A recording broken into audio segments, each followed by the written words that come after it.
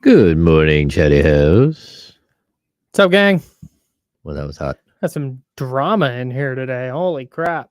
We don't want no drama. Shout out Ramsey. Ramsey's got the belt. Big time W for Ramsey. Struggling to get Baywatch off the screen in here. Yup. Now what have I done? Feel bad for Joey Bart. He was supposed to be the dude. I did radio in the Bay Area. We do these weekend shows, right? And we had a discussion in 2021, I think. So only 2 years ago, about who would be the best Giants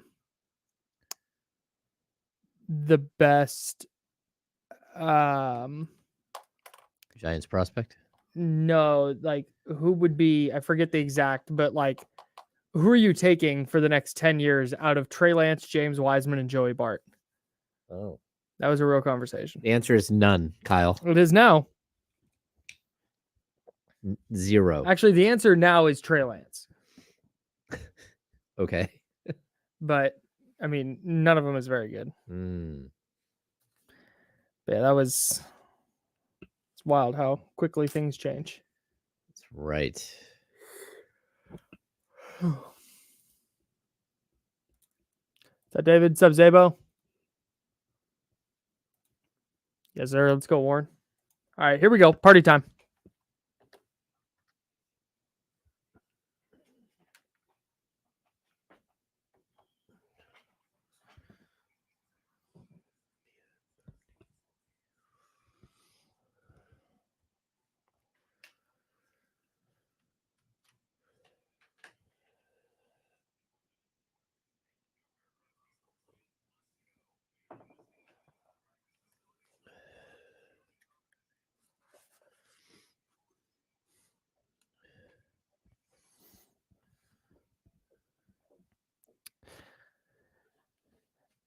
All right, hear me out. I'm listening, Kyle. I know the Wizards stink, okay? They're very, very bad at basketball. And they even got pretty good games out of their two guys last night with Jordan Poole and Kyle Kuzma, but they stink. They're really bad. Kings win 143-131. Putting together the last couple of nights, and we'll learn more about this over the next 3 games with Boston, Phoenix, and Minnesota. But I think we're seeing a maximized version of the Kings. And I think we saw a maximized version of it last night. And that's not to say that this is what we're going to see the rest of the year and they're going to win 60 games. But when Monty McNair put this team together and he had a vision for what this team could look like, I think it looked a lot like what we saw last night against Washington. I would agree. And I think that they aren't quite firing on all cylinders, but they're super close. Well, and that's a great point, because you look at a max version of the Kings is Malik Monk also adding 20 and Kevin Huerter shooting better than whatever he was, 1 for 4 from 3. Kevin Huerter with 15, but on like 5 of 8 from 3 or something. Right. So that's the max. But realistically, in the NBA, you're not going to get that on a night-to-night basis. Yeah. And you're going to get it a couple times a year where just everybody on your team is just on. Yeah, and I think we've seen it over the last couple of days. We've seen games where it feels as close as possible. Well, last night, we all know this in the NBA. It's all about your stars. How do you have the best player on the court in a given night? Like, that's sometimes what it comes down to. We can talk X's, O's, defensive rating, offensive rating, net rating, whatever. Sometimes it's just like, dude, how are your dudes better than their dudes? Yeah. And for the Kings last night, it's 25 for Keegan on 17 shots. It's 28 for Domas on 16 shots. It's 30 for De'Aaron on 19 shots. If that's what they're going to do, if that's what their big 3, quote unquote, is going to do on a night in, night out basis, now I care less about what Harrison Barnes is or is not doing. Now I care less that Kevin Huerter's out there getting his cardio in. Now I care less that Malik Monk had 10 points off the bench. This is exciting. And I know it's the Wizards, and I'm not saying this is what it's going to look like game in and game out. Yeah. But the fact that we saw it last night, it's like, that's it. That's the game. I would agree. I'd also say that the Jazz aren't very good. The fact that you've got a couple of games in a row Yeah, that's against suspect bad teams. Kyle, I've said this a couple of times, and I don't think people they think I make excuses for Harrison Barnes. But at the end of the day, Harrison Barnes is number one, he's a victim to two things here. He's a victim to being the fifth option. And there's nothing he can do about that. He's the fifth option. And if he's not the fifth option, it's Kevin Herter. And he's the fourth option. The first three options are very clear. It's De'Aaron Fox, it's Domantas Sabonis, it's Keegan Murray. Keegan Murray is all of a sudden up to 16 points per game. So this is the other thing I'm going to say about Harrison, though. It's that if the other players around him are better, he will look better because he won't be asked to do as much. And right now, he's not being asked to do as much. If this is a maximized Keegan Murray and we keep seeing him grow and get better and better and better, Harrison Barnes, what he does doesn't matter. As long as he is solid at every aspect of the game for 30 minutes, he doesn't have to be spectacular in any one thing. If he's hitting his 3-point shots, he's not fouling people, he's doing his best to like hold down his position. That's how this team is built. And it's built to have your stars and your fourth option on this team. It's not Keegan Murray. It's not Harrison Barnes. It's not Kevin Herter. It's Malik Monk. correct. And so like this is how a team gets built, and a really good team. This is a really good team. Yeah, they're very, very good. And when you look at teams that have a reliable top three, all of a sudden now you're filling in like fringes. Now you're filling in specific roles. It's not, hey, Keegan Murray's up and down. They need more out of Harrison Barnes until he figures it out. Like, nah, man, they're here. So like you said, we will get to see more from this team over the next 3 games because you're going to get Boston. That's maybe the best team in the NBA. Yeah. And then you're going to get Phoenix, who has the only super team left, quote unquote super team. I guess that construct of a team that feels like such an outdated word. I know we've talked about this before. Yeah, I think, but the idea of a super team feels so old. We've renamed them. We've renamed them the shorthanded Phoenix Suns. Yeah, right. That's the shorthanded Phoenix night Suns. in and night out. You don't know what version of them you're going to get, Yeah. but good team when they're playing well. Yeah. And then you're going to have Minnesota, who's the top team in the West. And I think, is it Minnesota you get on a back-to-back? Yeah, it's Friday against Phoenix, Saturday, second night of a back-to-back. But look, you have to break through. You have to figure out the 100%. back-to-back situation. I agree. Yeah. I think the Kings need to win 2 out of 3.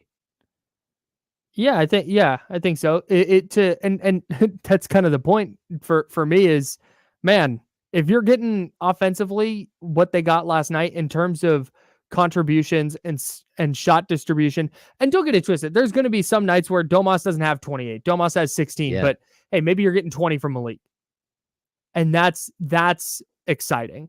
That's the kind of team that now all of a sudden you're going, yeah, any chance you get to get better, you want to take it. But now it's not like, hey, they needed Pascal Siakam. Hey, they need an OG Anunoby.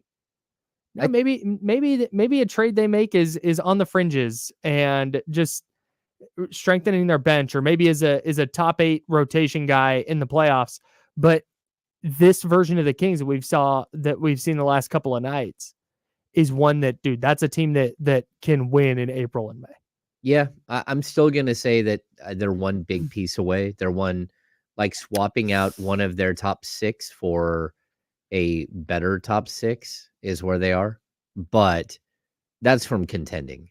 And I don't mean contending for the West. I mean contending for a title. Yeah. And that's where I'm at. Like, you can say, okay, there's a way. Yeah, no, that's fair. Okay. There's a way in which they get through the Western Conference Finals because of injury or whatever. There's a way they get through an NBA Finals because of injury or something. But at the end of the day, like, if this team wants to be a team like, say, the San Francisco 49ers, where they're now such an odds-on favorite to win everything, in order to get to that level, they need one more swap out. Yeah, that's fair. I guess, and we will talk about this a little bit later on. We didn't even talk about Zach LaVine yesterday, so we'll touch on that, and we'll also touch on some other trade stuff, because I'm starting to rethink this year's trade deadline for me. Okay. Like, because, and we've talked about this, it feels like ad nauseum. you say swap out a top 6 guy for a better top 6 guy. I wonder kind of what that looks like. We can dig into that a little later. You mentioned the 49ers. They got some big time help last night. While the Kings were wiping the floor with the Washington Wizards, 143 points is so many points. In regulation. That's a lot of damn points. And I know we've gotten so used to offense in the NBA, but 143 points is so many. And they weren't even close to the high last night. I don't think. I think what really? Didn't the Clippers like club just beat down the Indiana Pacers? The Clippers, beat the Pacers 151-127. Okay, so 151 in regulation. Golly. Yeah, that's the league. That's the league right now. Atlanta 130, Detroit 124. Detroit's now lost 23 in a row. Yeah, they've mastered the art of losing. They're really good at it. They're excellent. They're the best at something. I saw Pistons fans celebrating last night because they were like, that's a great loss. They scored 40 in the fourth quarter. They scored 72 second half points. The Kings gave up 75 last night in the second half. Yeah. They may have scored 76 though. That they scored 77. Okay. And gave up 75. They won a half where they gave up 75. Yeah. That's but if Kyle Kuzma is going to make shots like he did last night and Jordan Poole is going to go 8 of 13 from 3. Yeah, he couldn't miss. But did you see his Olay play? Oh my gosh. I watched it in real time. I'm sitting next to Sean Cunningham. I'm like, holy cow.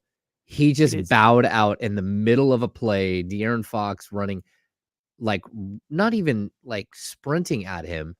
He just got out of the way. Wants nothing to do. He literally hands up like, oh, you go ahead and go by now.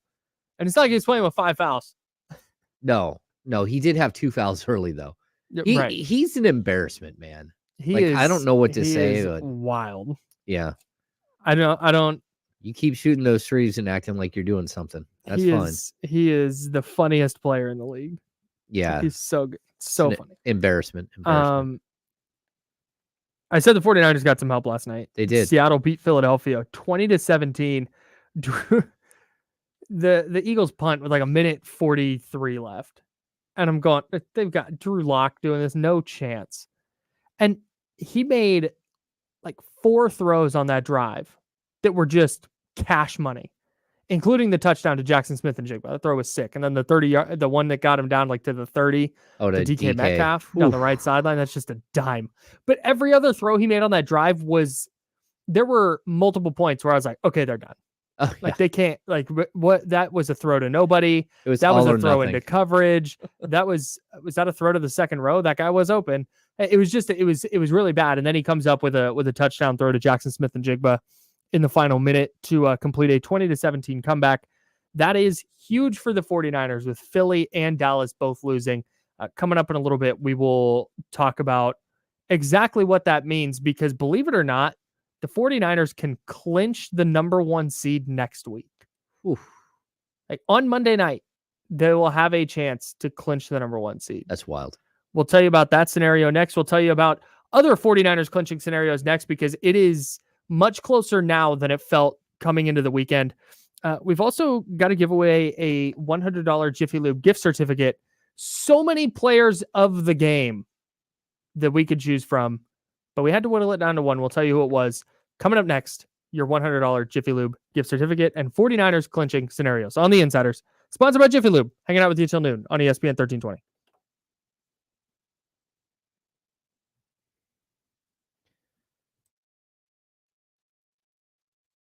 Hello, Chatty House.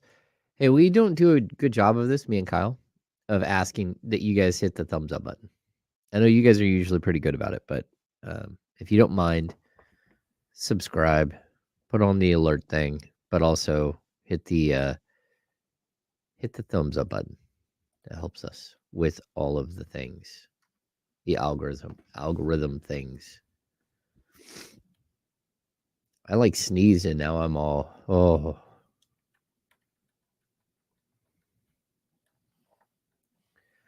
Sasha is not better than HB. You guys are crazy. That's nuts.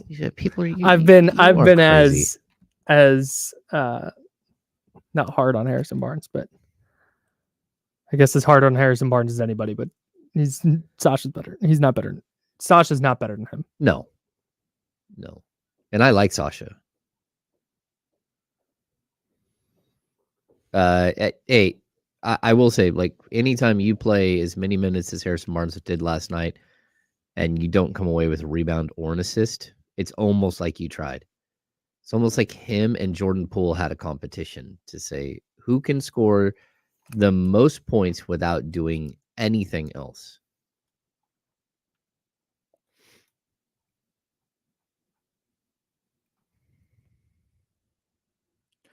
Good on the Kings, by the way. I'm going to bring this up on the air. I don't want to talk about it right now. Oh. You know what I don't want to talk about anymore? I just want to say one quick thing. How much time do we have, Kyle? Couple minutes. 3 minutes. Oh my God, 3 minutes. Long breaks. So folks out there in the chatty house, I don't want to talk about Chance Comanche ever again. If you have not read what came out last night, where he admitted to killing a woman and even offering someone else to pay, offering someone else $3,000 to kill a woman, but then like he confessed to everything. There is a slot in hell for that guy and for his former girlfriend.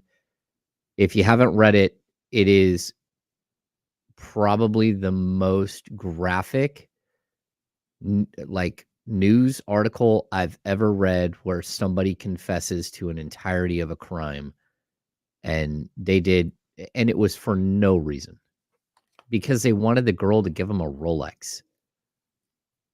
And then they got beef with her because of that. And then they, like, the whole entire scenario just doesn't make any sense, but it is absolutely horrific. That is so bad. And that guy, I don't ever want to say his name ever again. He will never, I don't think, see the light of day at all. No, he's going away forever. I think the one thing he probably did is he probably gave up all of that information in exchange to have the death penalty pulled off the table. Because if not, him and the woman he committed that crime with, they were both getting the death penalty in Las Vegas. Premeditated, straight up murdered somebody over a beef over a watch. Horrible.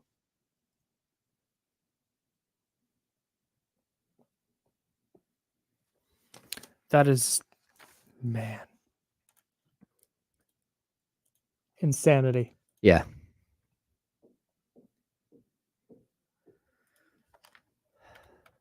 Yeah, question. That's a good question, David. Okay, so the Kings are pleading the fifth here. Not pleading the fifth. They didn't do anything wrong. They're avoiding everything.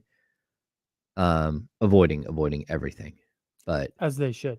Yeah, they're not touching this thing with a 10-foot pole. They literally had a guy while he flew on the team plane to Las Vegas, got off the team plane and went and killed somebody.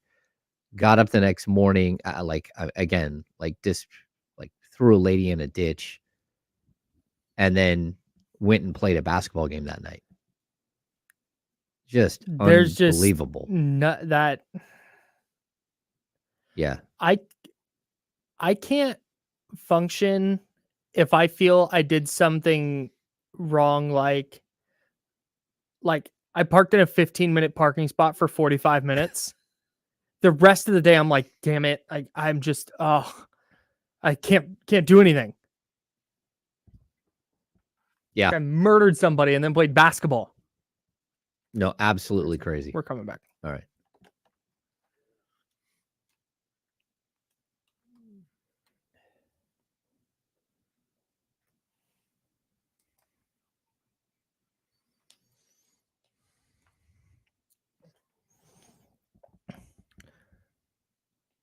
Hey, happy Tuesday, everybody.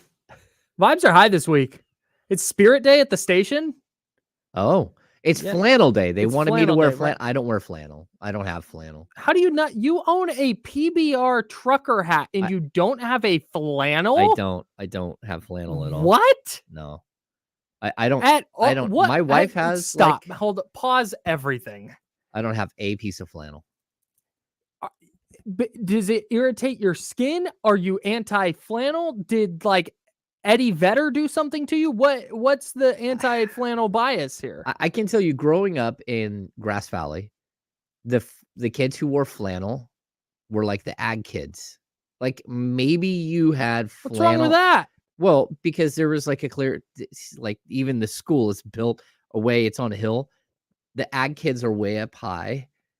Like they had their own department, but it's at like the top of the hill, way above the football stadium. Sure. Like there's a like separation of like the ag kids and then everyone else. And you carry this with you to this day, to the point that you don't own anything flannel. I mean, I might have some like flannel pajama pants, but no, I don't have flannel. I am aghast. I almost rolled in today wearing sweatpants and like a hoodie and like a beanie on. Like this is one of those days. Single piece, not a lumberjack style, not a black. I've got a ton of flannels. I got different colors. I go black and white. They're easy to throw over a shirt, and you just throw a hat on, and it's like, look, I'm wearing buttons.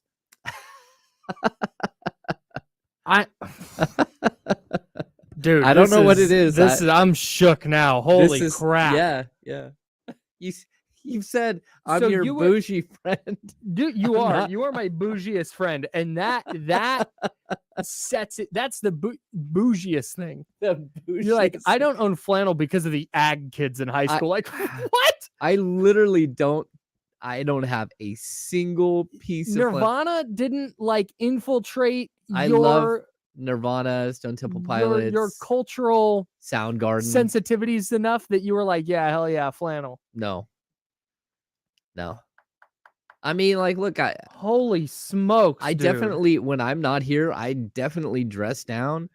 Like, I'm a big cargo short guy. I wear like, I don't know. I wear like Mountain Dew and Dr. Pepper t-shirts all summer. Like I don't wear flannel. Dude, shorts with a t-shirt and a flannel over it at the beach, drinking a coffee on a cold, overcast beach morning. Undefeated. Brett Sawyer in the YouTube chat, youtube.com/ESPN1320, twitch.tv/ESPN1320. If you want to jump in the chatty house, Brett Sawyer in the chatty house said, we need an insider's flannel with an ESPN 1320 patch on the deal on KC site. I totally agree. I could not agree more. I would wear that every single day. Not every day. That's nuts. But I would definitely wear it. Okay. Well, I'm just saying, chances are I wouldn't. If I bought you a flannel, you wouldn't wear it. If I was like, here, James, Merry Christmas, have a flannel. I don't know. You'd be like, I don't do that because of the ag kids at Grass Valley High. Well, it's Nevada Union, but Grass Valley High. It's a good name for a. You're too bougie for Grass Valley High. Yeah. That's right. Yeah, that's where the. No, I don't know. Like, if you don't buy like really good flannels, they usually get all wrinkly and funky. And I don't wear wrinkly stuff. I don't know. I'm just not a flannel guy. This guy. This guy. I think the first time I ever saw you in your PBR trucker hat, the first thought in my brain was like, that guy wears flannel.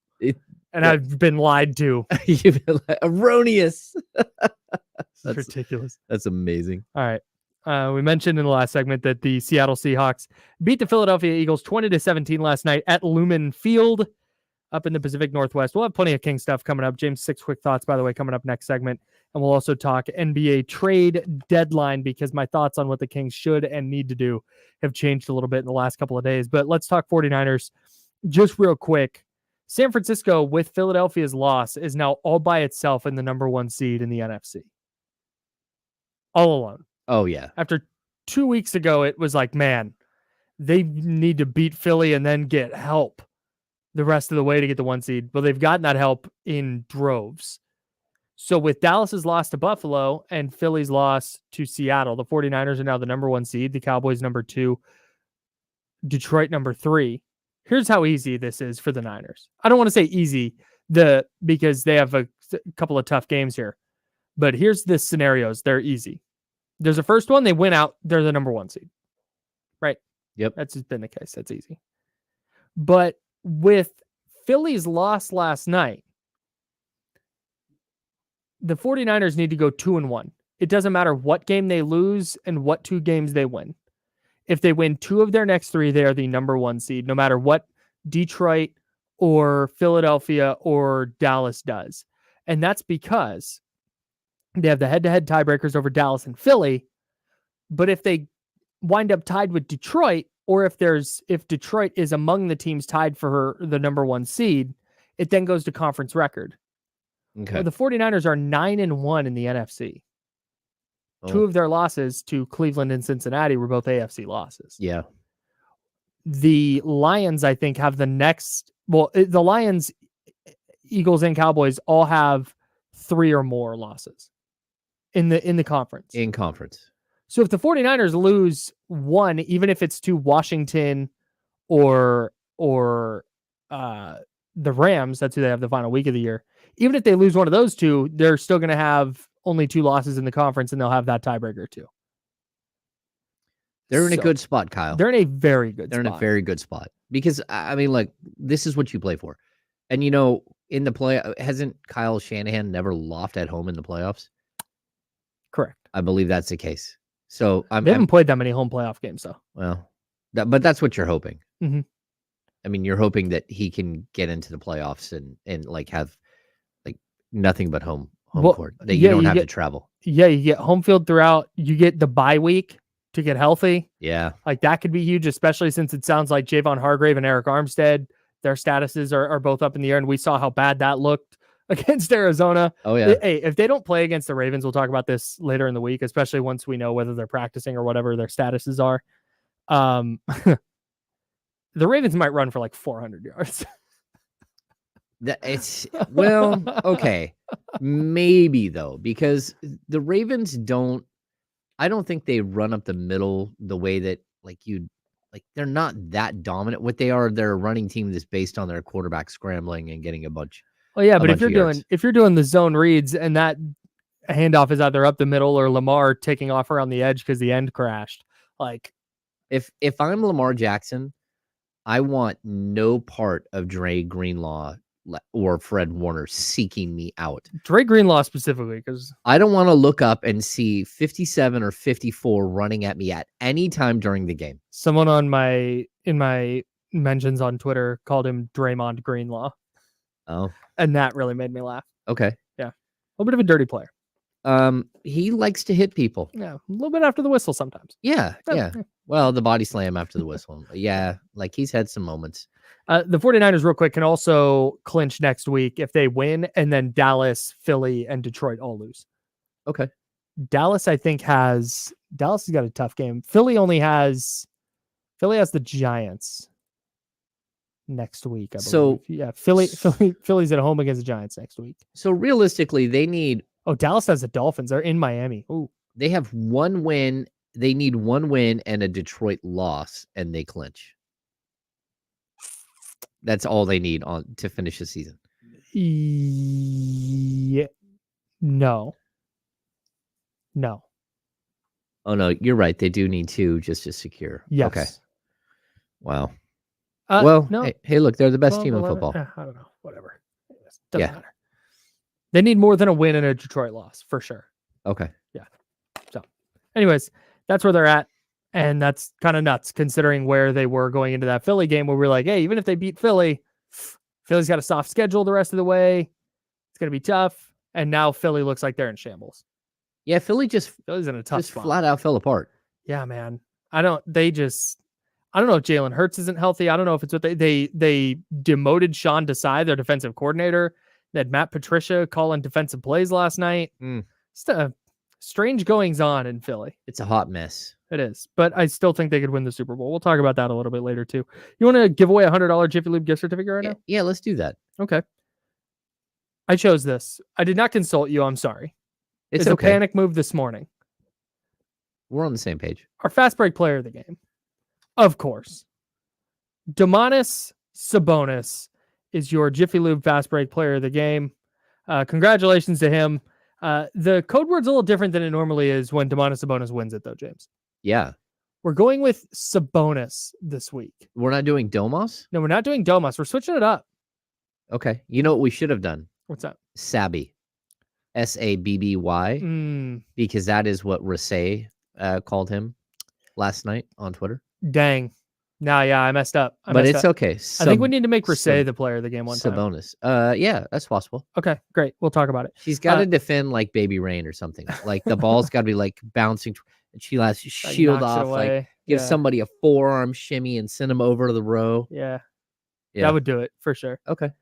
So the code word that you're going to enter at ESPN1320.com, there's a Jiffy Lube logo right there. You click on that, enter the code word Sabonis, Sabonis, just Domantas Sabonis, his last name. Sabonis is your keyword. Enter to win a $100 Jiffy Lube gift certificate. And that is, that's on the table after every single Kings game this season, thanks to our friends over at Jiffy Lube. All right, we got to go. James, your 6 quick thoughts coming up next right here on ESPN 1320. 6 quick thoughts about the Kings win over the Wizards. Not just your 6 quick thoughts on anything, because apparently you hate flannel. Random. 6 quick thoughts. All right. We'll be right back.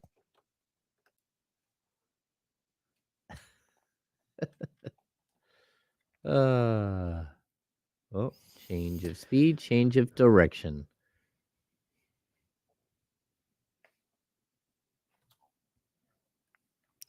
I'm so shook off this flannel thing, bro. I think it's funny, like the perception of me, like in certain situations, and like who I really am is very different.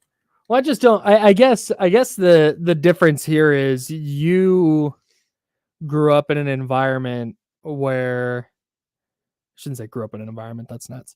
You were in a high school where like that was a thing. Like for me, I don't associate flannel with any like particular, like I said, it's just a shirt with buttons. Yeah. No, I got you. Well, I mean, like, you have to remember that, like, where I grew up, especially during the time I grew up there, was not culturally diverse at all. Like, at all. So then when you grow up in a place where it's not culturally diverse, there is diversity within the culture group that is there.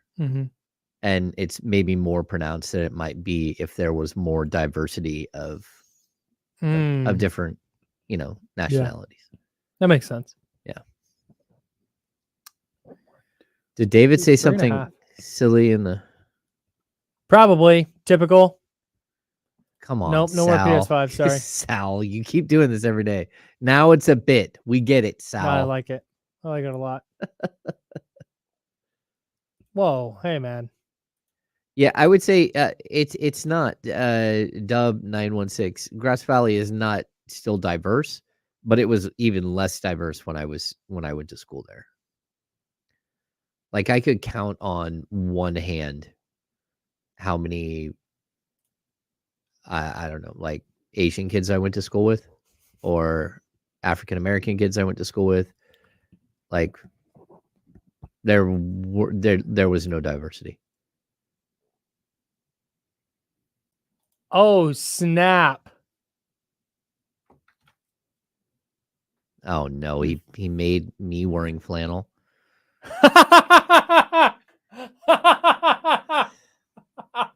Seriously, David. No. Ridiculous.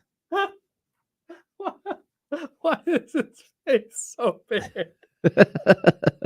Somebody's not very good at Photoshop. That's why it's great though. That's why it's great though. I know. It's very like slapped together. It makes me laugh every single time. Yeah. And like it's good enough that it's not like, okay, this is ridiculous. Yeah. With the long hair, you should grow your hair out. That's my takeaway from this.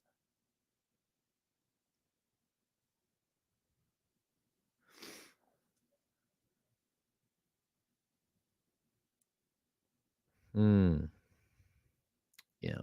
Ridiculous people.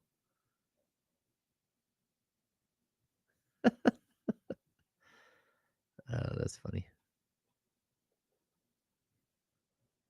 Shout out to Deuce Mason's pup, Carlin. Is he doing all right? Hope so. I just saw Deuce's tweet from a couple hours ago. Yeah, I was talking to Deuce last for the night. dog. Hope it's all right. Very, very upsetting for them last night. They have a Frenchie, and I was told very specifically when we wanted a Frenchie, and we ended up getting a pug instead. And pugs have all their nasal issues. Pugs have a lot of health issues, yeah. Well, yeah, like our pug is like he struggles to breathe and he snores like crazy. But Frenchies slip discs all the time. So you can have like a 4-year-old dog that you spent $6,000 on that slips a disc and can't walk anymore. And you have to make decisions like whether you're going to buy like a little wheels and have them tool around forever. So yeah, tough, man. So, well, fingers crossed. Yeah, shouts out, crossed. Carlin. Yep, dogs are resilient. 15 seconds, and we will do 6 quick thoughts. I also have a bonus quick thought. Well, yeah. Oh, James 6 quick thoughts and Kyle's 1 thought. Okay, here we go.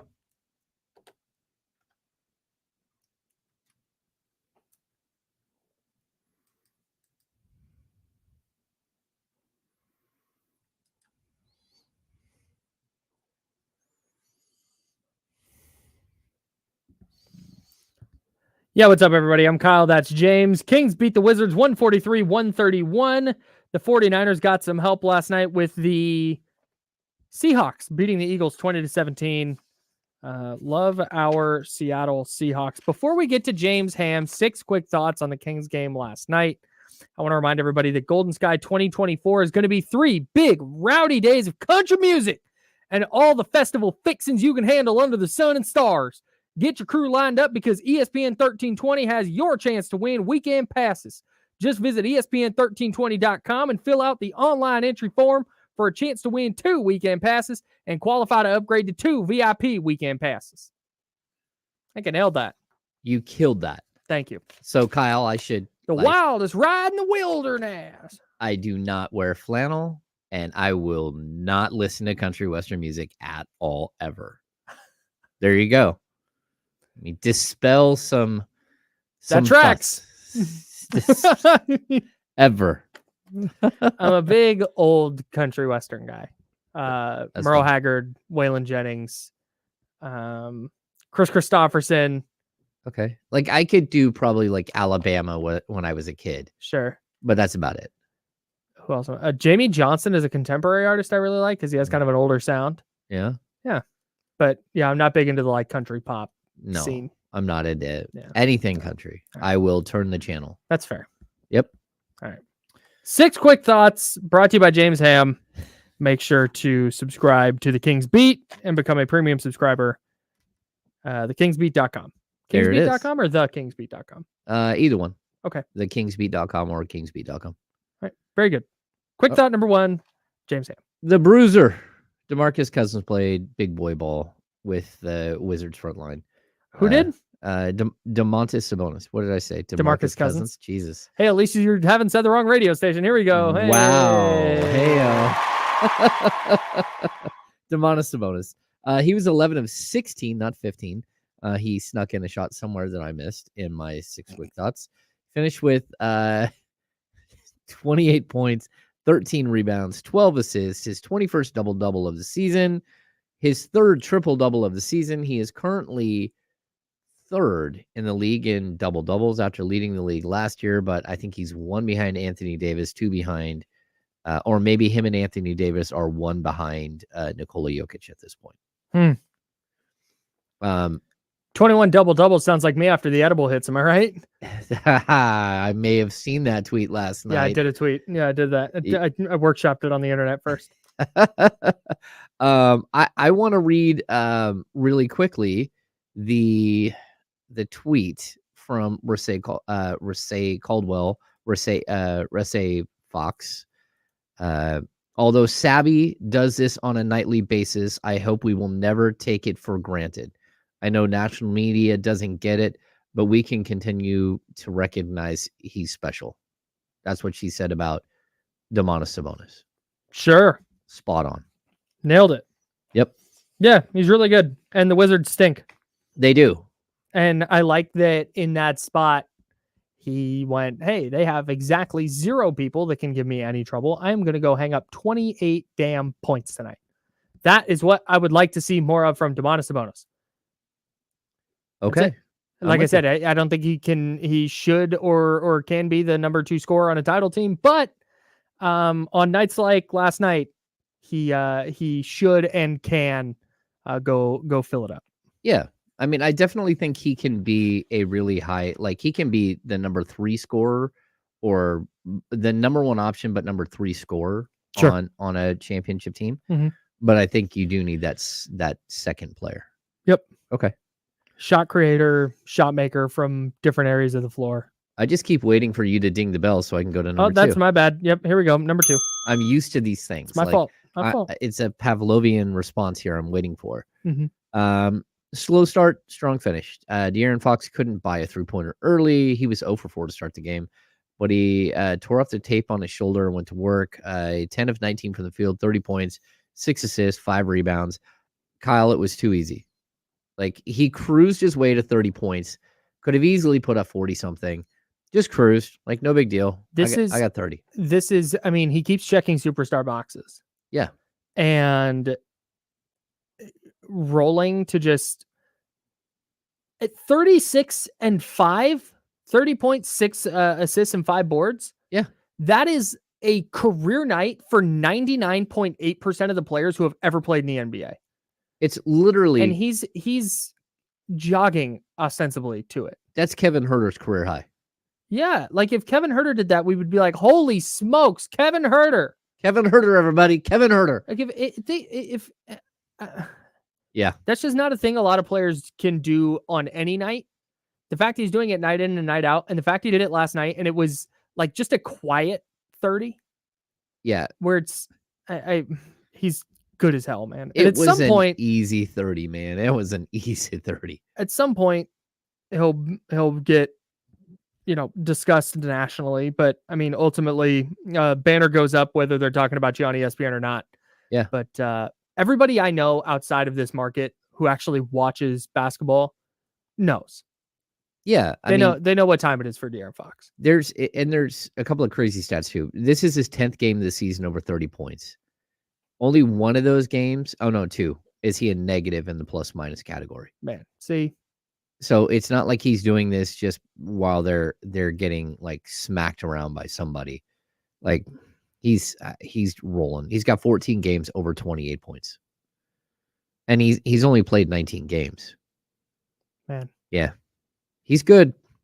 More than half of his games this season, he has 30 points or more. Yeah. Dang. Quality. Good player. Quality player. Good little player. Yep. My bad. Number 3. I don't know. My bad. Number 40. No 47 needed. Keegan Murray. Can tell. Pause real quick. You can tell you're a writer because you read that as number 47. Yeah. NO dot number is how you say like. Yep. In written copy. In writing world. Right. No 47 needed. Yeah, he didn't need to set a new career high in scoring, but he was efficient in his minutes. He knocked down 4-7 from 3 for 25 points to go with 4 assists and 5 rebounds. He's starting to find other ways to impact the game, which is a good thing for the Sacramento Kings. It felt like for a long time this year, we would talk about Keegan Murray and be like, man, he had a great night scoring. But he found ways to impact the game.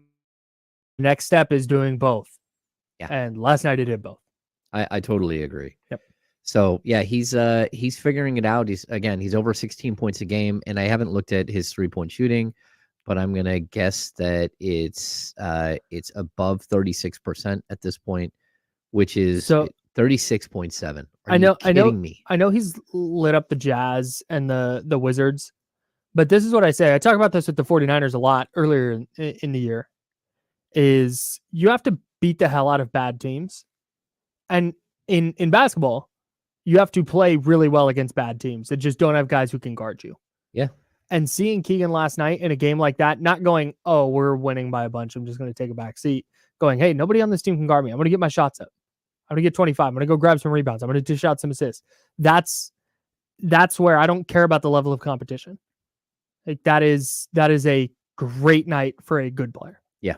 He even had a post up, which has been like a weird thing with Mike Brown lately, where Mike Brown didn't know that Keegan Murray was like an excellent post up player in college. He was like 90, it's either 99, 98, and 97 percentile amongst all college players in post ups during his sophomore year.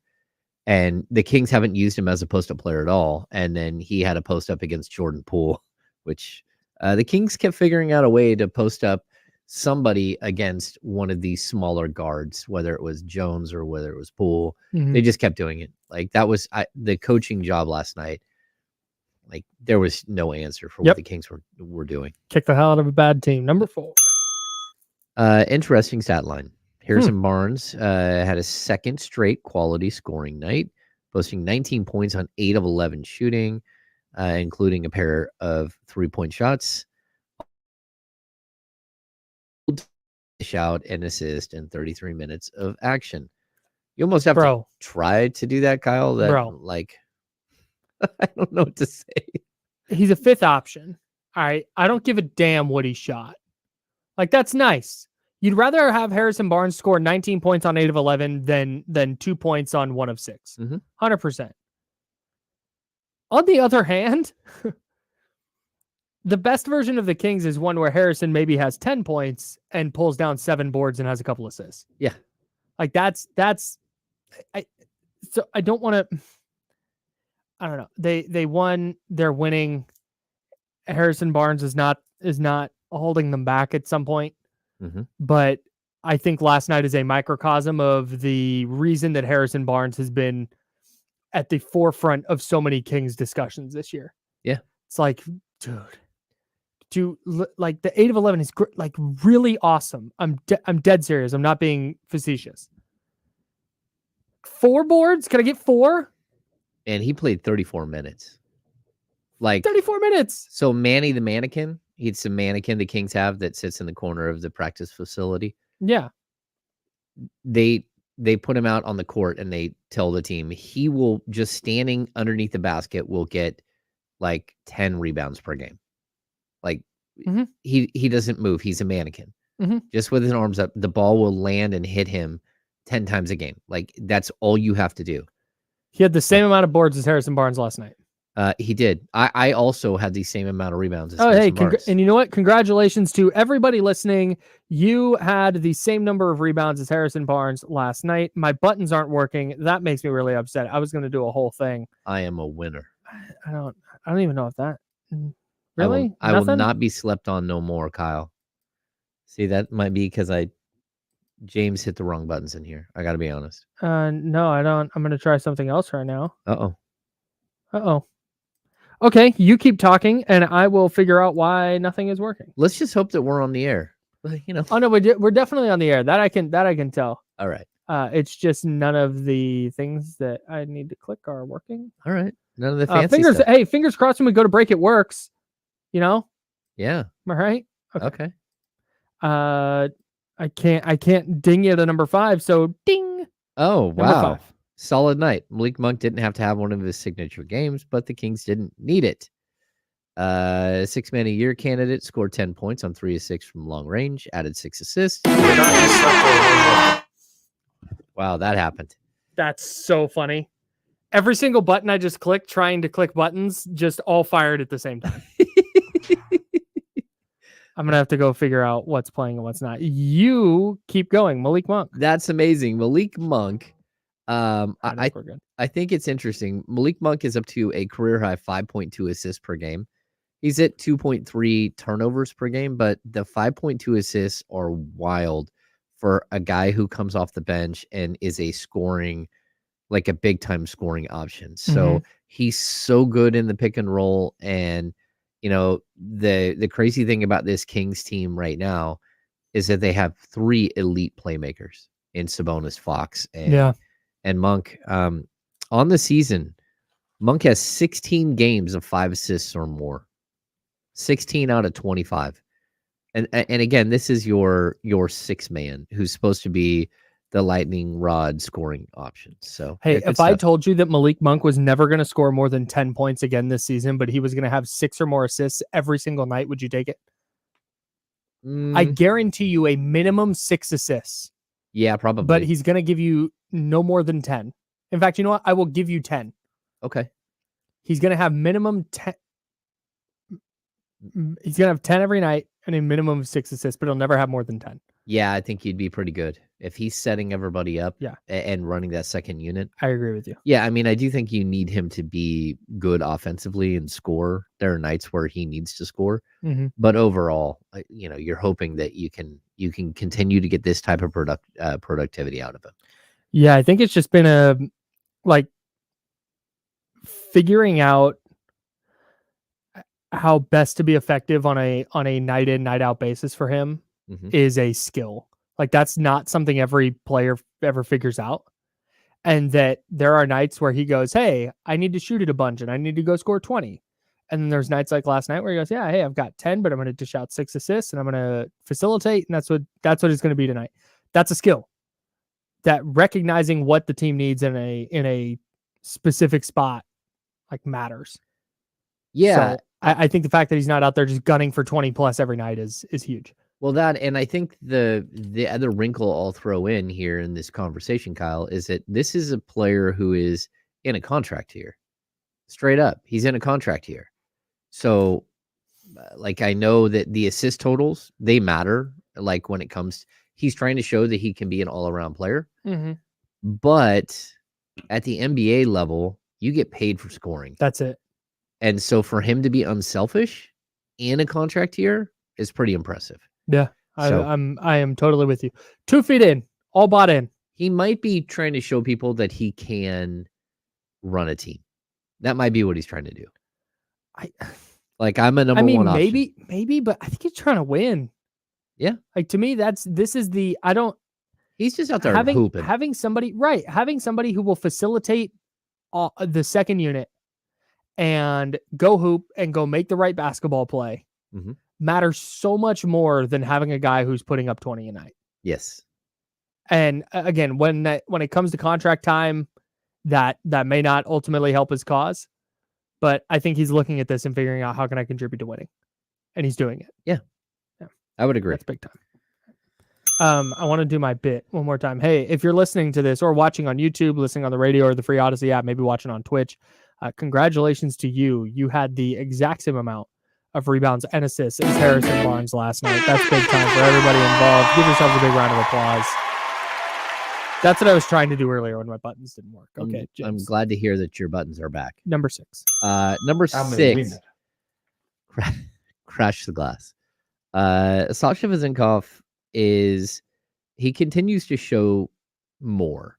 And the one thing that we're finding out is that he can really rebound. So he had a modest 8 points in the game, but he also had a career best 7 rebounds, and he played 12 minutes, Kyle. 12 minutes to Sasha, 7 rebounds. And some of those rebounds were big time rebounds. Yeah, dude. He was mixing it up amongst the trees. Yeah, and see that? How'd it, babe? Yeah. If we were both wearing flannel, we'd be like this. Oh, dude. Just simpatico. Yeah, I've said this before. I'll say it again. He's an NBA player, man. Yeah. What his specific role is on a title team, I'm unsure. It's probably just this, though. 12 minutes, and he's going to knock down some threes, and some nights he's going to be scorching hot, and you're going to give him 18 minutes. And some nights you're going to be down a couple guys, and he's going to play 25 minutes. But he's going to be in the right spot. He's going to make the right play. Is he the most athletic guy? Is he the best defender? Is he the best offensive player? No. But the dude belongs in the NBA. Yes. And when you go out and in 12 minutes, finish second on the team in rebounds and add a couple of steals, that's yeah. That's what a good player does, man. I totally agree. Every team would love to have a player like that. I think it's interesting. No JaVale McGee last night.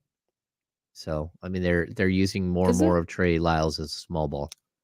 Was it no JaVale McGee last night because of Trey Lyles, or no JaVale McGee last night because Washington doesn't have that might be it. Giant center that behind Daniel Gafford have some minutes with. He's good though. I kind of like Daniel Gafford. Yeah. He came into the league. He was a twig, super, super skinny. And he's done a really good job of filling out and becoming a really quality NBA player. It reminds me of Mitchell Robinson a little bit, how he's filled out as well. A lot of times skinny guys like that, Willie Cauley-Stein tried for years to get sort of to add weight and stuff. And he started to later in his time with the Kings, but I like Gafford. Yeah. Speaking of Mitchell Robinson, do you know how many offensive rebounds per game he is pulling down? I'm going to guess 4.6. 5.3. Ooh, he's pulling down more offensive rebounds than defensive rebounds. Oh, he's going full Carl Landry. Dude, 5.3 offensive boards, 5 defensive boards. Yeah, Clint Capella also 5 a game. Jeez. Carl Landry always double figure. I mean, way more offensive rebounds than defensive rebounds. Man. Yeah. I like Carl Landry. He's a good dude. Yeah, good player. Solid NBA player. I'm going to do a quick thought, if that's okay with you. Yeah, let's do it. If I can. All right. Number 6.5. I love that the Kings didn't die after the first quarter last night. Okay. When I was watching the first quarter and the Wizards get up by a couple possessions and they keep hitting shots and the Kings aren't hitting shots and they finish the first quarter down 31-27, Sacramento does. Mm-hmm. I'm sitting there and we've seen this movie. Like, we've seen this team not have a great first quarter and then just kind of roll over. Yeah. And then they're down 10 at the half, and then they're midway through the third down 15, and they let go of the rope. Mm-hmm. That last night, and we talked about this in our keys of the game, even if they were down at the end of the first quarter, you wanted to see them go dominate the rest of the game because they could. Yep. And they did that last night. And I was, again, they were down after the first, and I'm sitting there and I'm going, I don't know what I'm going to say tomorrow if they lose. I'm gonna figure something out because I did not plan for this at all. And then they just went and dominated the next 3 quarters. Yeah, I thought they played so poorly in the first quarter, and the fact that I think they were down 1 after the first quarter. I think it was 4. Was it 4? 31-27, I think. Okay.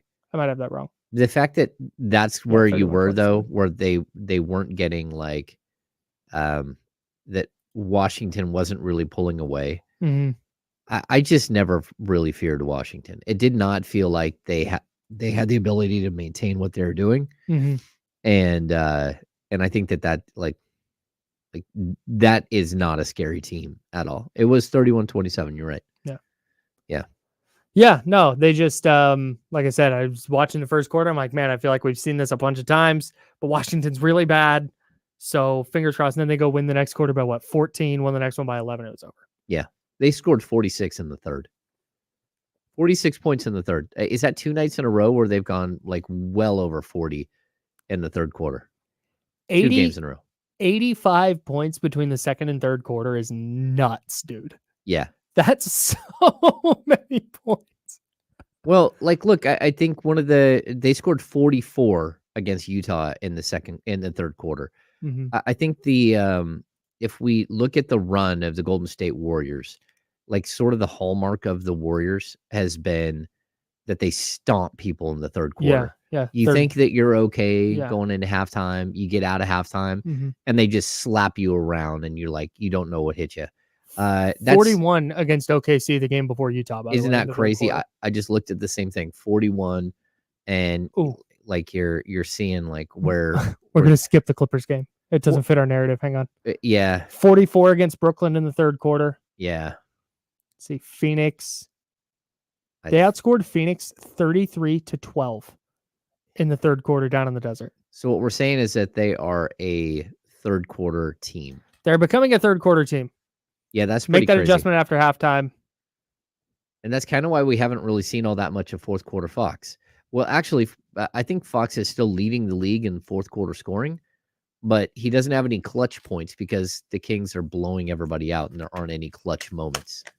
Is De'Aaron Fox doing all his work early in games because he's afraid of choking in fourth quarters now? We'll talk about it next. Joking. That's a joke. It's a joke. He looks and he's like, I think a regression is coming in the fourth quarter. What we're going to do is there's Christmas treats outside, James. Christmas treats? Yeah, dude. So someone brought bagels. We just got another message that somebody brought Christmas cookies. Oh. Wow. It's like a party going. It also looks like they're clearing out all the cool promotional stuff and just handing it out to everybody. Okay. So what we're going to do is we're going to take a break and beeline it over there and see if we can get some cool stuff. Kyle, I got you. You go run and see if you can get any cool stuff. I'll hold down the fort. Okay. But see, I also have to. Okay, it's fine. We're gonna break. I'm gonna bounce and see if I can get some cool goodies. We're gonna talk about Kings trade stuff because for me, what they need at the trade deadline is different now than it was a few days ago. We will talk about that, and we'll talk about what teams can win the Super Bowl, and we'll take a look at the standings and see where the Kings are in relation to the teams ahead of them, teams behind them, and we have somebody on the line that we will talk to on the other side as well. Excellent. All right, all that coming up in the second hour. Tons to get to. Don't go anywhere. We're on ESPN 1320, Sacramento Sports Leader. Run, Kyle. I need the biggest 98 Rock shirt you can possibly find.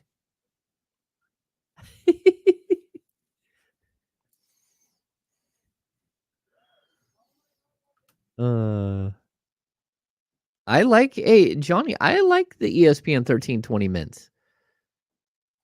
I've carried those in my pocket once or twice.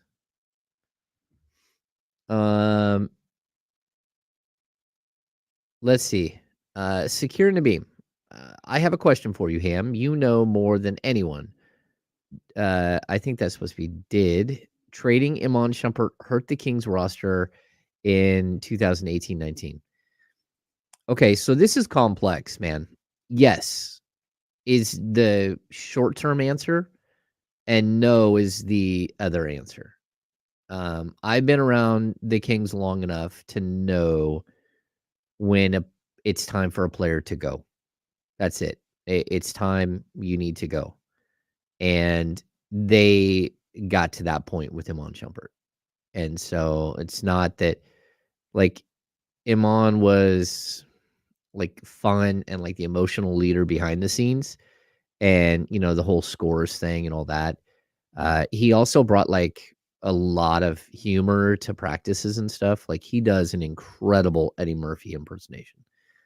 But there started to become a point where he wanted more, and what he was on the court versus what he was off the court was very different. So he meant something off the court. On the court, he just really wasn't playing that well, and he wanted more, and he wanted fourth quarter minutes, and it started to become an issue. And that's why they decided to move on from him. So, like, there wasn't a lot of, like, sadness from the coaching staff that they moved on from him.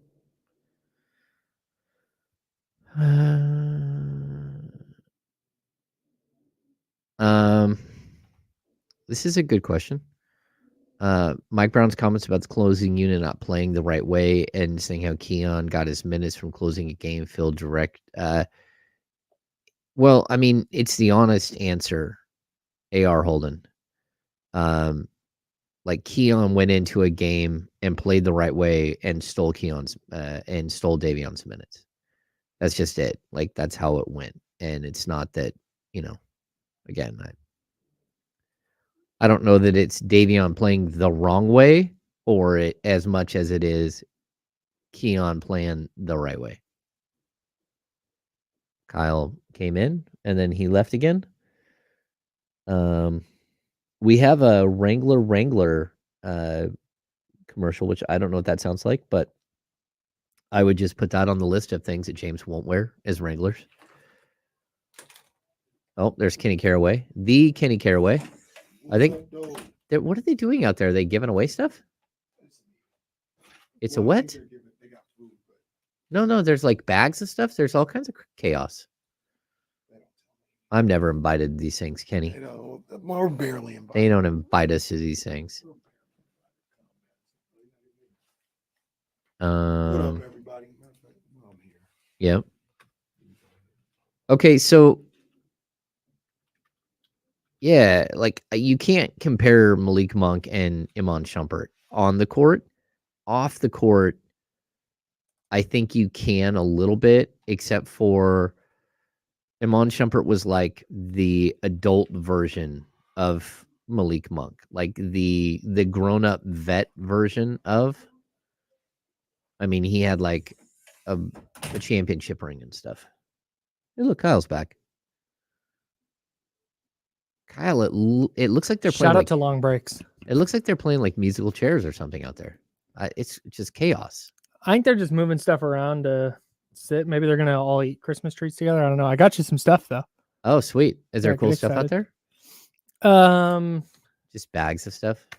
No, it's like station shirts and hats and Yeah. things of that nature. I'm So- in. Oh, we're back. Here we go.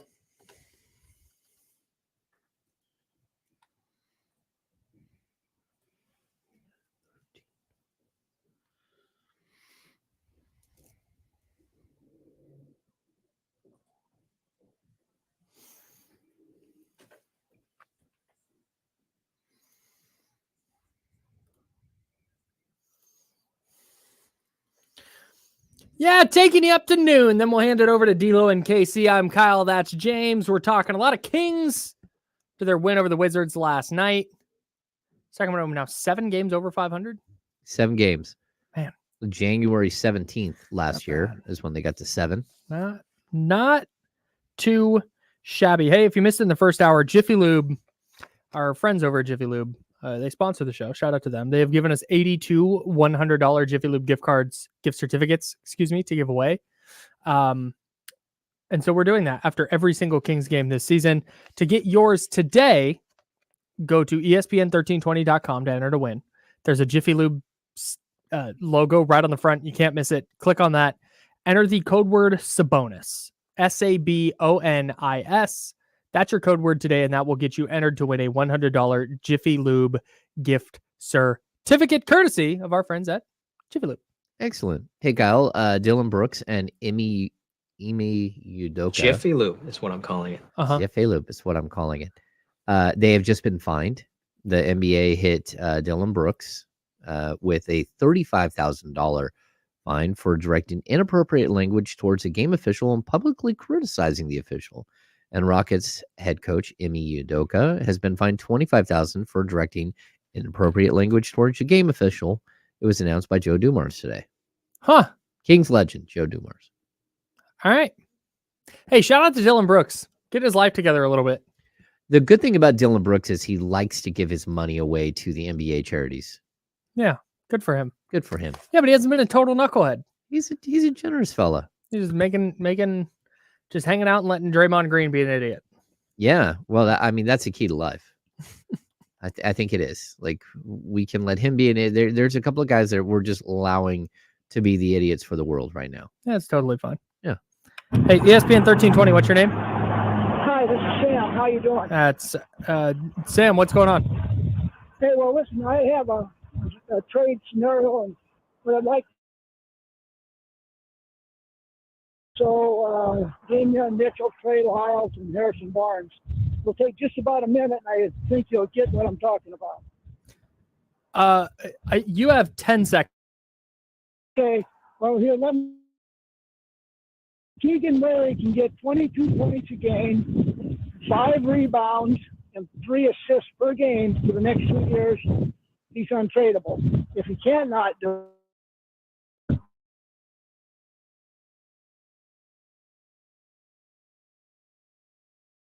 for somebody like that, they're going to want Murray instead of Trey Lyles, Kevin. Good luck hanging out on the freeway. Like, I appreciate Sam for calling in, I do too. but I that's appreciate him listening. That's like the third time. Like, he also called from the Starbucks line. He also this is the same Sam. He's doing okay. Maybe he's. Yeah. Here's a rule for the show. If you're going to call in with a trade scenario, be like, here's my trade, lay it out, and then we're going to discuss it. Yeah. Okay. Like that's going to be the new rule. Well, they're not trading Keegan Murray right now. So if they do 3 years from now, that's okay. Yeah. But like, as of Saturday, I have it from a very good league source that Keegan Murray is not part of any trade discussion at all. And then he went out and dropped 47 that night, cementing the fact that he is not part of any trade discussion at all, nor will he be. Followed that up with 25, 5, and 4. Yeah. Cementing the fact. So what is he averaging? 36 a game over the last 2? He's doing all right. Something like That'll that. play. That'll Yeah. play. He's good. He's all right. Yeah. Leezy, what's going on, man? Ham and Kyle, what's up with my two brothers? Hey, I just wanted to call in today. I know everyone's gonna be down on my Eagles. I know I'm gonna hear it from everybody. Yeah, they but, stink, bro. It's tough times. So that's why I'm gonna switch gears and talk about the Kings. Nice. First things first, I'm a big James Ham guy. Ham, I got none but love for you, but you're disdain for Zach LaVine, sir, a two-time All-Star. I think he'd be electric with Fox. I think under Mike Brown, he'd be great. But the real reason I wanted to call in was a question for you guys. I've asked D'Lo and Casey this. Do you guys ever think Keegan Murray can evolve and become like the second go-to scorer for the Kings? Because I know right now it's Sabonis, but Sabonis, he likes to facilitate, get boards. Why not it be Keegan? Because pretty much Monk is coming off the bench. I think he could grow into that role. Just want to get your guys' thoughts on it. Thanks, Leezy. Yeah, that's kind of what we've been saying the last couple of weeks. It's the pathway to days, I should say. greatness. It's the pathway to greatness for the Sacramento Kings. Yeah. It is. If he becomes an 18 to 20 point scorer this year, if he becomes a 20 point scorer next year, you're really good. Yep. You're really, really good because Sabonis can do so much. And you don't need Sabonis to be Jokic. Like that's the problem. The Nuggets, they need Jokic to score 25 a game. Yeah. The Kings do not need that. What if right? And if teams are defending the Kings in a way that the Kings don't really have an answer, having a second scorer who can facilitate on his own and create shots and collapse the defense, and Keegan's tall enough that he can rise up over bigger defenders and get a shot off. He's fine in the mid range. He's just like his bag's not, Kyrie deep, but if he is getting to 20 points a game or more, that means that he has developed into a scorer that, hey, a team has to not only focus so much on De'Aaron Fox, they have to also then, okay, here's the dribble handoff stuff with Domas. Oh, it's kicked out to Keegan on the wing. He's not just pulling and firing anymore. So you can't close out super hard because he might blow by you and wreak havoc that way. That's where if Keegan is scoring 20 plus a game, that means his offensive game is developing to a point that, like, what do you do to defend Sacramento? Yeah, and I think we're getting to a point where Keegan looks like 20 is easy. It's simple. As long as a 3-point shot doesn't go totally awry again, and he's not shooting like 25%, like this is a player who, for his career, is going to average around 20 a game and has potential to do more damage than that. It should. Yeah, I mean, absolutely should. The Chris Middleton comp, like we've heard that forever. Like it's very possible he's Chris Middleton or better. And actually, on the defensive end, it kind of looks like he'll be a little bit better. Yeah, I don't think he'll take that. Chris Middleton's a heck of a player. Yeah, he won't be the passer that Middleton is, but I think he has a potential to be a better rebounder than Middleton. 916-909-1320 if you want to join in the discussion. You know what? I was going to talk about some NFL stuff here, but since Leezy brought up the trade thing, we didn't talk at all about Zach LaVine yesterday. And it sounds like you might have talked about it at the break with ESPN 1320 TV and people in the chatty house. No, I talked about it during D'Lo and Casey yesterday. Though. Oh, D'Lo and Casey yesterday. Very good. I'm out on Zach LaVine. And not that I think he's a bad player. He's had a really incredible NBA career, and he is a heck of a shooter. Like his offensive game is outstanding. For the Kings specifically, 1, it's about what are you giving up? 2, how are you paying for it? 3, how does he fit? And I get, hey, you put him next to Fox and there's 2 guys that can create. And now if you have Keegan as a number 3 scorer, oh my God, I think it mucks them up a little bit defensively. I don't know. And this would be if the Kings were exploring a deal like this would be up to them to figure out. I don't trust that Zach LaVine would plug into a system and be like, yeah, I'll be Kevin Huerter. I'll run dribble handoffs for sure. Yeah. Like I'll take a back seat to De'Aaron Fox. Like he's always been the guy. Ball dominant. Like I said, he can shoot. He can shoot it. He can score in a bunch of different ways. He's super explosive. I get all that. And I get like how tantalizing it is thinking, hey, let's take Kevin Huerter out of the situation and plug in Zach LaVine. He's a much better player, a much better scorer. But for me, from a just like pure basketball perspective, I don't know how much better that makes the Kings in the immediate and certainly over the long term. Yeah. So again, I've been hard on this idea of Zach LaVine because I don't get why the Kings would ever even entertain this. And I understand that Zach LaVine has made it clear that he would like to go to Sacramento, that it's a place that he would go to for sure, and he would love to pair up with De'Aaron Fox. But like, how many players in the league, if we ask them honestly, who wouldn't want to go to Sacramento right now and pair up with De'Aaron Fox because you have a chance to do some heavy damage? Mhm. Like, sure. So a couple of things about him. Number one, he's a shoot first guy. Right. Hey, can we put a pin in this? Yeah, And do your Zach LaVine thoughts after the, Yeah. I just don't want to truncate him. No. I want to dig into this discussion. That sounds good to me because I Okay. do have some heavyweight thoughts on this one. All right. James' thoughts on Zach LaVine coming up next on ESPN 1320.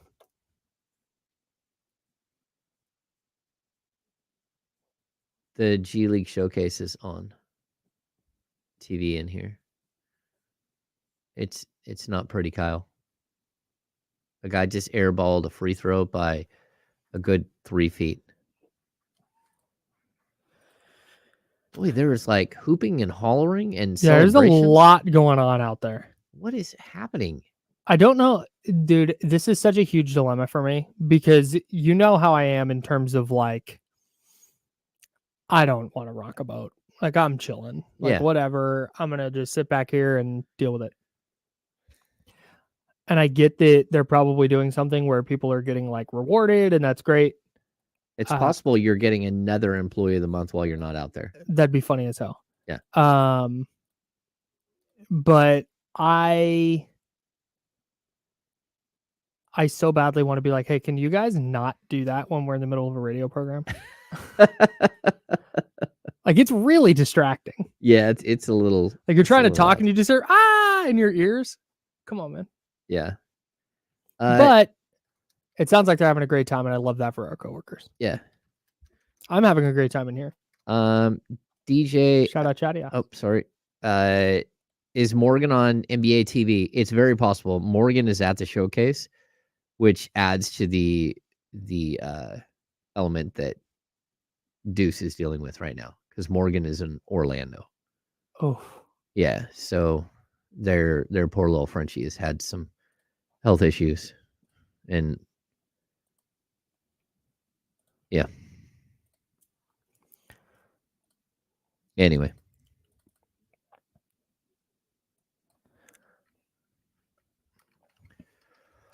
I will tell you, Kyle, the G League showcase is a hidden gem oh yeah. amongst NBA media people. Oh yeah. Yeah, so it used to be in Reno, right? Oof. You go there, you look around, and every big time reporter is there.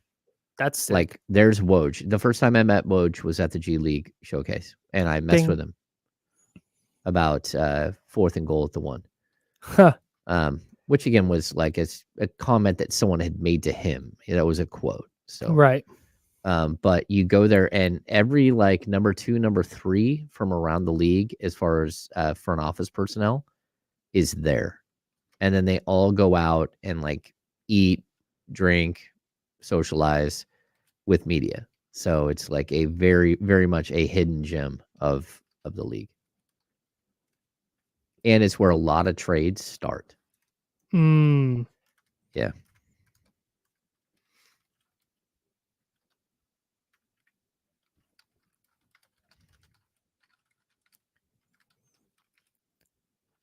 Having a team named the Magic and a team named the Wizards is really messing with me right now. I'm trying to type Wizards and I keep typing Magic.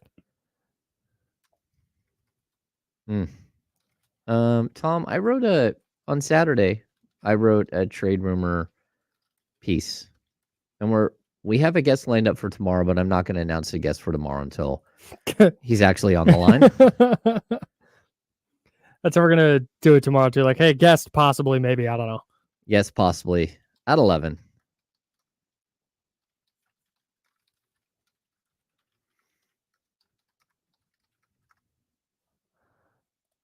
Is he going to be able to get this done before the break ends? Bang, bang, save. We got 10 seconds. Save and publish. Save and close. Let's go. All right, here we go. Coming back.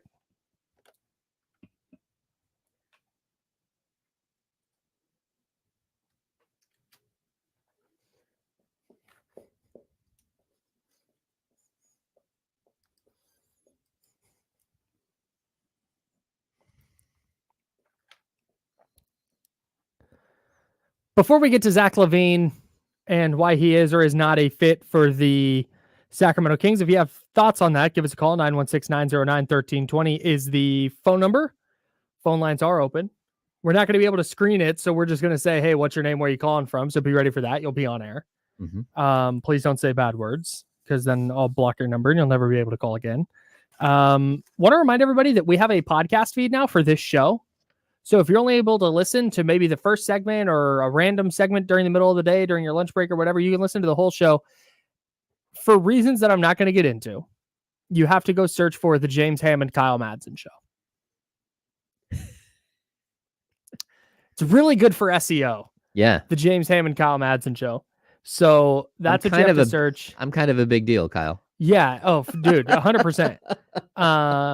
That's hilarious. So yeah, they went, hey, we're not going to call this the Insiders. What we're going to do is we're going to use James Ham's name up front.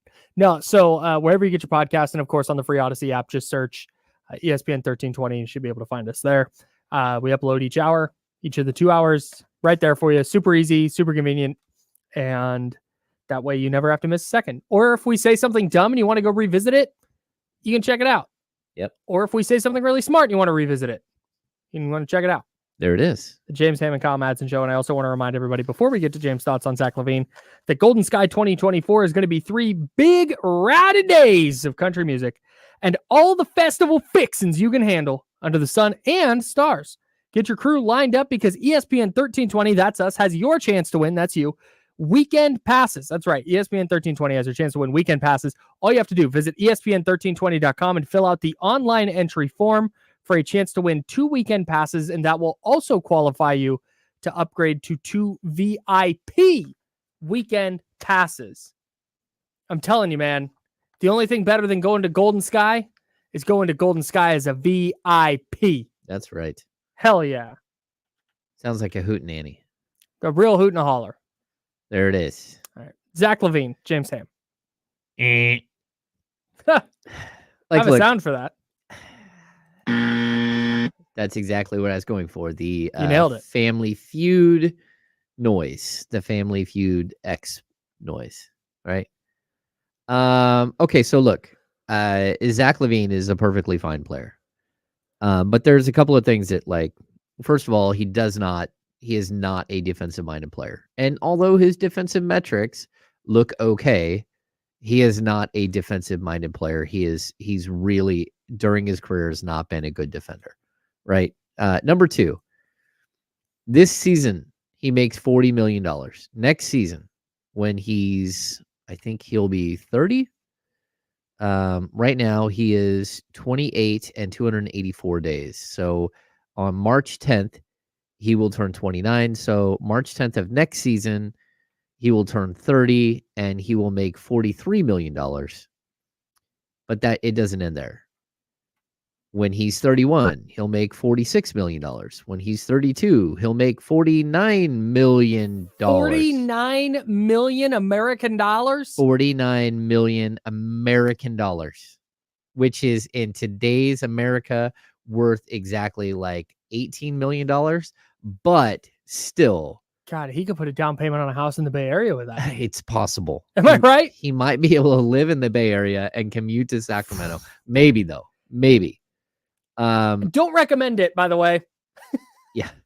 So look, that is a lot of money. And if you're going to do a move like that, you're pot committed to a 3-man rotation or a 4-man rotation of LaVine, Fox, Sabonis, and Keegan Murray for the next 3 years plus. That's tough. And not only that, but you don't have enough room to go do something else. Here's the third problem. In order to acquire a $40 million player, you have to come up with a lot of money to match salaries. Almost $40 million. Closer to like 30, 32, but still, that's a lot of money, man. That's almost 40 million. Yeah. So that means that in order to acquire him, you're going to have to break up your rotation pretty solidly. You're going to, like, at a minimum, we're talking probably Harrison Barnes or you could probably do both Harrison Barnes and Kevin Huerter to make the money work right away. Mhm. If you want to give them less, you could break it up and it'd probably be like Barnes, Barnes, Davion Mitchell, Chris Duarte, and one other player to make the money work. Mhm. And I think maybe the money would work in that situation, but it might not. You might still need more. So like that's a lot to give up for a player who has been to the playoffs one time in his career, Kyle. And we're not talking about a 3-year career. We're talking about a long, like he's like a 9-year vet and he's been to the playoffs once. And I don't want to pin that all on him, but he is a common denominator on a lot of non-playoff teams. So 1, 2, 3, 4, 5, 6, 7, 8, 9, 10. He's in his 10th NBA season. And as of right now, the Bulls are not a playoff team. And that's, I don't know. One last thing I'm going to throw out. He signed a contract, an offer sheet with the Sacramento Kings like a while ago, like 5 years ago, 4 years ago. And then when the Bulls matched that contract, and I think it was for $80 million, $82 million. He made it very clear how excited he was that they matched that contract and that he wouldn't have to go to Sacramento. Like he made it very clear. This is not, again. He'd probably feel differently now. Yeah, maybe. But because they're winning and he's not. Right. But I think that's a common denominator with Zach LaVine. Yeah. And I just so Leezy, our guy who called and brought this up, he's saying in the chat right now, who on the Kings is playing defense? Davion Camp from the bench. Like, first of all, they're not that bad defensively. No. Second of all, that doesn't help. Just throwing defense out the window and saying, hey, instead of playing some, we're just going to play none. Yes. I don't think that's not going to be helpful. That's going to put you in a spot where, hey, yeah, you can score like heck in the regular season, but when a team gets to see you in a 7-game series night after night after night, they're going to figure out how to shut your offense down and you're not going to be able to get stops. Yep. That's what happens. So the logic of who is playing defense, like to me, that tells me any trade they're going to go make, and this is what I've been kind of hinting at throughout the show, with Keegan Murray looking like the scorer he's looked like the last, I don't know, I mean, overall, like 5 or 6 games. He's been really good offensively. If he's going to be that scorer where he's pushing 20 a game, now all of a sudden I'm looking at the trade market. I'm like, I don't think they need, like, offensively, I think they're fine. How can they get better defensively? Where that's why they brought in a Juan Toscano Anderson. That's why they brought in a Chris Duarte. It was like, hey, just try and get these pieces on the other end that can get them a couple of stops in a series. I think Keegan becoming a better defender has helped that. Yep. De'Aaron Fox is an excellent defender. And yeah, and even I would say Sabonis has gotten better defensively. Like they're even saying, like the team is saying, like you're missing what he's doing. He's pushing guys out further. He sure, guys score over the top of him. That happens. He's not a long arm guy. So yeah, like look, I think it also goes into the dynamic of team building. If you're gonna go out there and right now, like that you have 2 $40 million players. You do. You already paid them. They are already going to make that. And there's a point where De'Aaron Fox is going to be at like a $50 to $60 million player coming up. Way more, yeah. Right. The other problem is that when you see a player like Keegan Murray all of a sudden take the leap, that means he's about to become a $30 million player in 2 years. It's the dynamics of the NBA. So how many of these types of guys can you have? Can you have like 3 $40 million players and a $30 million player? The answer is no. So like you cannot afford to do that at the NBA level. And if you do that, that means that you don't have a $18 million to $20 million bench scorer in Malik Monk, and you don't have a $17-18 million scorer in Kevin Huerter, and you don't have an $18 million a year guy in Harrison Barnes. You can't afford all of that. So there comes a point where you have to make difficult decisions, but we're looking at possible trades that the Kings might make in the coming weeks. Those trades will impact their ability to manage salary cap for the next 5 years. Yeah. You have to make smart decisions now. And that's all. If this team had Davion Mitchell as its starting point guard, let's go to a world where De'Aaron Fox didn't play basketball in his life. He's a football player. I don't Mhm. know. And Davion Mitchell is the starting point guard for the Kings. And you're watching this team and you're going, man, if they had a creator and scorer on offense right now, man, they would be really, really good. In that instance, yeah, hey, maybe Zach LaVine is the move. Mhm. But with this version of the Kings, with what they need, with their salary cap situation over the next 3, 4, 5 years, Zach LaVine is not the move for me. Yeah, and if you had an elite defender to put alongside Zach LaVine, Mhm. like Davion, that had offensive limitations, it makes perfect sense, Kyle. Yeah. But putting him next to De'Aaron Fox is not going to make the Kings better in the long run. Yeah. I personally don't believe. If you think that, let us know. 916-909-1320 is the number. Who can win the Super Bowl? And how important is continuity when it comes to the trade deadline for the Kings? We'll talk about all of that next. D'Lo or Casey, one of the two will be in for the handoff as well. All that coming up in the final segment right here on ESPN 1320.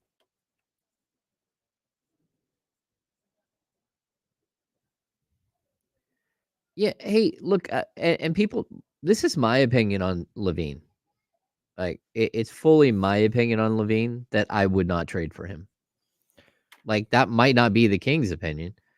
And it's certainly his opinion that he'd like to get traded to the Kings. And I think we're seeing Rich Paul starting to pull some levers here, trying to get people. They literally are taking a gigantic photo right outside of Kyle's window.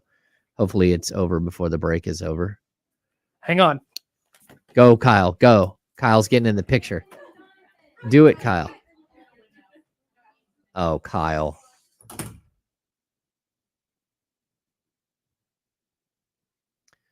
They're handing out stuff out there. I don't know what's going on. It's wild.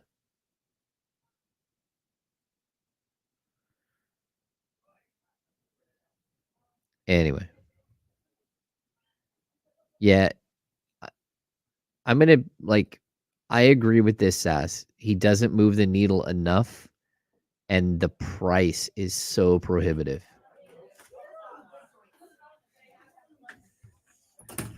That was for people who like flannel only. Oh, it's a flannel only pick. Zabo, this is so funny. Shout out Tom Segura.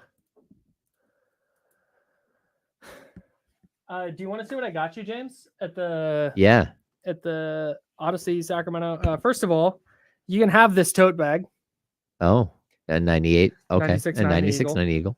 Well, that's, it's a station I listen to. I got you. Oh no, this might be a medium. Can you wear a medium t-shirt? No, but I have children that can. Okay, great. I got you a I Am 98 Rock t-shirt. Okay. I got you a ESPN 1320 Sacramento little basketball. Excellent. Yeah, of course.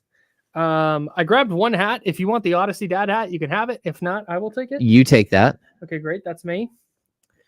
And then I got I think I got you one of these. Should have gotten you one of these. I got you a KSFM shirt. Is that 1025? Yeah. So D'Lo and Casey are on. Oh, okay.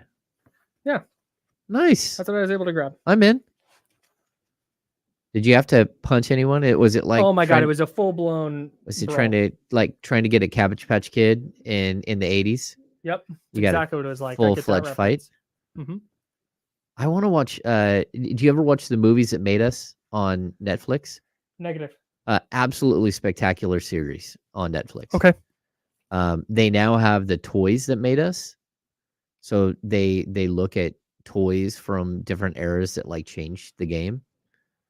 So yeah, the Movies That Made Us, incredible.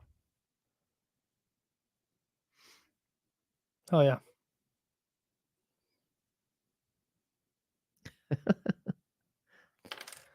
I mean, it might not be Love Hard. Well, but what is? What is? We watched one last night, and again, the goal with our Christmas movie watching is to find just the most awful movies we can find. Okay. There's this one called A Christmas Prince. Oh. And it's about this junior editor at a magazine who wants to become a writer, and she gets sent to Aldovia to cover the coronation of this prince who doesn't actually want to be a prince, and she winds up sneaking her way into his palace, and it's a whole thing. It is awful. It is so bad. The dialogue stinks. The acting is worse. The plot sucks, and it's awesome. It's so good. All right, here we go.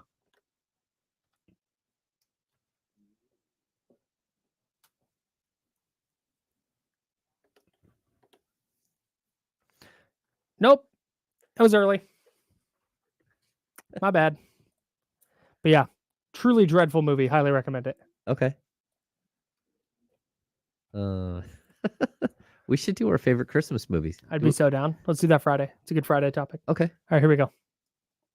For real this time.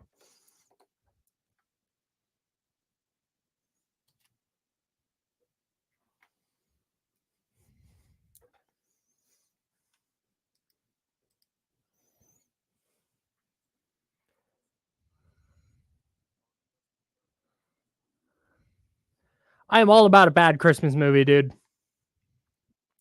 Like Hallmark sets the standard for sure, but Netflix has some really bad ones. Disney Plus has some really bad ones, but bad in all the best ways. I will catch my wife watching some ridiculously bad Christmas. I'm like, what is it? We watched this one last year. They really get me in the mood for the season, I'll tell you. There was one that we watched last year, and it was this bad Lindsay Lohan movie where she like crashes on a ski resort and loses. It's basically Overboard, but in the snow. Oh yeah, dude, 100%. The Lindsay Lohan movie smacks, dude. It's really good.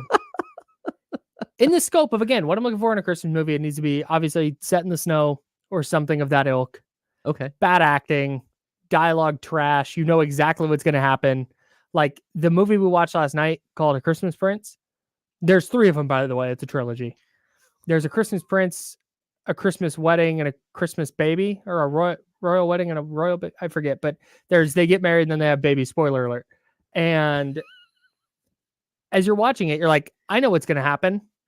I knew what was going to happen the second you told me the basic intro plot. Right. Like I knew right away, oh, she hooks up with the prince and he doesn't want to. Now they're a happy couple. Right. And then when you said there's a sequel, I'm like, oh, there's a wedding one. And there's another one. Oh, there's a baby it's one. A baby. Yeah. I knew all of it. It's so good. Yeah. I mean, nothing gets me in the Christmas spirit like that. Drinking some hot chocolate, watching a movie I don't have to pay attention to. And just really, really good. That's funny. Shout out to Love Hard, the official Christmas movie of The Insiders. Jiffy Lube is what I'm calling it. Jimmy O Yang. And shout out to our friends at Jiffy Lube.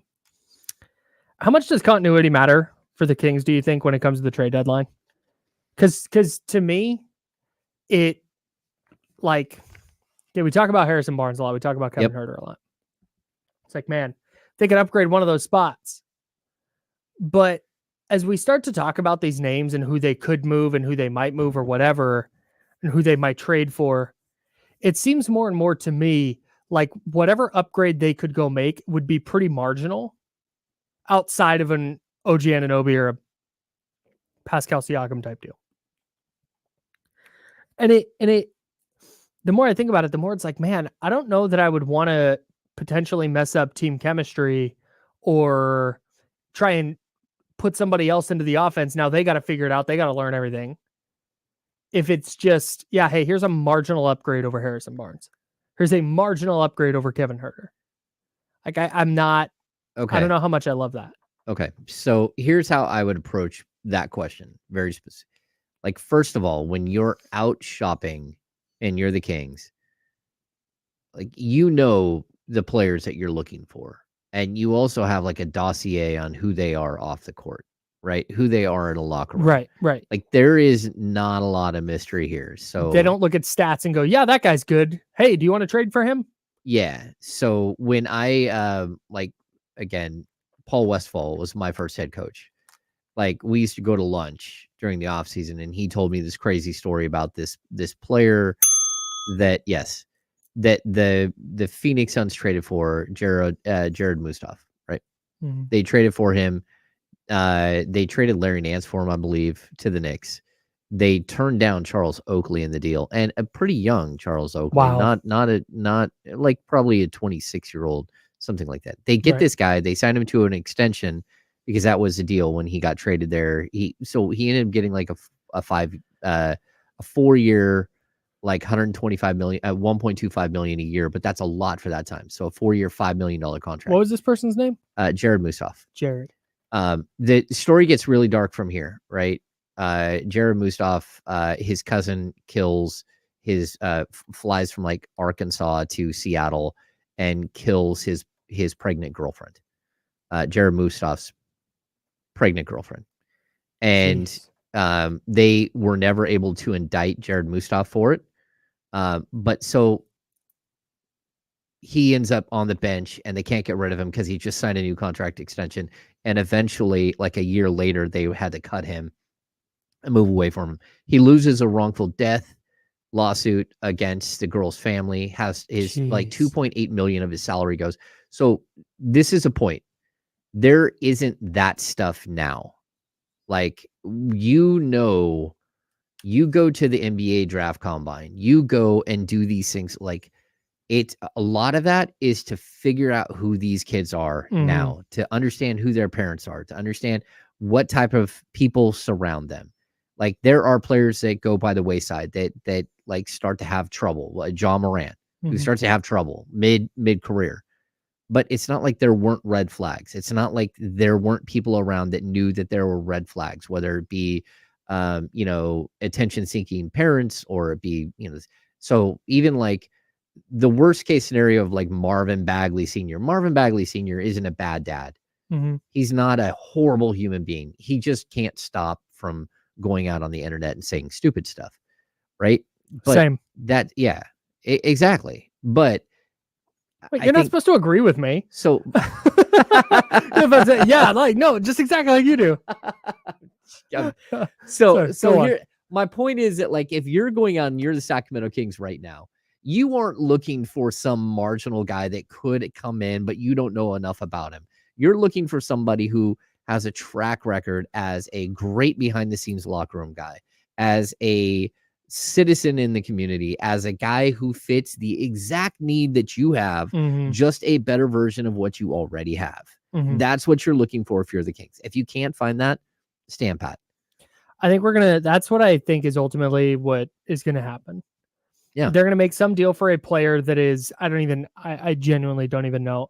Like I don't have a good name. Like Jared Allen. No, Jared Allen's probably too good. He's going to get paid. He already got paid. Did he already get paid? Yeah, I'm almost positive Jared Allen got a contract. He's on a contract. He's not going anywhere. Okay, but not an OG Anunoby or Pascal Siakam, like a fringe guy. He might even wind up coming off the bench, but just a solid NBA player that you like having on your team, who's a good vibes guy.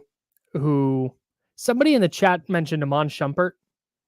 Yeah, we had that discussion about Iman Shumpert. Yeah, and that's during the break. Yeah, and I get like the whole chemistry thing, and Iman Shumpert left, and the Kings went to heck, like whatever. But I don't think that's why. But like a player like that, where it's just, hey, he's going to come in, he's going to have a very specific role, he's going to fit that role. I don't think they're going to make a big splash. Okay, so I think that they will make a big splash. That would be like my counter. I think they will.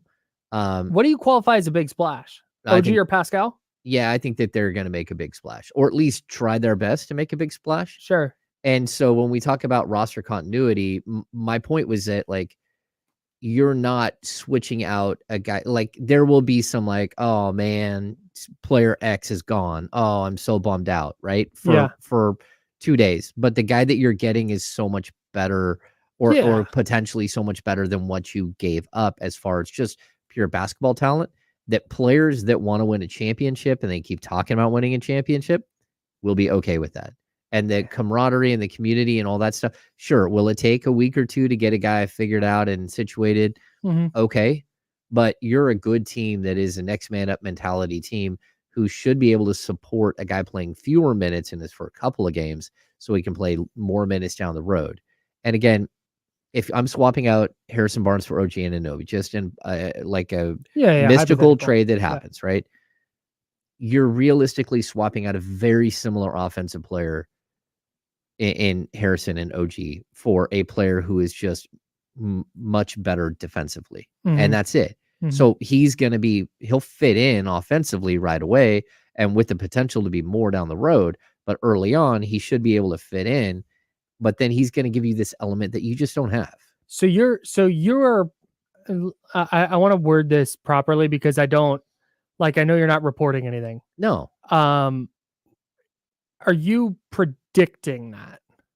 I don't know if I would predict that they'll actually get a trade done.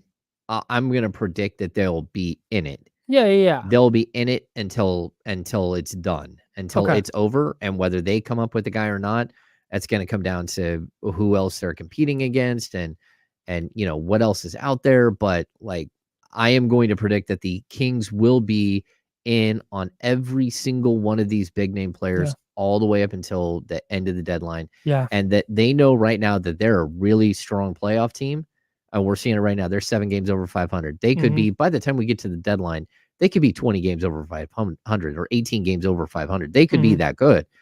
But that doesn't excuse the fact that in order to get through the next round, like we talked about this so many times last year, and people just like, they thought I was crazy for pushing like Matisse Thybulle.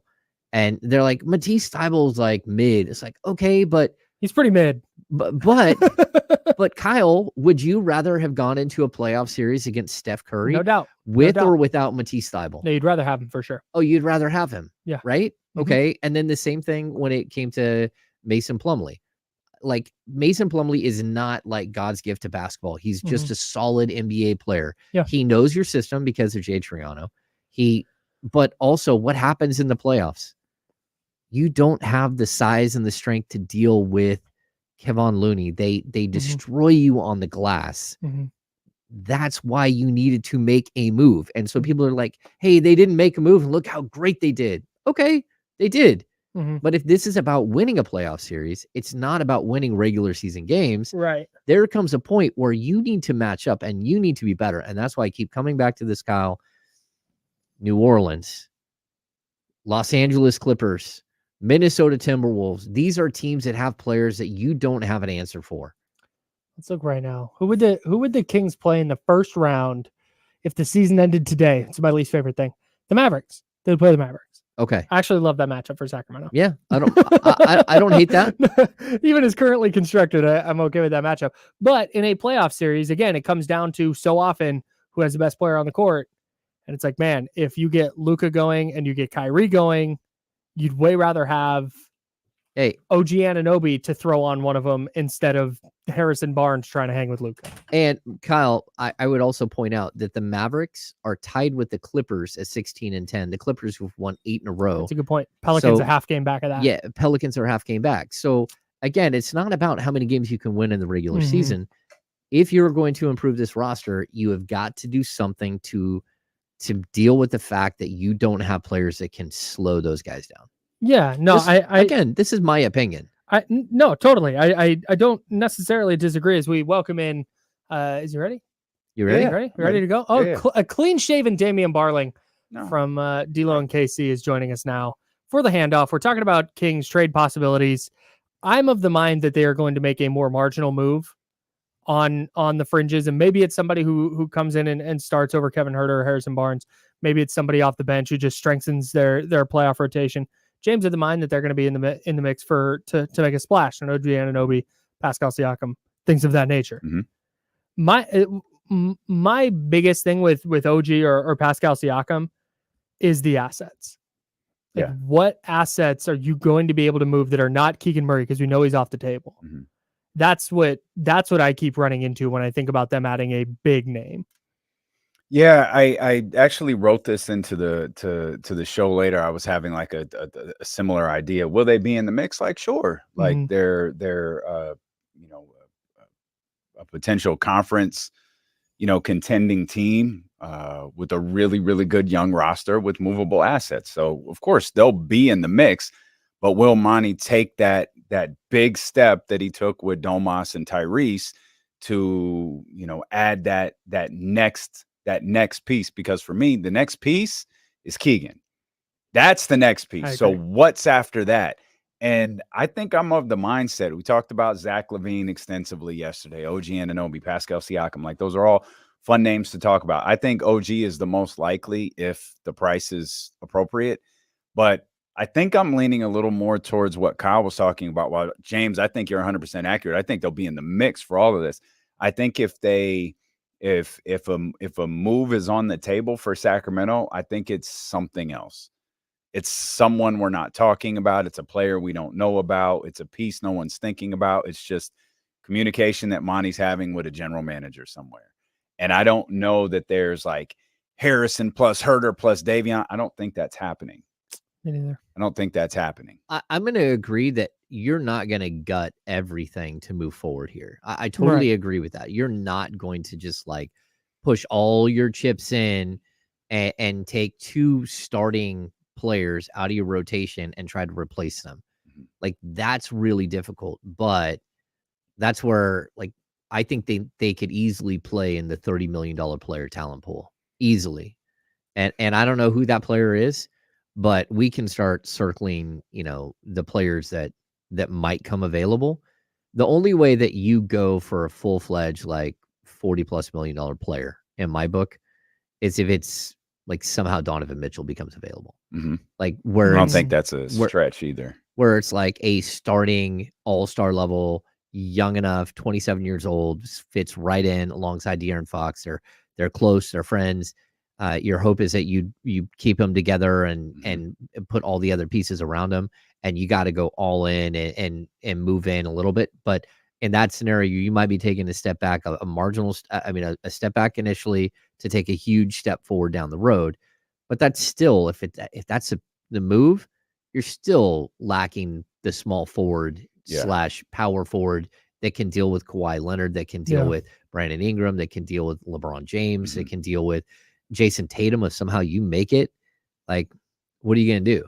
You're going to lose. I think, sorry, Kyle, I think one thing that you said yesterday that I can't really get out of my head is when you start talking about these big money players is you could talk about trading Kevin Herter or Harrison Barnes or a combination of the two with Davion Mitchell or whatever picks that you want. But when you start talking about salary, particularly long-term salary, are you willing to lose Malik Monk?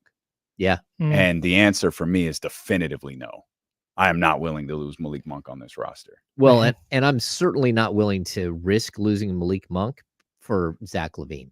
Right. Hell no, absolutely. No, I mean, No. that's where Absolutely you not. come down to, like, and I'm not talking about trading Malik Monk. No, I'm you're talking about not the inability to re-sign him. Yeah, so you're losing all of the people that you're trading, and then you don't have the ability to sign Malik Monk. Yeah. Yeah. So he winds up being, he's not a piece of the trade, but he winds up being a casualty of the trade. Exactly. And I'm not interested in Malik Monk being a casualty of anything. I totally agree with that. Well, The thing I can't get out of my head real quick when it comes to OG Anunoby is we sit here and we go Harrison Barnes and picks, or Kevin Herter and picks, or whatever the trade is.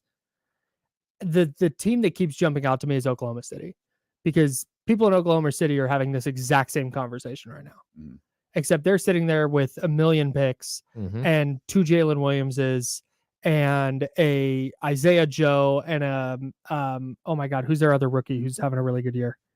They're sitting here with all these young players. Yeah.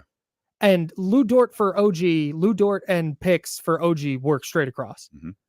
And that's the thing that when we talk about the Kings making this big splash, that's the team that always jumps out to me, because they are having the exact same conversation with better assets. Okay, I get that, but that's why sometimes playing in a pool with talent that is in the final year of a deal matters.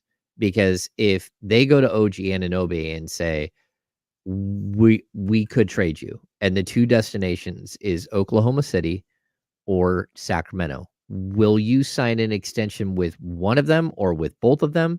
And if they look at it objectively and say, I will sign an extension, but a player could go, I won't sign an extension with Oklahoma because I don't want to go live in Oklahoma, but I would sign an extension in Sacramento because Sacramento's in Fairfield. Bearable. I'm joking. Well, but Sacramento versus Oklahoma, it's not even close. It's not even close. So that's where I could see it being a discussion, and especially, and that comes to Siakam and OG Anunoby, and there will be other players who are in the final year deals where they go, okay, will you go to that city? And it's like, okay, yeah.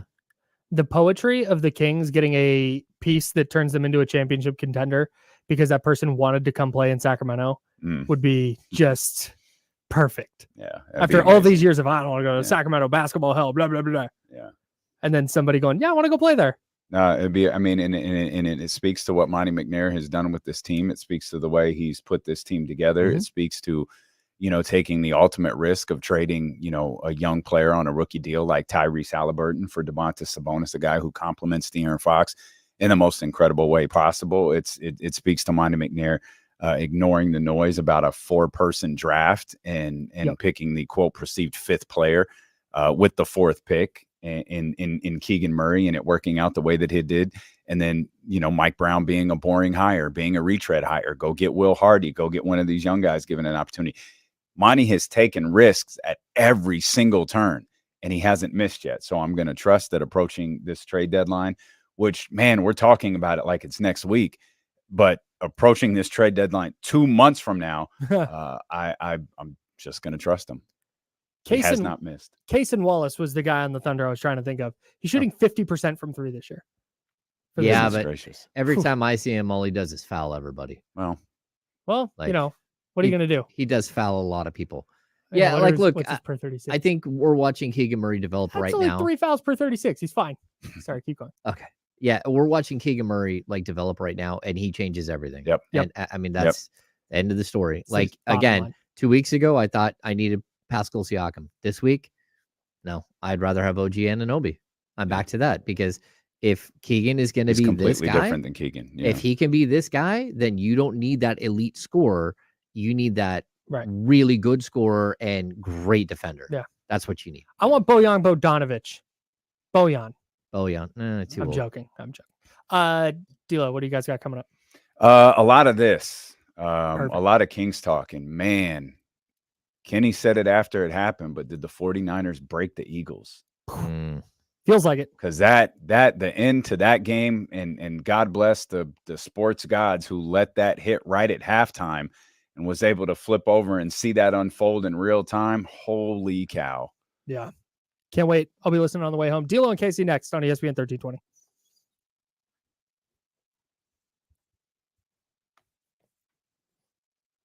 Oh, John Paul's Gallinari's washed.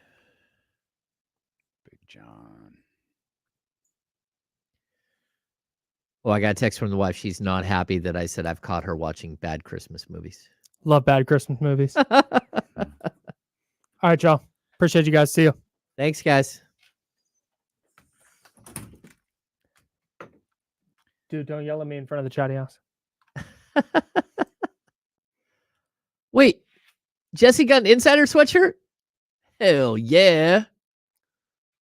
I know who didn't. Oh, you can have one. They're over there.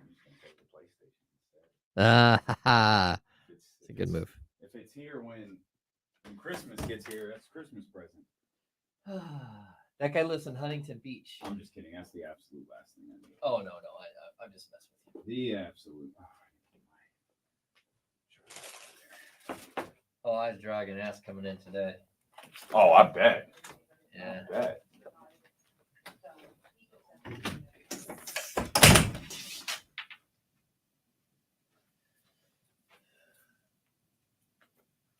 Oh, yeah.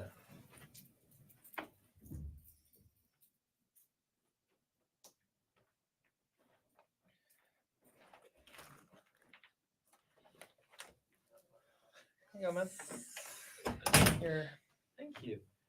And a donut. Honestly, Sacramento swag. Sweet. Thank you, sir. You're welcome. Kenny here? He was. He came in. You walked out when he came in. And we missed the swag giveaway. I don't know what they were giving away out there. I don't think they were giving away anything. They brought Those are client gifts. No, they brought out all of the old T-shirts and stuff. Oh, they're right there. Oh, okay. They're on the table. Yeah, that's what he went and got me. Everything good? Yeah, man. All right. You? Yeah. Just tired. It's gonna be a long week. Yeah, games. Yeah, 4 games in 1 week. It's at home and stuff. Leading to Christmas. All right, see you guys. Uh-oh. Ooh, I lost you guys. My bad.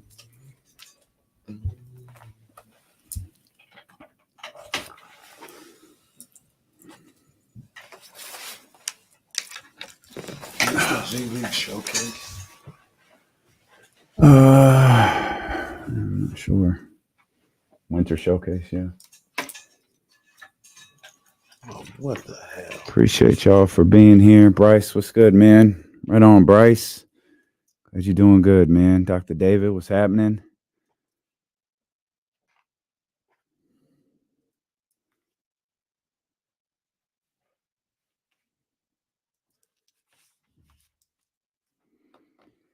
So we got like 90 seconds.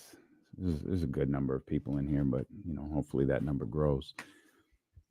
Want to remind everybody, especially the people who moderate this chat, to be respectful of the people who are in this chat.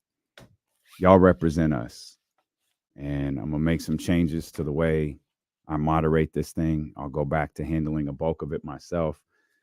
But just remember, man, this is supposed to be a safe a place for us to all come hang out, have some fun, get our shit off, get our jokes off, rag on each other a little bit, but let's be respectful. Yeah. Yep. Jesse will start throwing these hoes out. It's a new sheriff in town. Look, and I know Ramsey and Katrina aren't happy with me, and that's fine. And I get part of it's my fault because I played into the bit. But this isn't a chat for a particular person. This is a chat for us, man. Let's hang out. Let's have fun. That includes like Warriors fans. Like let's have some fun. I booted people myself. Like I told Rock and New Era earlier, I had to get rid of Ernie. Thought Ernie was an absolute asshole, and I wasn't just gonna be a part of that. And it wasn't just I'm a Warriors fan. I'm a Warriors fan. It was just he's an asshole. We can have fun. We can rep our teams. If it's not the Kings, if it's not the 40, like Rob Dub is a Cowboys fan. Ain't never had no issue with Rob Dub. Leezy's an Eagles fan. Ain't got no issue with Leezy. You could be a fan of whoever you a fan of. Just have fun, man. That's what this chat is about. It's it's a community. It's what we're doing. We all loved ones in here. Every single one of us. So be respectful of that and be respectful of each other. And let's have a show, like Jesse says.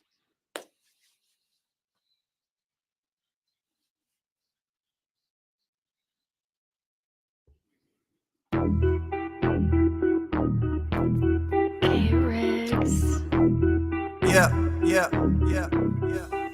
We got them screaming D-Lo, KC, D-Lo, KC, D-Lo, KC, D-Lo. We got them screaming D-Lo, KC, D-Lo, KC, D-Lo, D-Lo. We your number one spot. We your number one spot for some sports, huh? Got the city going crazy when we work, huh? We top two, but we ain't two, we in first, huh? And when you need the real, we is who you search, huh? D-Lo, KC, D-Lo, KC, D-Lo, KC, D-Lo. We your number one. Hey, yo! Let him ride one more time for that boy, Young Zell. Yeah. Let's go. What it looked like. Yeah. Another win for the Sacramento Kings. Come on, Denzel Joyce. Wait a minute. They do not know what Sacktown brings. When on the low, that's a Sacktown thing. Talking about us, it's a bounce out thing. Must they forgot we some Sacramento Kings. Whole squad going crazy, yeah, we back with it. Northern Cali going crazy, one sack winning. If you doubted us, then ain't no back spinning. This is real right here, ain't no catfishing. So tell me what you see now. See Coming down the now. lane off the rebound. It's Rebound. 9-16 now. Look towards the sky like the beam now. Tell them like the Hey. beam. Like the beam now. Hey. Tell Hey. them like the beam now. Hey. Oh, man. Tell them like the beam now. You can tell them like the beam now. Tell them like the beam now. Like the beam now. 3 straight wins? Tell them like the beam now. Come on. We're going verse Tell 'em 2. like the beam now. Let's do this. If you Come on, Young represent Zell. kids like the beam now. Get it. Sack crowd, make sure everyone knows. Let me tell you how this thing really goes. Yeah, we travel deep. Whether we home or on the road, we lit. You don't want that smoke with a team of the year. We shaking things over here, don't doubt. We believe over here, we don't bleed over here. And let me just speak real clear. I only deal with real kings over here. So tell me what you see now. Coming down the lane off the rebound. Rebound. It's 9-16 now. Look toward the sky like the beam now. Air horns one more again. Let's go. Shout out to the big homie Young Zell. Make sure you're following him. He's got something pretty dope going on over there on Twitter. Make sure you're following our man Young Zell over there. And we welcome you in here to the Tuesday, December 19th edition of D-Lo and KC. I'm Damian Barling. The ultimate needle mover in God crowned himself. He's Kenny Caraway. Yes, sir. Acknowledge me. We are so happy that you are here with us. We are so happy to be talking about another Sacramento Kings victory last night as they beat that sorry-ass Washington Wizards team. Well, I've been wanting to get that off my chest is what for they a week. are. That team, no, that's inappropriate. I don't want to do all that. They're not They're not good, though. They're not a good They're not basketball good. team. They're not good. I was playing nice for about 4 days because I didn't want to. You got to show respect. I didn't want it to be us. Yeah. I didn't want to be like the Lakers on Friday night. Oh, how embarrassing. Kings, let's be clear. Kings destroyed the Wizards last night. There was a lot of panic on the broadcast about what happened the last few minutes. I even heard Mike bring up, we didn't close out the way we want to. Of course you didn't. The guys on the floor hadn't played for 45 minutes. What do you mean? Of course you didn't close out the way you wanted to. I thought the dialogue. I mean, I know even James asked Mike a question about it. Matt George was talking about it. It was like, will you guys calm down? This game was over in the third. That was nothing. It was absolutely nothing. It was a 20-point game sometime in the fourth quarter. Yeah. It got to 9 with.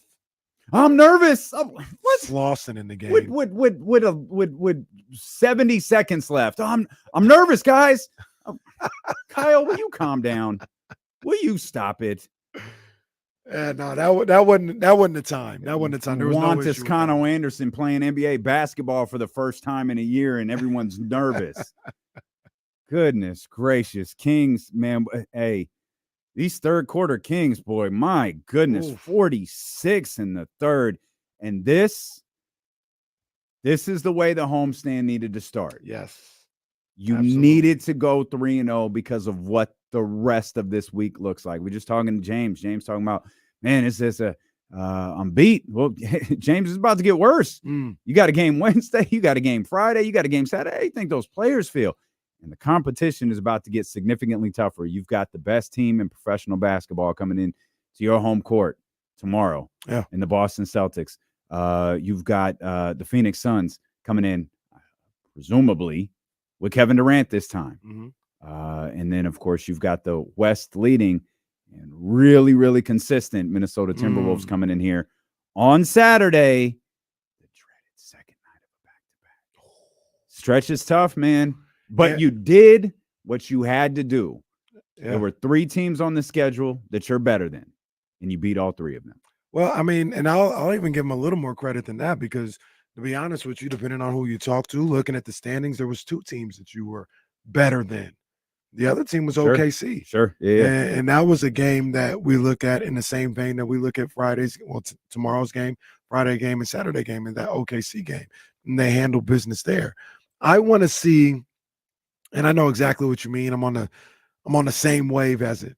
I want to get to the point where you see a stretch like the next 3 games, and it's just like, yo, these gonna be some good games. Yeah. Not, and I'm not saying just you're saying I said it. Everybody said it. Oh man, these some tough ones coming up.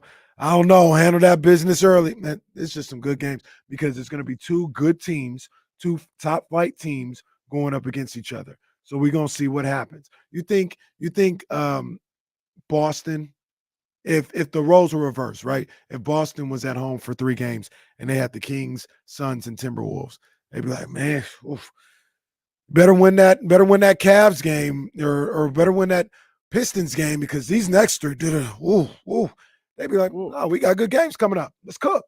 This is what we're doing. I'm not sure how you're reading. I'm not saying it's not you. I'm saying this is what we do collectively from time to time. We look at games like this and be like, man, you better get these ones early because that back end of that homestand, it's tougher. That's looking tough. Yeah, bank these wins. Bank these wins. Take care of them. But and you're absolutely right. Yo, we got some good games coming up. Good games. They're going to be a lot more enjoyable for me because you banked these wins and you didn't lose to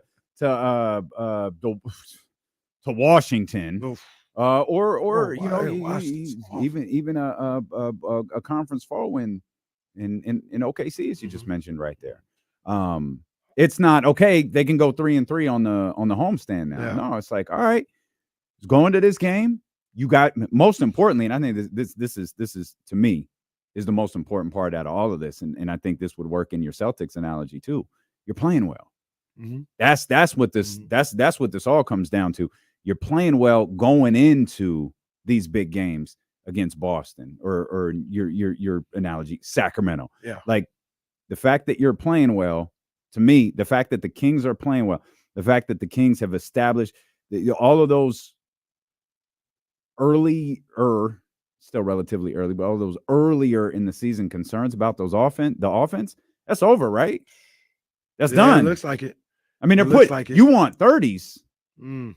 They're regularly putting up 40s now. Right. There was 143 last night. Hey, that's a bad Washington team, no doubt. Point being, there was concerns. Oh, they're focused too much on this. Oh, they're exerting too much energy. Come up with all these reasons why things weren't falling into place. Now it looks like that offense is back. Yeah. I didn't know. True story. I don't think I said it. I didn't say it. I didn't know what to expect from Keegan last night. How many times have we seen prior to Steph Curry? Some of you might be old enough to remember the greatest three-point shooter of all time, Ray Allen. Didn't he hit 11 threes, 12 threes in a playoff game once, and then didn't hit one the next day? Was that with Boston?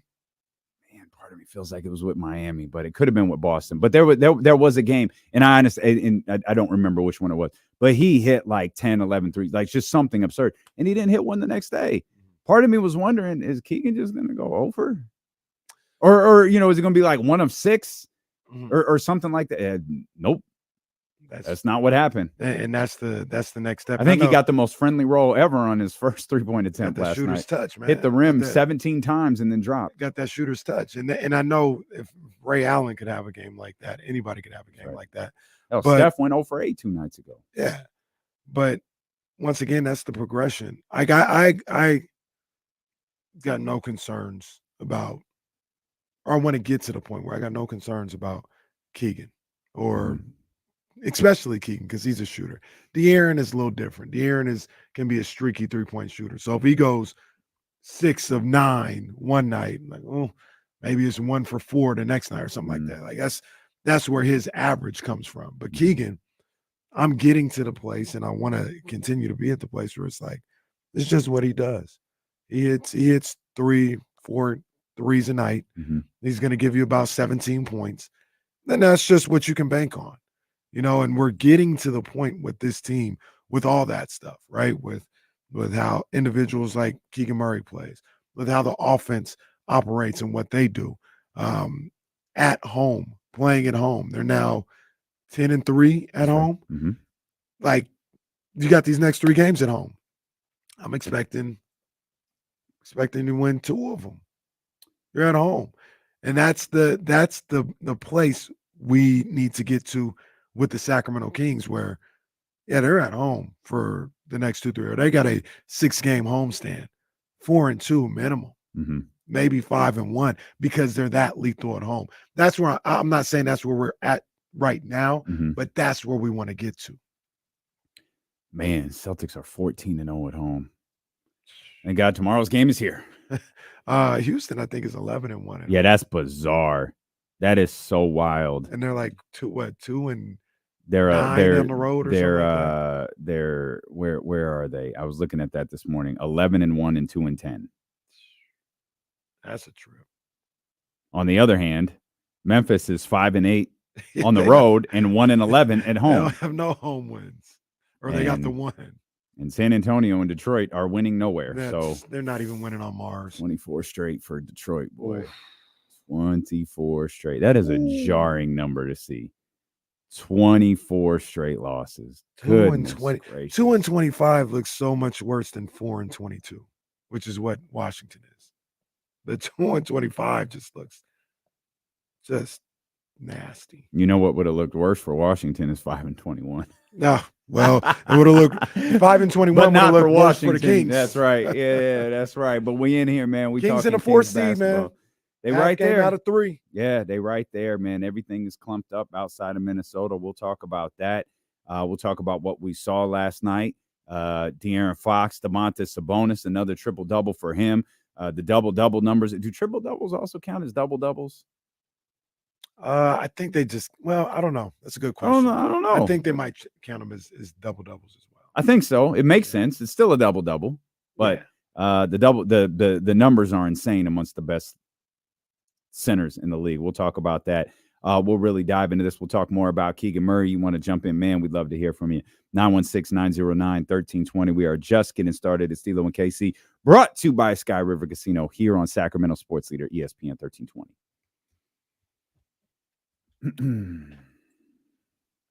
Celtics 2-1 on back-to-backs this season too. 2-1. Should be 3-0, but they blew it against Charlotte.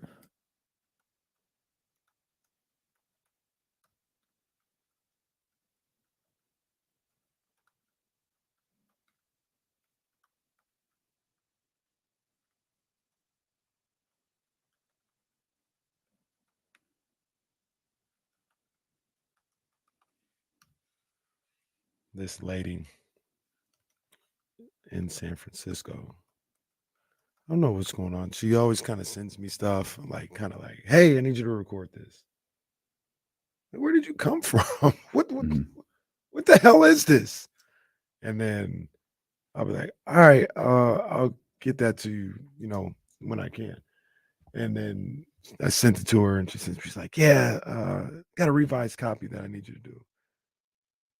I said, okay, I'm on air for the next 8 hours, ma'am. So I'll get that to you this evening sometime. Yeah, I don't think a lot of people know what we do. Like, and it can be a lot.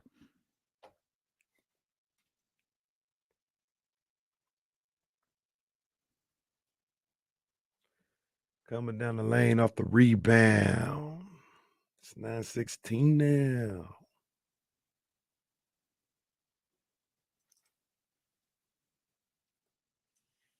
Oh my, Roddy, how was that experience? I listen in the car like when I'm on vacation or I'm off, and it's James and Damers. I listen in the car driving around. What's a radio? Just kidding. Please listen. If I ever catch the show back or something, I usually listen back on podcasts. Make sure you like and subscribe too. Crazy. How's that doing? I haven't looked at that lately. Yeah. Okay. I don't even know if I should say this. I don't ever listen to it. Like if I got to go back and listen to something, I pull it up on YouTube. If you don't got a meter, you're good, it's easier to find stuff that way. But Jesse does, or whoever, I think it's Jesse, does a good job of breaking down the sections on the podcast. We'll just call that the powers that be. I didn't know it was Flannel Day. I honest to God didn't know that. Like you out the email chain, then. I guess I don't even think I got the email. I heard Kim say it yesterday before I left. No, man, Ramsey's not gone. Ramsey's fine. Ramsey's not gone. He's fine. He's not anywhere. He's fine. Yeah, I had no idea it was Flannel Day until, where's your flannel? I was like, I don't know. I realized I'm not a big Spirit Day person either, though. Yeah, I guess not. But like, how does a flannel show spirit? Like it's because everyone's wearing it. Yeah, I'm a Spirit Day guy when I'm in the mood. Like we had Jersey Day. We're the sports station. Did not do anything. Yeah, no, I wore I my don't even jersey have a 2 days jersey. before. I'm not wearing it again. We got like an old Romo in the back of the closet ready to break out. Wow. Old blue number 9. You're an asshole. The only you jersey- do, huh? Hey, No. Who's your favorite Cowboy outside of Deion? Favorite Cowboy of all time? Theo.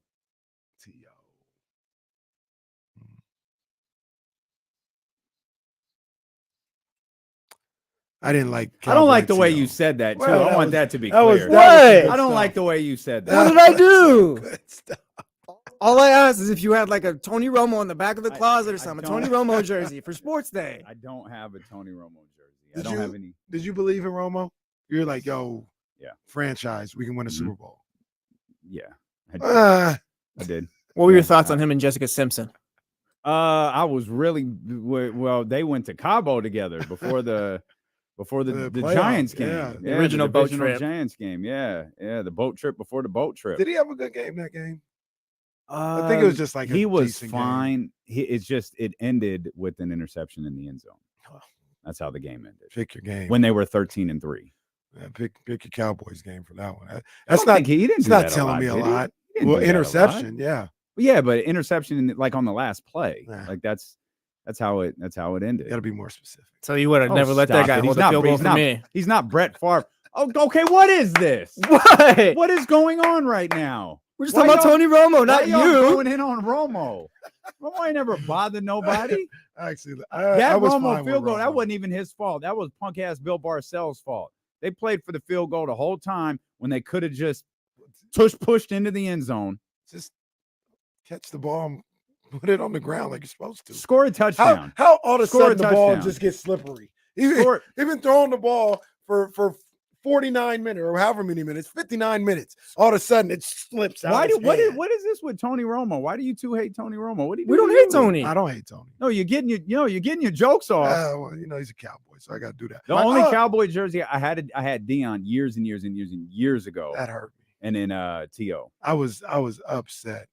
I was more upset when Dion went to the Cowboys than T.O. I was upset. I actually loved Dion on the 49ers. Like I love Dion everywhere he's been. He was after Bo, he was one of my favorite football players. I was looking for a jersey a couple days ago for Dion. Greatest athlete of all time? 49ers? Yeah. Bo? Dion.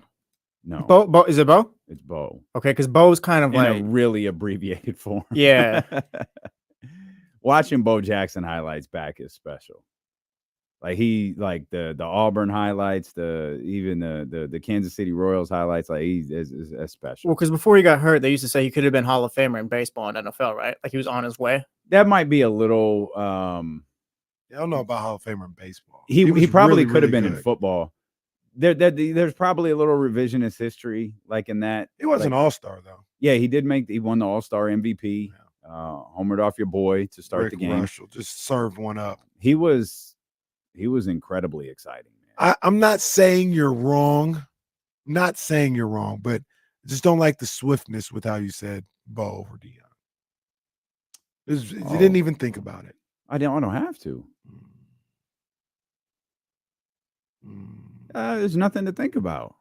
But it's also a subjective conversation with Bo because it's really based off like when you talk about the greatest athlete of all time, you're literally talking about like just his pure athleticism. Like he could do everything with speed, strength, power. Like it felt like at the time he was one of one. Right. Dion's career, especially as a cornerback. Who was better at what they did in their prime, not like longevity? Who was better at what they did? Bo is a running back. Dion is a cornerback. I'm gonna say Bo. I think Dion is a cornerback. Yeah, I mean, again, you're talking about just we're talking about such a in a real conversation. The answer is Deion Sanders because he's one of the greatest at his position I think that's ever lived. If we're talking about like an isolated, he's the greatest. That's fine too. But if we're talking about an isolated time frame, a guy who played a sport essentially like half the time, man, I think Bo could have been. He could have been. I'm not even like I'm assuming he played 12 years like that. I'm not even like taking what he could have been. I'm just looking at Bo as a running back at his best. Dion is a cornerback at his best. I think Dion was better at what he did. Yeah, that's fine. He's greatest at his position in my opinion. Cowboys. I'm so upset by that. Remember how big of a deal the $20 million man was? The cover of Sports Illustrated was, and even though I think that's what it was. Was it 20? It wasn't 100, I think right? It was 20. Yeah, that's what I'm not a. Is this man worth $20 million? I'm not a big fan of most of the stuff that this guy does at all. Don't get it twisted. But there are some moments when, like Jerry Jones, like when he did the Dion commercial, what he said, "Get me Dion" or whatever. It was like in the Dallas forum. Like owners ain't doing that. Like I kind of salute that he understood the showmanship of it all. My favorite Dion highlight will always be when I can't remember if it was, I can't remember who it was against. Part of me wants to say it was Andre Rison, but he pulled a hamstring in the middle of a route that he got beat on, and then they overthrew the ball, and his hamstring healed. It's incredible. Like he grabs the hammy. He's doing the He's doing the whole thing, and he's limping. The ball gets overthrown, and he walks it off. He just walks Wide it off, receivers go get a back to the bad line. rap, but DBs might be the biggest divas in the league. Oh, I they would up have. there. I would They if I up would have there. played football. I would have been a DB. Yeah, that fits. I would have been a DB. I would have been the Checks out. DB where I get burnt. The guy drops it though through his hands. I'm just nope. No, yeah, Nope, that's one of my straps. favorite. Yeah, that's one of my favorites for sure. I can't wait till SI drops the "Is this man worth $80 million?" cover for De'Aaron Fox in a couple of years. And the answer will be yes. Obviously, the answer will be yes. This was a rare game for the Kings last night in their win against the Wizards, where it was all about the starters. Like Everybody, Malik, the starters balled out. yeah, Malik was good for sure, as he always is. But you look at what Keegan did. We talked about the double-double, or excuse me, the triple-double with the Bonta Sabonis, and he had 28, 13, and 12, the 30 points from De'Aaron, the 25 from Keegan Murray, and Harrison Barnes, 19 from HB. 19 from HB. And I don't want to overlook that because that's a good scoring night from HB. He played well. No, he played well. I'm looking, going through the did. stat line again, see 0 rebounds. I'm like, how? That is insane. But 19 points, 8 of 11, he balled 0 out. assists. Come on. Yeah, he did what I asked him to do. Make your presence felt in at least one He category. did have a steal, though. Hey, make your presence felt in at least one category. It was all scoring today, 8 of 11. You did a great job. But I don't know. Here we are, 12-24. Feels like the new HB. Oh, my Sabonis. 28 points, Yeah, that's 13 crazy. rebounds, Yeah. 12 assists. No, see, the thing about that, though, that's Reese not. told us about this. See, that's not the new HB, though, because not that number. Mm. You're talking 28, 13, and 12. That ain't indiscreet. That's not subtle. Mm. That's Mm. Jokic numbers. Mm. The Domas numbers are the 18, the 18 and the 12 and the 10. Like those are the triple doubles that just fly under the radar. Or as I think was a discussion, I think De'Aaron was asked about it at the podium, like the near triple doubles. Yeah, Where you try to like they're aware of it. They're aware of how close he is. Right. They try to go get it for him. Yeah, whatever. As long as we're winning the game, that's all those guys are concerned about. But 28, 13, 12, that's not subtle. That's big boy stuff. So Yeah, that's big boy stuff right there. That's stuff that that's if a you're problem. that's and shout out to Drapes, who just wouldn't call out the NBA last night. He kept talking about bloggers and podcasters talking about the NBA ladder or the NBA MVP ladder when it was NBA.com who completely ignored De'Aaron Fox. That's Drapes should have still said, crazy. "Hey, NBA, y'all full of crap." Did they have a new rankings out yet? So I don't know when those I'm gonna have to drop. monitor this. I don't know when those This is drop. ridiculous. Only 30-point scorer in the entire league who wasn't in the top 10 of Top their 10. We ain't MVP even ask ladder. you to have him in the top 5. We saying have this man in the top 10. Nope, They wouldn't do couldn't it. do it. That was so And- bizarre. The man just went for 30 last night. 30. I think the NBA releases the MVP ladder every Friday too, so we'll check back then. 35 and 6. They ain't gonna ruin my Christmas. Punk ass MVP. They ladders. he had a 30. I don't want to say it was quiet or nothing like that because he had some moves, but I mean he struggled in the first quarter, had to rip the tape off, it just and then he start cooking. You know what that reminded me of? LeBron's sleeve. When LeBron tries to rip the sleeve off the ill-fated sleeve jerseys. I don't know why people That were was- so upset with those jerseys. That was one of my favorite moments. I do kind of get if you are used to playing in something without sleeves, that to play in something in sleeves Well, is going to feel different. I didn't have one of those, so I don't know what the material was necessarily like. But if it looked like it was supposed to be like compression. If it was compression, like that's not an issue. No, that's not comfortable. If it's That's not an compression, issue at no, all. that's cap. That is not an issue at all. That's major cap. That's uncomfortable. If you're used to nothing being there and the sleeve is moving up and down as you're moving, If it's that's compression, terribly uncomfortable. if it's compression, it ain't moving up and down. yes, it is. NBA, On your on a short sleeve.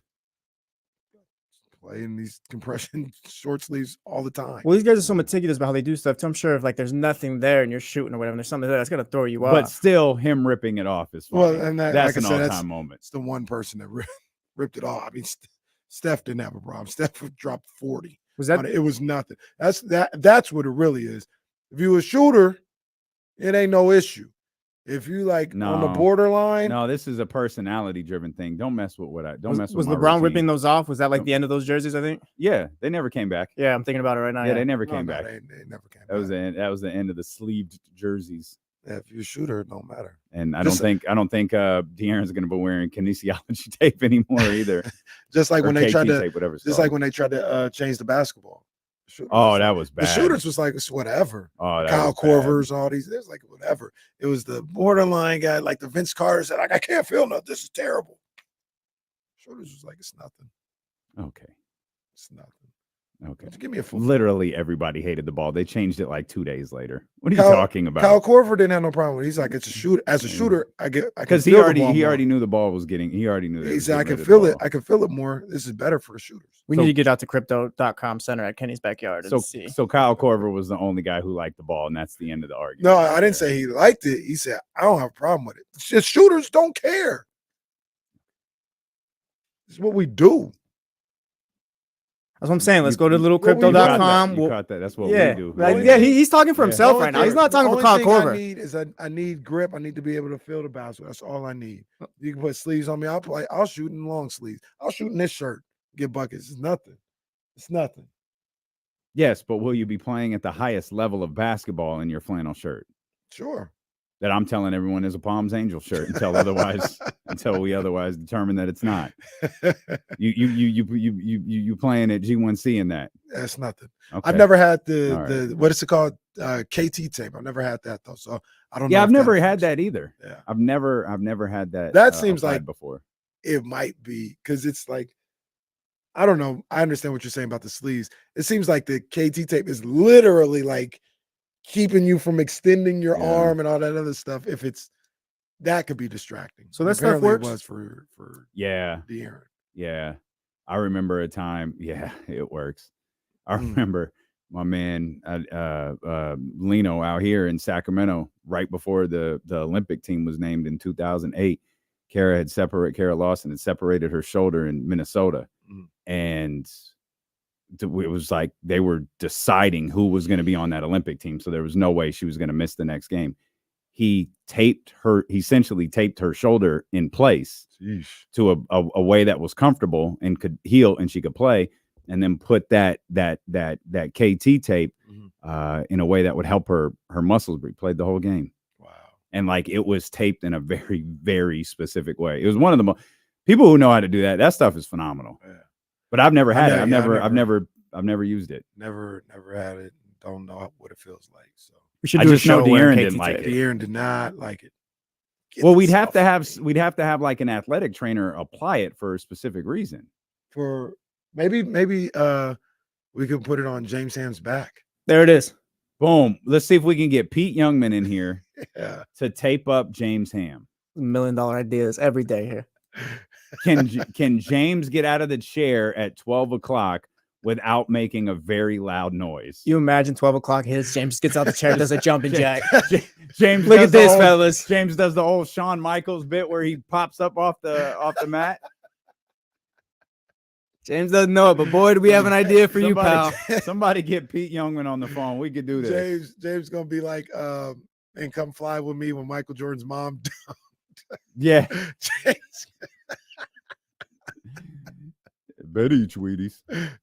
James is gonna pop up and be ready to roll with that tape on his back. Oh man, new lease on life. But yeah, De'Aaron, you talk about him having 30. I mean, that happened with it took him a while to get comfortable. Yeah. And then he just started cooking. He was I tracked this last night. Hopefully I put it in the notes. I did. He started 0 of 4.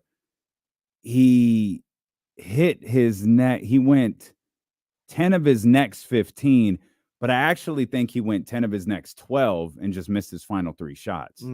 Jeez. But yeah, he got hot Mhm. and very, very comfortable. And that's how he wound up finishing with 30. Just a really impressive offensive performance again from the Sacramento Kings. I don't want to gloss past what Malik did. 10.6 assists, just steady as can be. But this was a game where the starters really stood out. Yeah, I mean, Particularly the big 3 starters. that's that is about as well as you can get the starters to play, all together, I feel. You know what I mean? Everybody in that starting unit got shots. Everybody got opportunities. Everybody made the most of those opportunities. Like I said, that's about as good as you can have them play. And you're 100% right. De'Aaron missed his last 3 shots. Yeah, he had a good stretch where he was not missing much at all. So thinking about this as we're talking about it and going through it a little bit, I don't think we ever got your answer to what you asked me and James yesterday about, is this team good enough to make a finals as is? Mm-hmm. I think they are. We talk about trades all the time and Herter, Barnes, all this other stuff. I'm talking about it because that's what we do for 4 hours, and we're engaging in conversations and hypotheticals. But in the nuts and bolts of it, you ask me, do they need to make a move? I don't think they need to make a move right now. I look at this roster, HB, Herter. Yeah, maybe you want to, change the Davion position, but the way Keon is playing, I don't think that is an issue right now. The way Malik is playing, I don't think that's an issue right now. I don't think this team needs to make a move. Now, I'm asking these questions after what we saw last night when the starters were phenomenal, but I'll ask you, do you think they need to make a move to reach another level?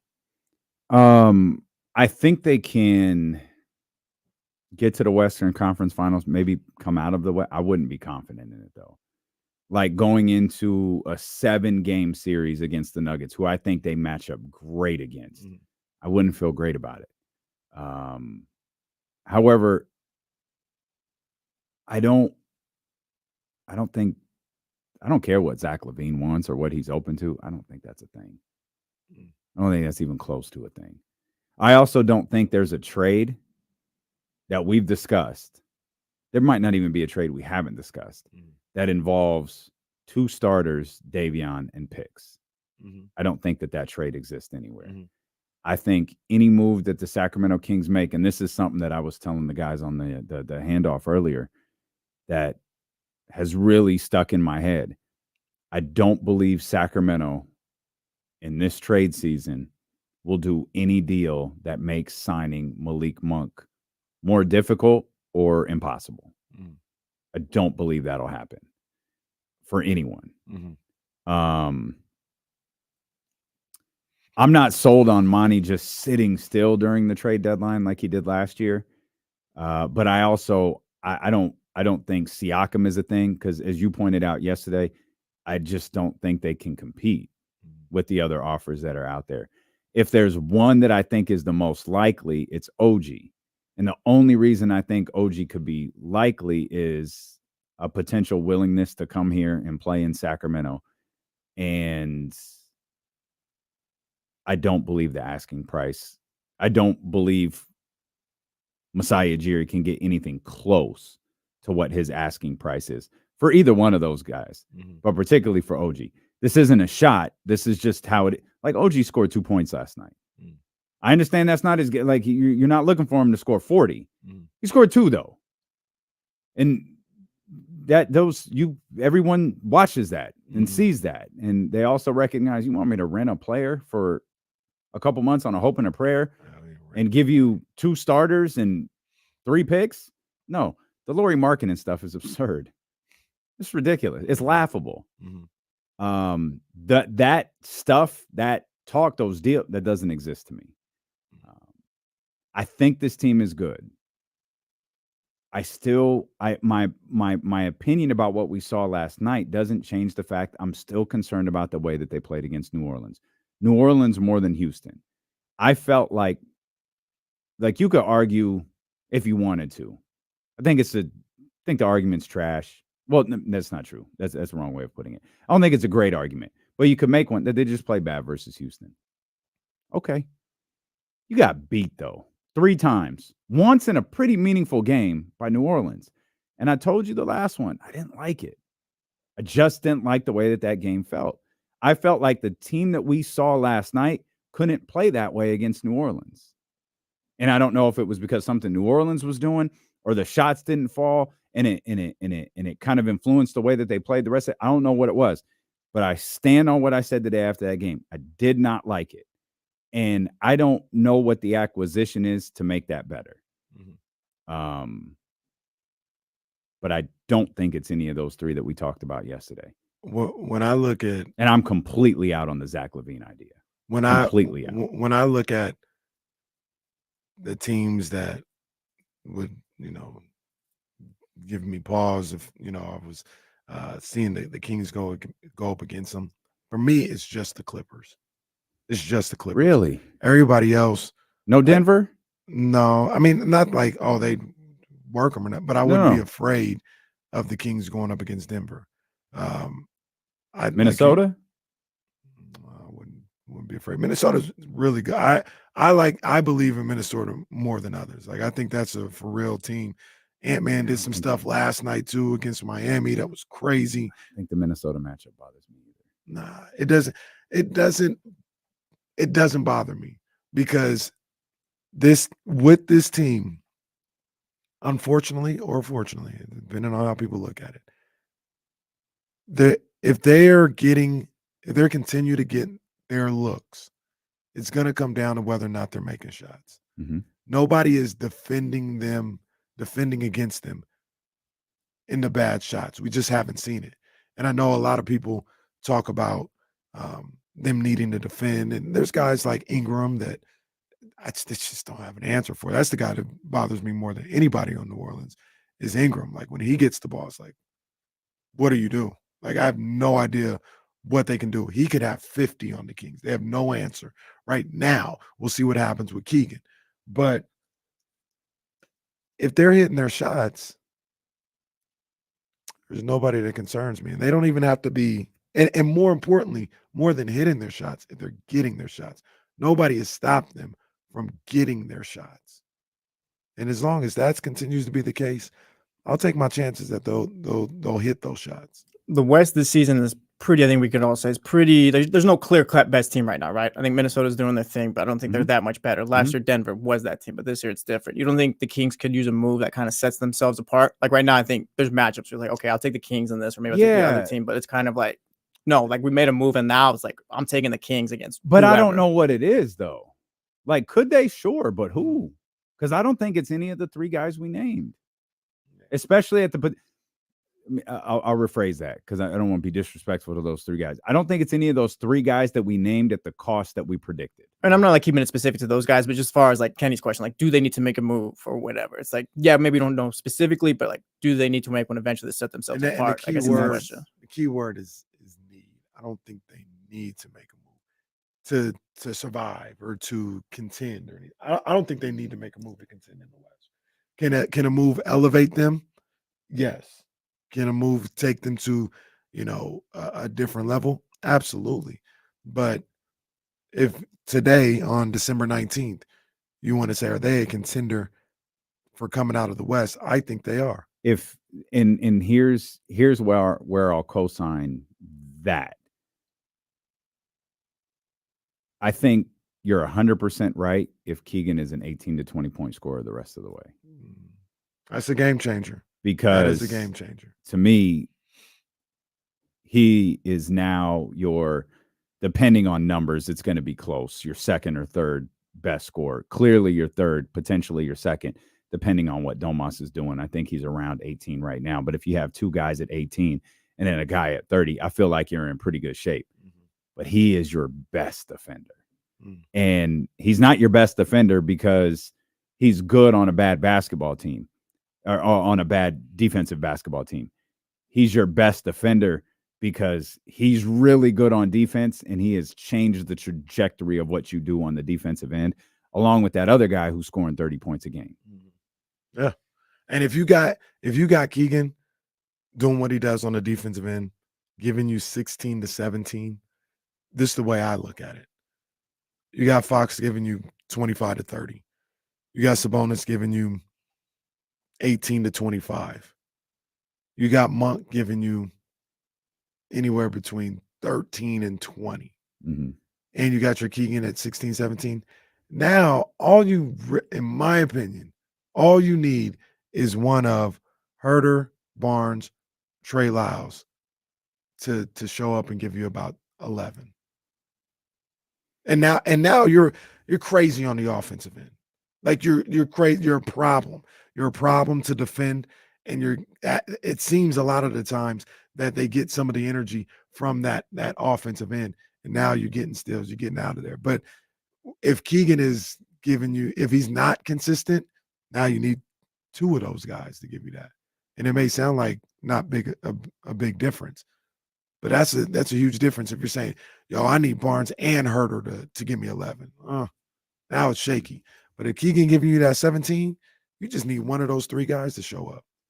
We'll come back. I think this is an interesting discussion, especially given how they're playing and who they're about to play, because some of this could get put to the test a little bit. So we'll talk more about that. Trysta Krick coming up, James Ham coming up, Zelo and KC, brought to you by Sky River Casino here on Sacramento Sports Leader, ESPN 1320.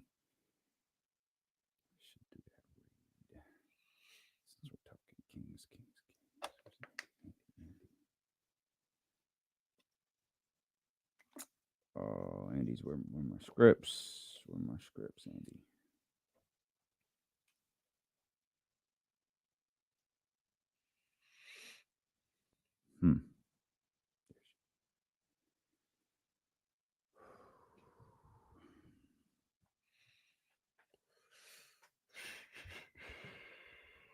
These scripts are so weird because there are certain words that I can't say. Tone, what up, dog? See you up here in the chat. Tone.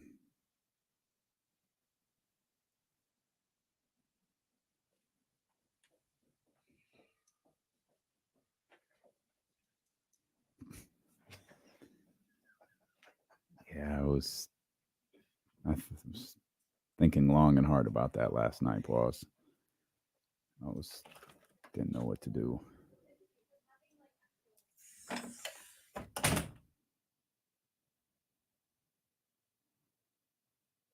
take a look at the schedule here real quick.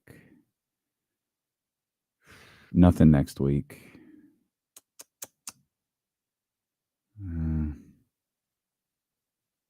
Yeah, this was a bad one. Russell, what's up, man? Let's take it back. It's a cool logo, but what is it?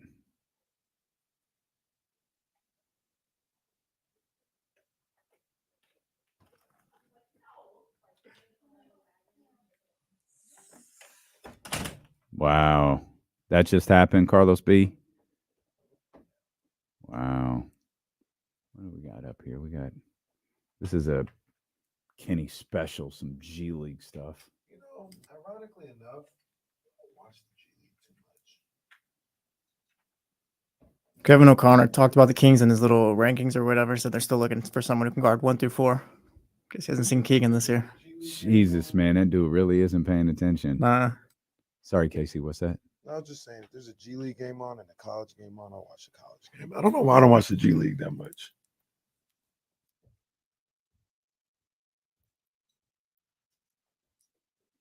Right on, Jason. Appreciate it. Is that in Orlando? I don't know. Wonder if that's where Morgan's at. Shout out to the homie Deuce, man. Hopefully, Deuce. Hopefully the pup is all right, man. Leap 916. What's happening, baby? Yeah. Oh, he said something else today. He said the Kings are still looking for a player who can guard 1 through 4. Man, these dudes just expose themselves, pause, on a regular basis. Like, you're just highlighting the fact that you're not watching. I don't know what this guy be talking about. Kenny can give you an in-depth take on the Orlando Magic, man. I can't. I'm not watching him.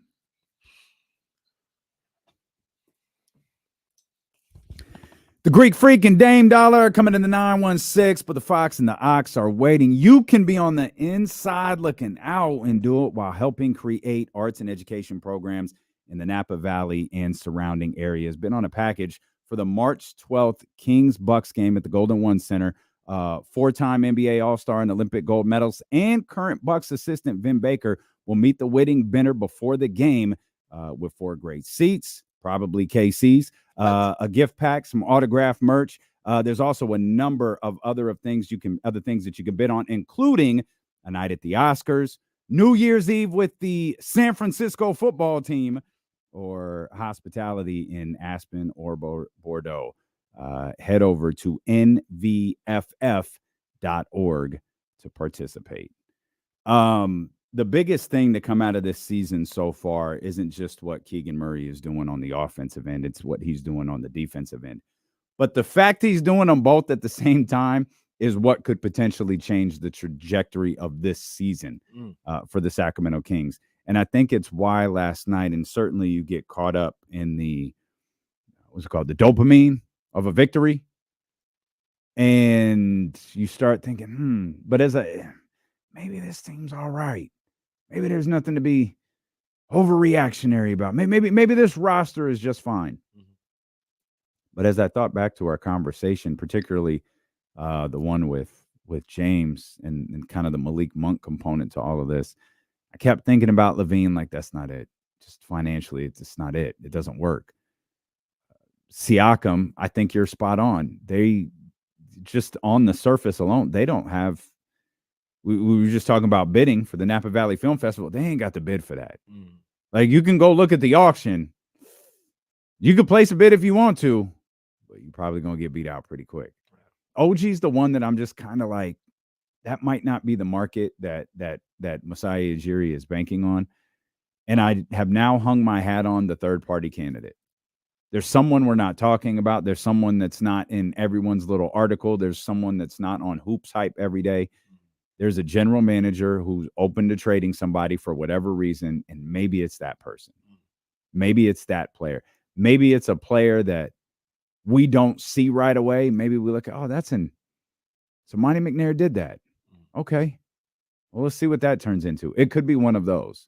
Because like I told Kyle and James, there were people who didn't like the Mike Brown hire. There were people who didn't like trading Tyrese Halliburton. There were people who didn't like that they stood still at the trade deadline when everything was going to ramp up last year and we didn't go get Mason Plumlee. And he hasn't missed. His approach. I used the Keegan Murray draft pick as well. They said it was a 4-person draft, and the Sacramento Kings took the 5th person. Cool. He wasn't wrong. Again, dude was not wrong. Yeah. And so one thing that I feel like I'm certain of is Monty McNair knows what's best for this team. He knows better than me, you, and any writer for The Athletic or The Ringer or panelist on NBA Today. Like, he knows this team, this roster, and what his head coach needs more than anybody else. I agree 100%. They just have to. I think they got to be a little patient. And is it weird that this conversation is so heavy, like before Christmas? I wouldn't say weird. It's a talking point. I think people are antsy. They see an opportunity. And they want to get aggressive with taking advantage of that opportunity. But like I think the game-to-game nature of it is a little weird. Like, the Kings will lose a game and be like, man, this ain't enough. We're gonna have to move on. I said, no, if this team is playing and doing the things that I'm looking for, I can engage in a conversation, but at the end of the day, they just won 8 of 11. That's what I asked this team to do. Yeah. They're 10 of 13 at home this year, which is what I asked them to do. So I don't see a need to tinker with that too much. And then I think it was Tone in the chat. He was like, ask me again after these next 3 games. That won't change it for me. They can go 0-3. And I know that'll send a lot of people, going crazy about everything that's going on. You're going to lose some games, man. You're going to lose some games against good teams. Got to be able to bounce back. And sometimes it's not always looking at. Can I just point out one thing with those 2 teams or 3 teams, excuse me? They've already beat 2 of them. Yeah. Like, you want to go 4-0 against Phoenix and Minnesota? I just want to throw that out there. Like, the two of the three teams that we're talking about on this stretch, they've already beat two of them. Just throwing it out there. I think part of it is too is this Kings team is like really close. They're a playoff contender and all that. They're not a play-in team. They're top 6 team and all that. I think they're really close, and I think I'm just not guessing, but I think from what I've seen is that fans, it's either you think this team can develop and become that title contender, or you don't, and you think they need that one more piece. I think that's what it all comes down to. No, that's fair. I understand it. I understand anybody who, is thinking about, man, make the move because you're right there. Like, I get it. Absolutely, I get it. I'm looking at this team and I'm looking for a specific move, I guess. And sometimes I'm not even sure what that move is that I'm looking for. Yeah. And I'm definitely not sure who that player is. I think a lot of people say OG is the guy, and I don't know. Maybe. Ideally, to be honest to with me, you, OG is the right guy at the right cost. Yeah. Once again, I'm not, but this is just me. I'm not like as crazy about OG as others are. And if I could pick a position, I'd probably want a small forward, and OG would fit that, right? He'd fit that. Or excuse me, I'd want a power forward as opposed to a small forward, because I'm starting to believe Keegan Murray can be that 3. And if that's the case, I don't need him playing the 4. You know what I mean? I don't need him guarding Torrey Craig. I'm just throwing a 4 out there. I don't need that. He can focus on being that small forward that he is, and you can go get. That's where I look at Pascal a little bit more than others, because I'd rather have a true 4 as opposed to a true wing, which is what everybody says they need. 916-909-1320. Let's get our man Jeremy in here. Jeremy, what's going on, baby? Not much, guys. What's going on? Just wanted to call in and check in on, see how your Christmas is going, and say thanks a lot. No problem, man. Thank you. Yeah, Christmas is going along. I still got a little more shopping to do, but it's going along. It's good. Christmas is a disaster at my house. I got one gift that's arrived. The other one's not going to be here in time. Still don't know what to do with the other one. That's why you got to go to the mall. Well, the gift that's not going to arrive here isn't going to be at the mall. The other one, I don't even know what. My bad. They don't have a off-white store at the gallery. See this Galleria. My bad. You would know because you're always shopping there, Casey. You got your nerve. My state. They'll have the Palms joint at the Galleria. My bad. This dude got his nerve, man. Unbelievable. You're the one with a Palm Angels flannel on right now. That is confirmed nor denied. Yes. That I may or may not have a. It's absolutely a Palms Angel flannel right there, and you got your nerve talking about me. I'm glad that you brought up the 8 of 11, because I know that's something you were pushing for. Let's talk to our man Ryan, though. 916-909-1320. What's going on, Ryan? Not much. How you guys doing? We good, dog. So I feel like with all this trade talk, everybody wants to jump to instant upgrades, and you gotta be careful because not everything is an instant upgrade. I feel like our team is pretty young. I think anything should just be mostly picks going out the door. I feel like most of the players on the roster have a place here. Even Harrison Barnes, maybe it would just be to find a replacement for him in the starting lineup and let him slide to the bench. Because I feel like his leadership is good. Everybody's got it. Maybe Davion could be traded, but even he could be key in a playoff series where it's like he could be the defensive guy to come in and give somebody fits. I think all the pieces are here. Maybe just a quality starter and kind of trade the picks. I got you, Ryan. I think Davion might have been replaced. We'll talk about that. You're listening to D-Lo and KC on KIFM West Sacramento, 98.5 FM KRX QHD2 Sacramento, ESPN 1320. Always live on the free Odyssey app. We'll talk more about Davion Mitchell, Keon Ellis, that dynamic right there. And, of course, the Sacramento Kings winning 8 of their last 11. But let's talk to our man, Scott Gulbransen. Hey. Silver and black. What's up? Scotty, what's happening, baby? I got a question for you. Yeah, man. Are the Raiders closer to the team that scored 0 or the team that scored 63 like 4 days later? It's a great question. I guess we'll find out on Christmas Day against the Chiefs because it's hard to know. I think the offense is what people expected. Okay, not 63 points, but they expected that offense to be more explosive. Of course, Jimmy Garoppolo early in the season didn't work out, so then they go to Aiden O'Connell. You expected that. You look at the talent on that roster and you say, okay, yeah, they should be able to put up 25, 30 points per game, somewhere up in there, an NFL average, right? But they couldn't do it, and it was down to 15 and a half even after Antonio Pierce took over, which was worse than when Josh McDaniels was there. So everybody was sort of talking about it. In fact, the game before that, the loss, Antonio Pierce said, look, the offense, it's going to click. It's going to click.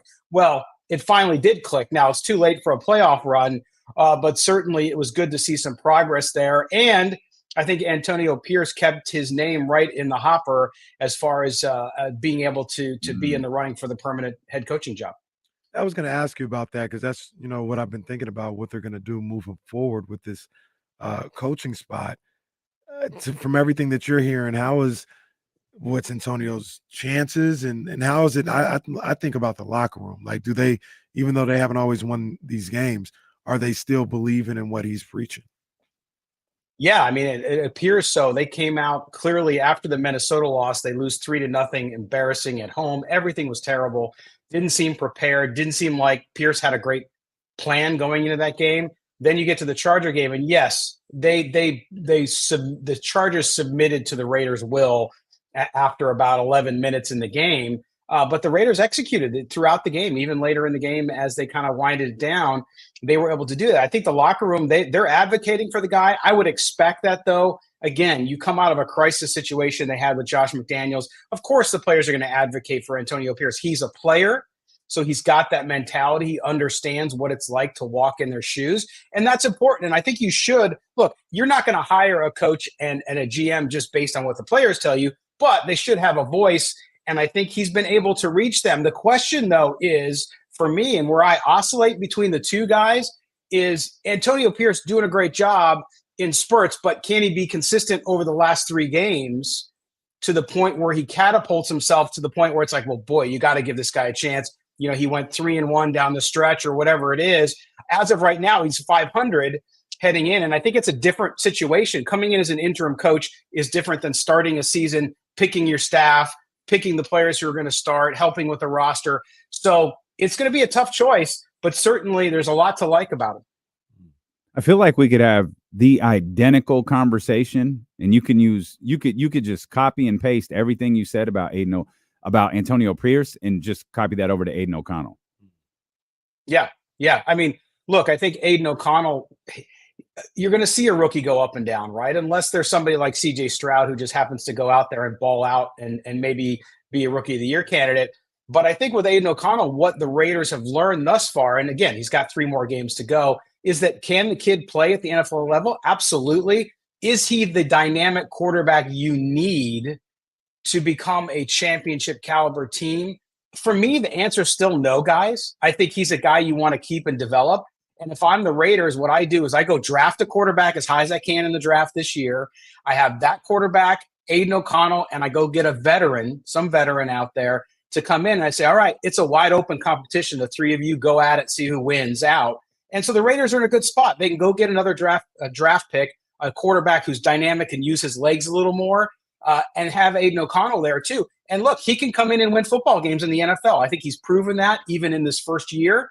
And so that's a good thing for the Raiders, but you don't have to count on him to be your franchise quarterback. I think he just lacks that one piece, which is that functional mobility. How do you think the season plays out for a guy like Davante?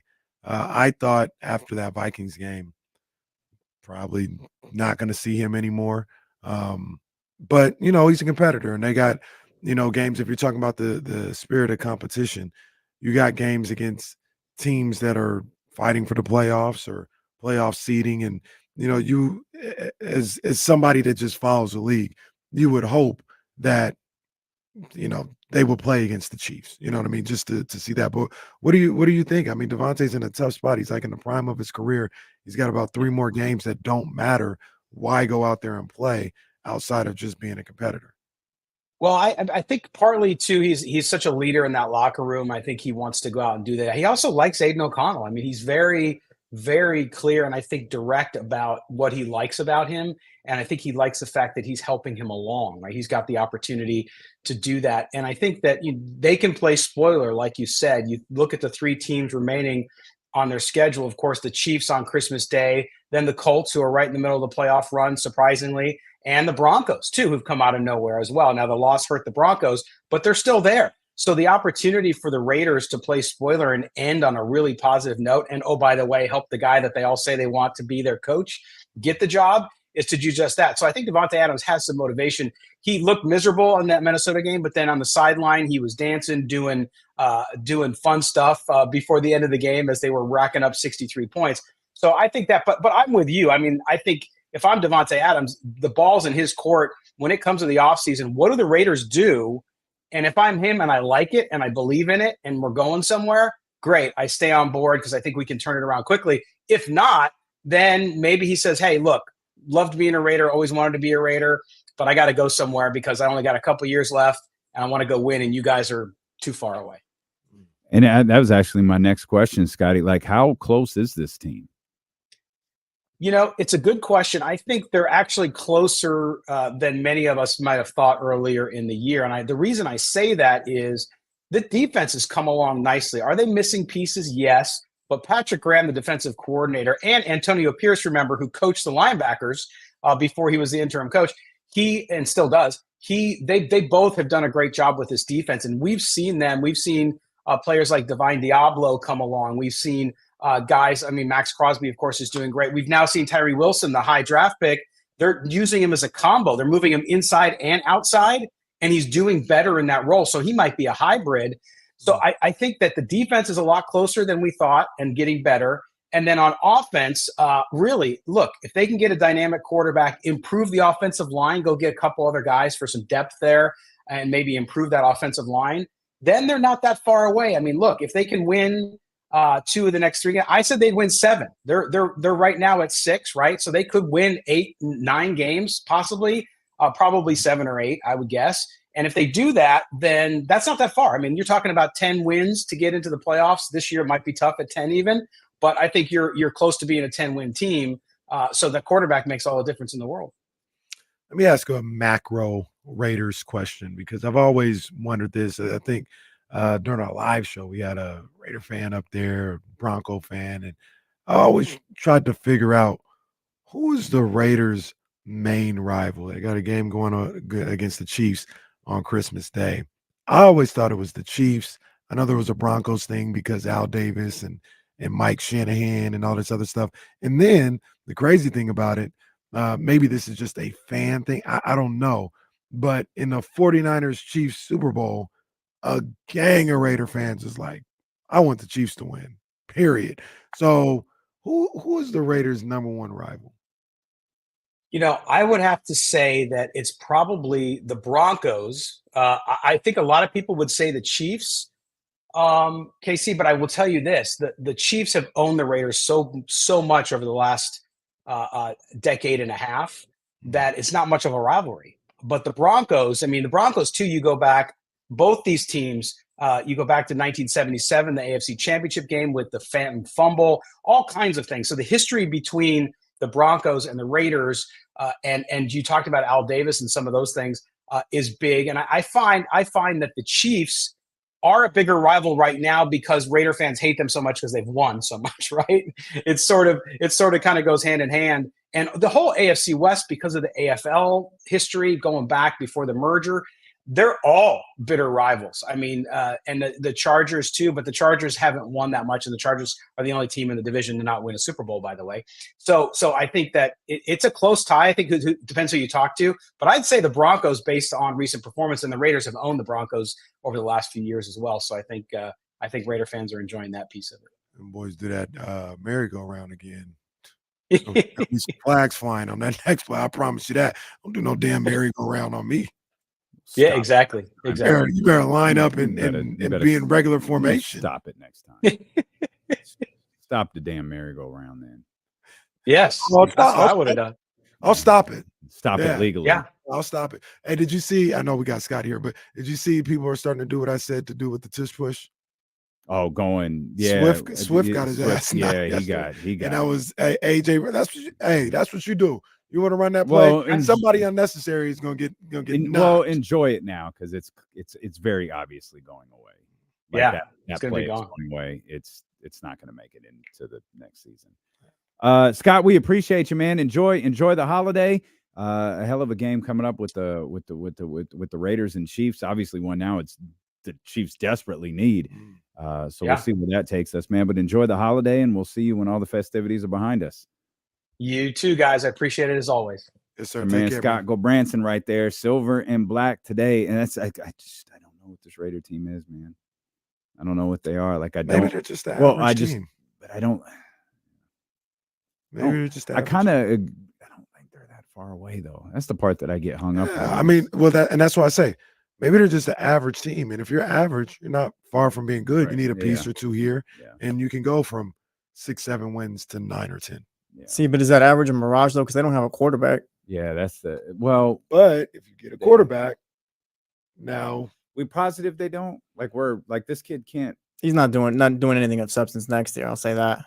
Like he can develop and maybe eventually become somebody. Well, that's what you have to do this offseason too. Is when you hire your general manager and your coach, you've got to sit down and determine what are we looking at the next few years. I'm probably drafting a quarterback. You guys looking for a new head coach too if you're the Raiders at this point? From what you've seen? I'm open to everything right now. I'm hiring a general manager first. We don't talk about them retaining is it Champ Bailey? The guy who's the acting general manager? Not Bailey, but first name's Champ. I know that. But is it we don't talk about retaining him. We focus on Antonio Pierce.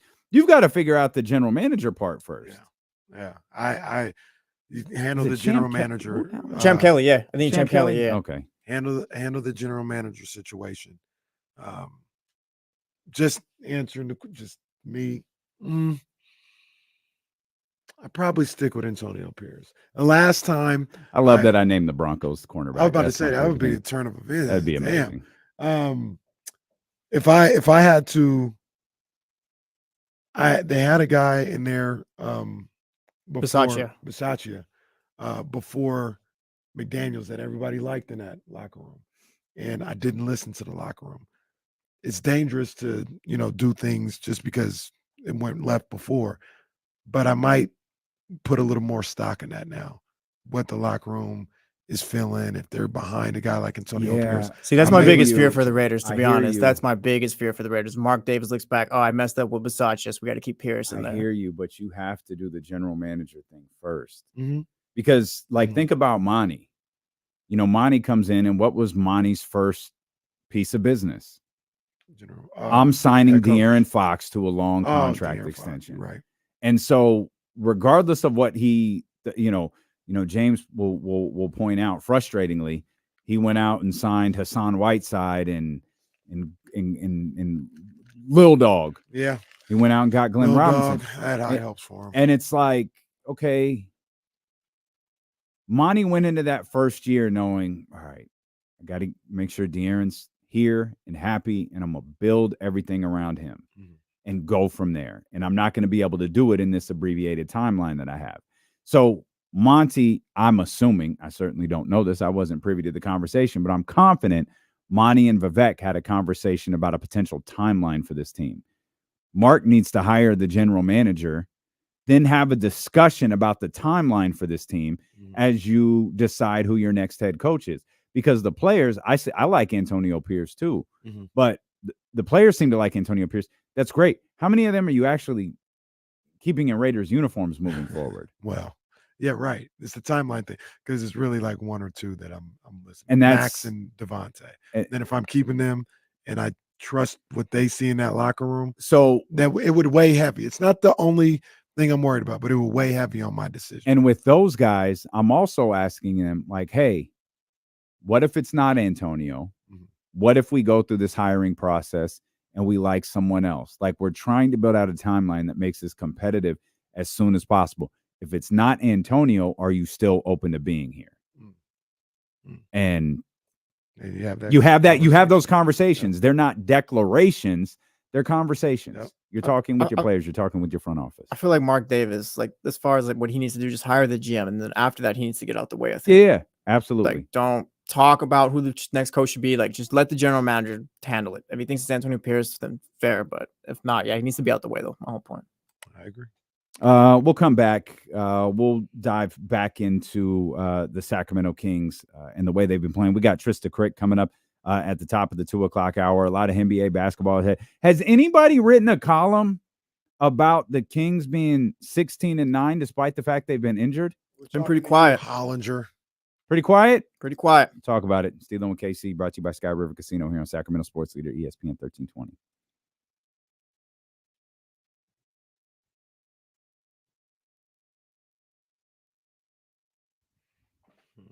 Maybe you give Antonio Pierce the Alvin Gentry role here. Oh man, nobody lives a better life than Chief vibe officer.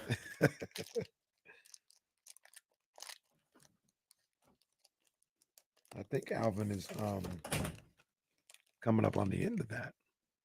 Bro, it was so funny. 2-year deal. I think it was yesterday. Kings fans were calling out Kevin O'Connor. Like, oh, you're not talking about the Kings or whatever. You want to talk about them when they're bad. You go to KOC's Twitter. Guys, I'm going to be streaming on Warzone and talking about like Teslas or something like that. Come on, bro. He's whack. He's whack. There's basketball on right now.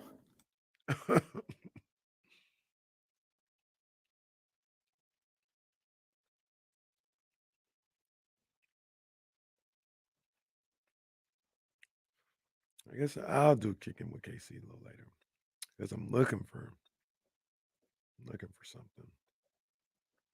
But the return of kicking it with KC today.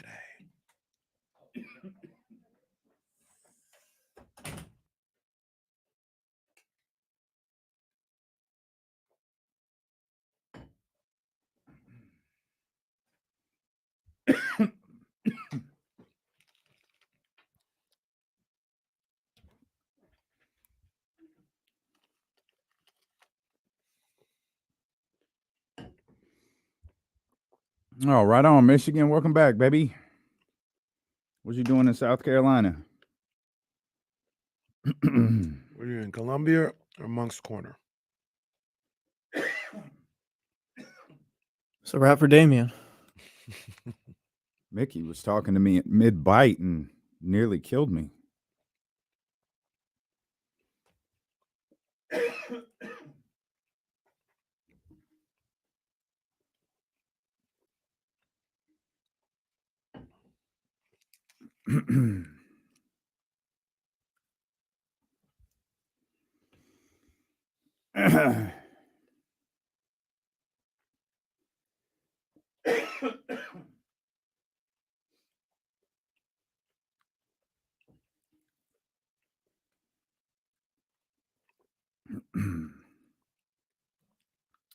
Damn.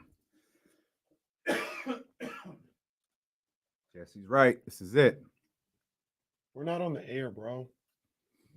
Yeah, like be a team player at least. We got like 30 seconds.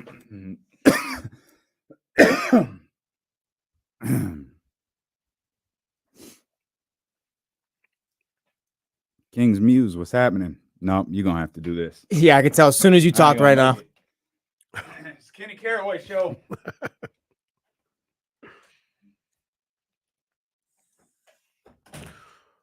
Well, guess it's just me here. It's a wrap for Damian Barling, folks.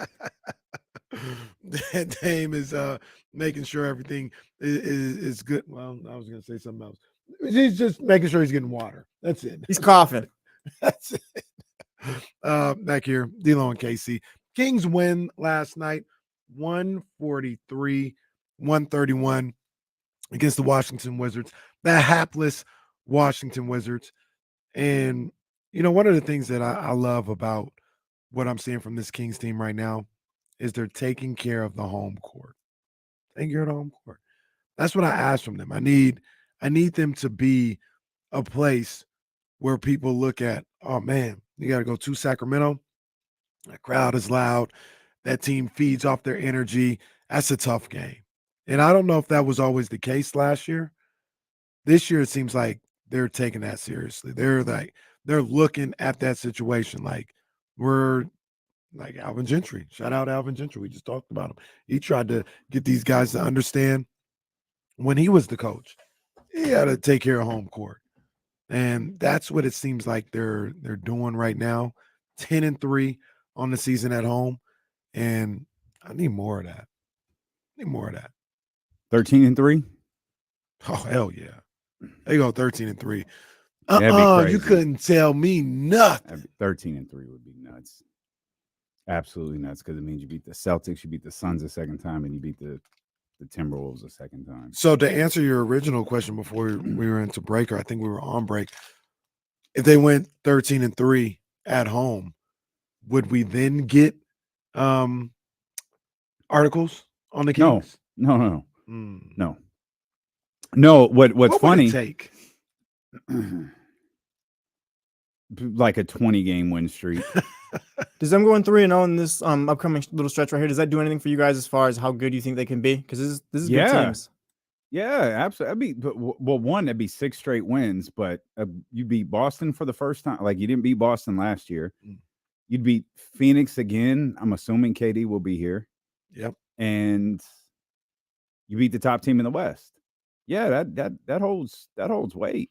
I just think it's funny no one's written an article that the Kings are 16-9, the 4 seed, despite the fact that De'Aaron Fox, I think, has missed 6 games? 6 or 7. 6 or 7? Yeah. Keegan Murray missed like 5-6 games. Herter was out for a little bit. Ray Lyles wasn't here for the first couple weeks. Then nothing? Nothing. Y'all got nothing to say? Nothing. Wow. Crickets. Because y'all said there was no way this team was going to be healthy again and be successful. And they you were right about that. You were right. But they were wrong about that as well. They hit the stride that they are at right now. They hit in the middle of January last year. Y'all got that. Oh, are the Kings this good because Bradley Beal's out? I mean, the hottest team in the NBA is in the Western Conference, and it's not the Los Angeles team y'all said it was going to be. Speak on it. The James Harden thing has worked out just fine for everyone involved. They're playing good ball. Cooking. Call it like it is, too. All the other teams that have had to deal with injuries like the Kings have not come out the way the Kings have so far. No, and it was predictable.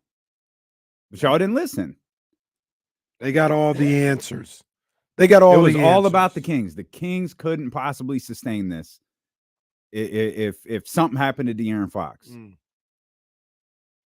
Well, they've won games without De'Aaron. We don't want to play without De'Aaron Fox, but maybe the team is all right. Right. It's a good team. I don't know why. Crazy, right? I don't know why. It's just nobody's saying they're the champs. Nobody's saying all this other stuff. But just that's a good team. But they won't, because they'd have to admit that they were wrong again about this team. Well, yeah, it comes down to like, I'm not even going to. Some guy in Indiana yesterday got locked up or whatever. Sabonis had a triple-double. Where was the tweets at?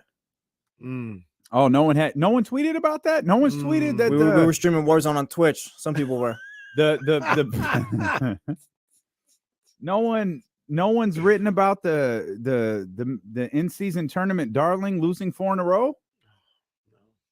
Where's the MVP ladder? Can you be on the ladder when you've lost 4 in a row? He was on the MVP ladder. It was like 7th. Yes, he was. Yeah. It was like 7th. They treat Sacramento. Funny. And boy, have they appeared to turn on Shavano. They've hit that stage of it. Oh, they have hit the stage of we are done with Buddy Hield. I saw Miss P quote tweet something, and I was like, oh, they there. Ladies and gentlemen, we got them. Below and JC in Indianapolis. That chatty house is. They are get him fed up. Out of here. They are fed up with Shavano. They're already working out that Lakers trade like we used to. Oh man, universal trade. Universal trade. Let's get Dan in here. 916-909-1320. What's up, Dan? Yeah, hey guys. I heard you chatting yesterday about the Zach LaVine trade, and you guys missed the biggest reason why you don't want him. What's that? Because Vlade wanted him 5 or 6 years ago. Leave Vlade alone. Vlade also wanted De'Aaron Fox out that workout. I'll tell you. Well, I have okay. What? Uh-oh. No. This is what you doing to Vladdy? No, I'm not going to do anything to Vladdy. I'll say this though: if the Kings do, that's kind of a funny point by Dan. If the Kings go get Zach LaVine, that stuff about Vlade being back with the Kings is going to get really, really, really loud. Let's get Kamara in here. 916-909-1320. What's up, Kamara? What's going on, gentlemen? First of all, did y'all check out that Scarface Tiny Desk? Yeah, I saw a little bit of it this morning. I didn't see it. It's one of those things. If I get to it, I get to it. I'm not like a huge Scarface guy. It's pretty dope, though. You'll like it. I think you'll like it. It's pretty all dope. those things are really cool. I think it was one of the best of the year. Yeah, it was fire. Better than Juvenile? I want to say it's up there. Scarface, he's got such a dope instrument, voice. Dog. Scarface got such a His dope voice is an instrument, dog. Yeah. But he plays a live instrument. Yeah. Faith plays a live instrument. So But check this out. The conversation surrounding if they go 3-0 these next 3 games, I'll call it right now. And these are tough games, but that conversation of De'Aaron being MVP gets really, really, really loud, including the Kings. I think this is a very important week for a lot of reasons. Number one, these are all top tier teams. 2 of them are Western Conference top.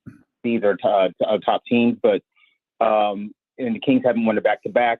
But also just for the makeup of the team, where this team is at, this is an imperative week. And so I think, De'Aaron and the Kings, if they get through this stretch, I'm calling it. You'll start hearing it getting louder and louder. Like, is De'Aaron a dark horse MVP? Not just from Sacramento media. I'm talking about nationally, like from other pundits. They're going to have to take note. If De'Aaron performs the way I know he can, and the Kings do what they have to do. So. I'm with you. I think like what De'Aaron is doing, you gotta stop referring to him. It can't be a dark horse. Look at what he's doing. Like he's just a candidate now. I'm a little late to this party. What Joel is doing is insane. What Jokic is doing, I guess this is just Jokic is like I guess he's like Domas. This is just what he does. Yeah, he's just Domas like on a little HGH. Right. He just puts up 30, 15, and 12 on a regular basis. It's literally just what he does. I think you do call De'Aaron a dark horse though, because then theoretically, yes, 30-6 is your top 4 MVP candidate. Like you're right in the thick of it. Yeah. But you look at all these MVP lists, all the riders putting out, like he's not in those. Well, in those other 3, and I honestly think you could throw Giannis in there too, are so good. Like that's the last 4 MVPs, right? Joe, Giannis, and Jokic. Yeah, that's 3 people, not 4 people. Yeah, those guys are those guys are incredible. The numbers that they're putting up is incredible. And De'Aaron's kind of on the outside of that. So yeah, I guess that's because they're not even throwing him like with the Tatums and stuff like that. He's not even in that group. He's not in the second. He's not in the after. Tyrese Halliburton class. Exactly. He's honorable mention MVP candidate right now. Imagine losing 4 in a row and being ranked 7th on the NBA MVP ladder. Call them out next time, Drapes. Say the league's writers stink. Talking about bloggers and podcasters when it's the NBA's own website disrespecting De'Aaron like that. Hey, real quick, I'm checking in from. John Poles, good point. Luka Doncic. Luka's balling. Yeah, absolutely. That's my bad.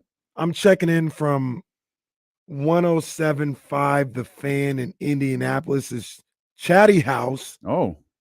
I'm trying to see if they're. Wait, is this a shoot? Do they got a Chatty House? It's a shoot. Okay. Is Ramsey in it? Well, too soon. Well, damn. I got to get the backstory on that.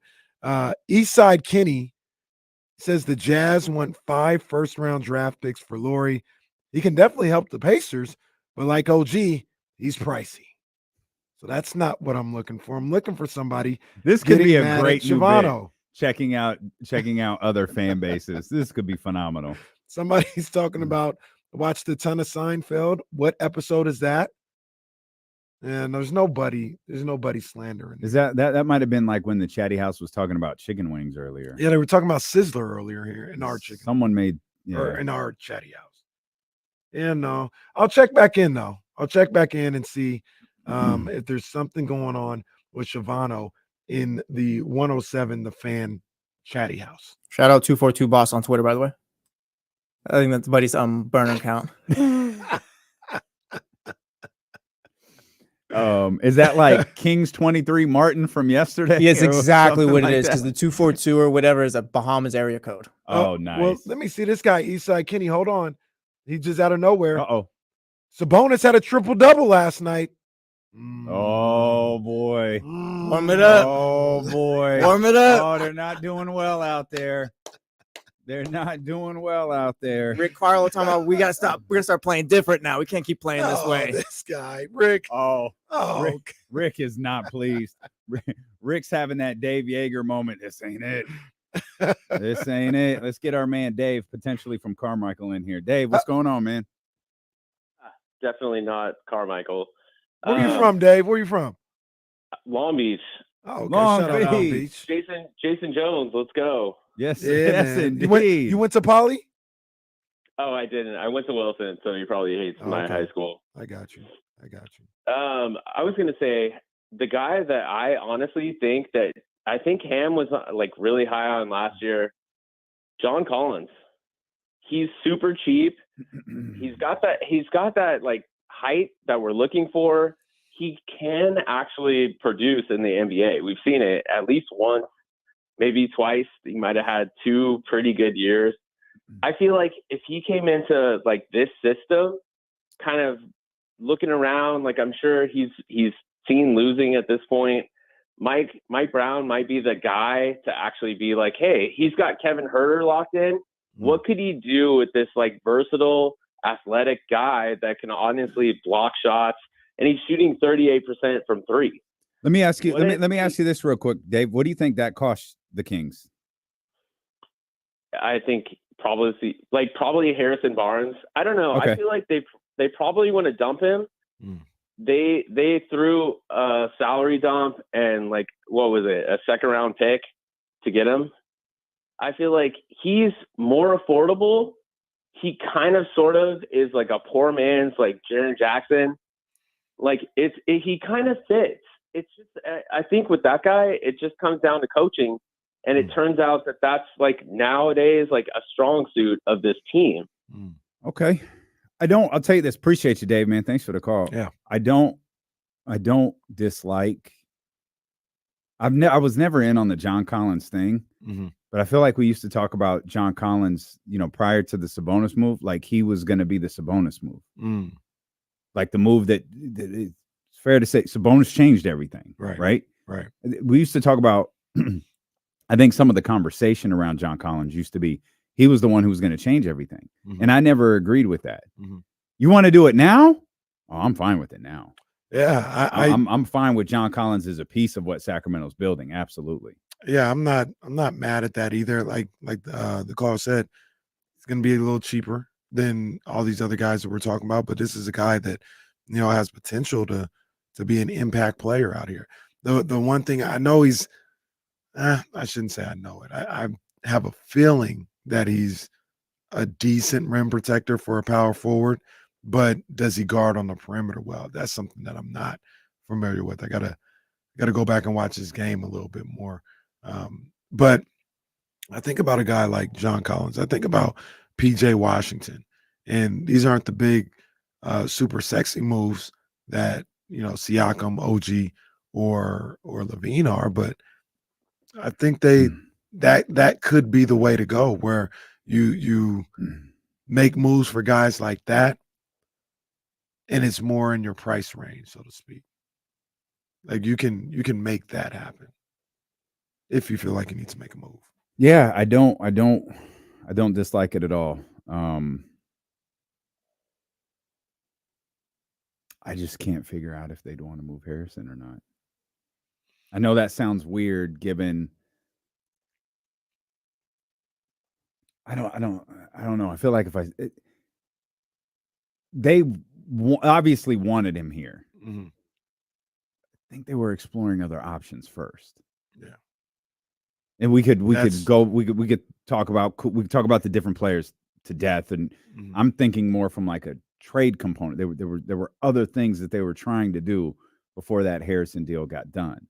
I think they like Harrison. I don't know if they're married to him. John Collins this season is 14 points, 8 rebounds, shooting 40% from 3, 48% from the field. And the universal Davion and Harrison deal, that works too. That makes the money work. See, I see Jay here saying John Collins ain't it. $25 million in next 2 years after this one. Jay, that's not big money anymore. 25 mil is not that much. Yeah, that's not big money anymore, man. That's you gotta Jay. You people looking at that 25 million from John Collins. You got to look at through the eyes of like the growing salary cap. Like that 25 is that's easily digestible. That 25 million. Here's the most important thing. That 25 million does not interfere with signing Malik Monk. There you go. John Collins, honestly, when you think about it, might be the best of both worlds for who, like the ones that want to make a deal and the ones that don't want to blow this team up. Because Harrison, like he did put up, what was it, 18 or whatever yesterday. Last night, yeah. Like we'll see what he does on Wednesday and stuff like that. Davion's not getting minutes. You said right now. HB and Davion. Yeah, work? that works. Throw in a second round pick with any age if you want. The only killer with that is why would the Jazz take on another guard? Davion's got upside and they're maybe trying to blow it up. But they already got two, off the top of my head, 2 point guards right now with Sexton. And well, so did the Kings. That didn't stop them. Is Colin Sexton like? Are you building? Like, are you like hold on to Colin Sexton? I like Colin Sexton. Like, yeah, but like to me, like Colin Sexton. I think Danny could see it like as a movable piece. Like if he's gonna blow it up, I don't think you're keeping Colin Sexton around.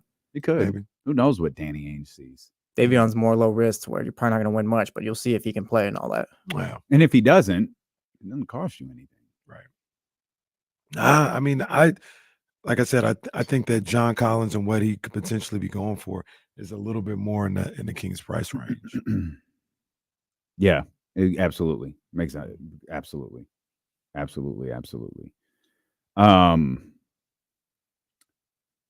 Mention the third quarters. I mentioned this at the start of the show. The last 3 third quarters for Sacramento, and we can even go to before the last 5 if you just allow me to skip the Clippers game. Go ahead. But the last 3, 46, 44, and 41. Those are the points that they've scored in the third quarter. Again, if you allow me the opportunity to skip the Clippers game, the Nets, they put up 44. And I think if you go back to before that, I think the Suns game, the Suns game wasn't in the 40s, but that was the 33-12 third quarter, excuse me. They're playing really, really well coming out of halftime right now. That's the mark of I'm not calling them this, so to speak, but it's the mark of a championship team. Yeah. We saw firsthand with Golden State when they were on their run, what they would do in third quarters. And if the Kings are able to establish that type of mentality or whatever it is coming out of the half, it's a championship trait right there. It is. I mean, another team that used to come out second half strong was the UConn women. They'd come out and every analyst would tell you, just watch these first 4 minutes because UConn out that locker room in the first 4 minutes, they could end this game. And, during that run, 8.5 times out of 10, they did. Similar to what the Warriors did. I just think that is so impressive, the way the Kings are playing in these third quarters. It's setting them up to be in great positions headed into the final 12 minutes. Yeah. When they're not crawling back from a deficit, when they're playing from ahead or playing at least in the vicinity of the game. Most in the case of these past 3 third quarters, they're playing ahead in these games.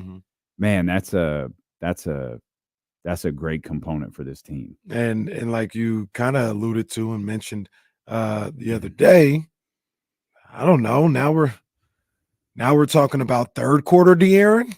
Yeah. Now fourth quarter De'Aaron. Right. He had 12 points, 3 of 3 yesterday in that third quarter, 5 of 8 from the free throw line. Could have 15 points in that quarter. Yeah, he's just like, look, man, I've already conquered the fourth. Why don't we just come out the break and be hot? And to be fair, he wasn't the Kings' best player in the third quarter. Harrison Barnes was doing his thing in the third quarter. HB3, the third quarter for Harrison Barnes. HB3. Good game last night from Harrison Barnes. Yeah. Good game, man. Like I'm gonna continue to say it. My thing with him doesn't have to be 19 points. It doesn't have to be, this big, but you have to have your presence felt somewhere on the stat line and somewhere in the game. That's good because that's the only place his presence was felt. It was. I was gonna leave him alone on that one. He had this a good time, game. But, he had a good game. Whatever it is that day, whatever. If it's scoring, if it's defense, if it's rebounding, whatever it is. What's going on tonight? Boston and Golden State's tonight. I might rewatch this game and just track Harrison's movement. That's all I want to do is just, you know what? I forgot. We have a program that will help us do that. We do. I'm going to just track Harrison's movements and see, how did he really not get a single rebound this whole game? That don't make no sense. Because the Kings won, it's sort of funny. The Kings that lost, it wouldn't be funny at all. I'll ask anybody out there, that wants to call in. Did anybody look at Kyle Kuzma last night and say, oh man, it would have been nice on the Kings? No. I just don't feel that way about Kyle Kuzma. I feel that way about Tyus Jones sometimes when I'm watching the Wizards. The backup point guard. Trey Jones, excuse me. Yeah. Did you have feelings of what could be? A couple times, see him hitting some, deep pull-up threes and getting to the basket a couple times. And once again, and this is the thing, like when people talk about Zach LaVine and all these other guys, like Kyle Kuzma's the same way. I look at him in like the role of Harrison Barnes, 11 shots a night. They double down on Sabonis, so they double down on De'Aaron Fox. Who you want taking that shot, Kyle Kuzma or Harrison Barnes? Kyle Kuzma is just a better shooter. That maybe doesn't understand the game better, or maybe he's not the better teammate, but I'm looking at it in that respect. He's a better rebounder, things of that nature. So I was like, but every time you think about, he's better at this, you got to ask yourself, would he buy in? I don't know. I'm not going to say that he would or wouldn't. I don't know. And I think that's just as important as if he can hit an open jump shot. Would he buy into the system or not? And that's something we don't know. I'm not suggesting anything. I'm just pointing out he looked fine last night. Kyle? Yeah. He did. He didn't look like he was bothered by being on a 4-20. It was an audition yesterday. That's why. Oh, maybe it was. He was talking to De'Aaron a lot. He was. Did De'Aaron like that? I'm gonna get you out. Is that what it was? They had to cover up their mouth. Well, they had to do that. Yeah. They come get me. I mean, that's OBJ to Jimmy G. Kuz OBJ just signed in Cleveland to Jimmy G. Like Jimmy had any say so. Kyle would tell Jimmy, get the hell out of my office. Bro, Kyle Shannon tells me where to throw it. I can't get you here. Kyle's gonna make me hand it off if I keep talking to you. You can hand it off 10 plays in a row. But yeah, I mean, I don't know. I don't dislike Kyle Kuzma. Kuzma.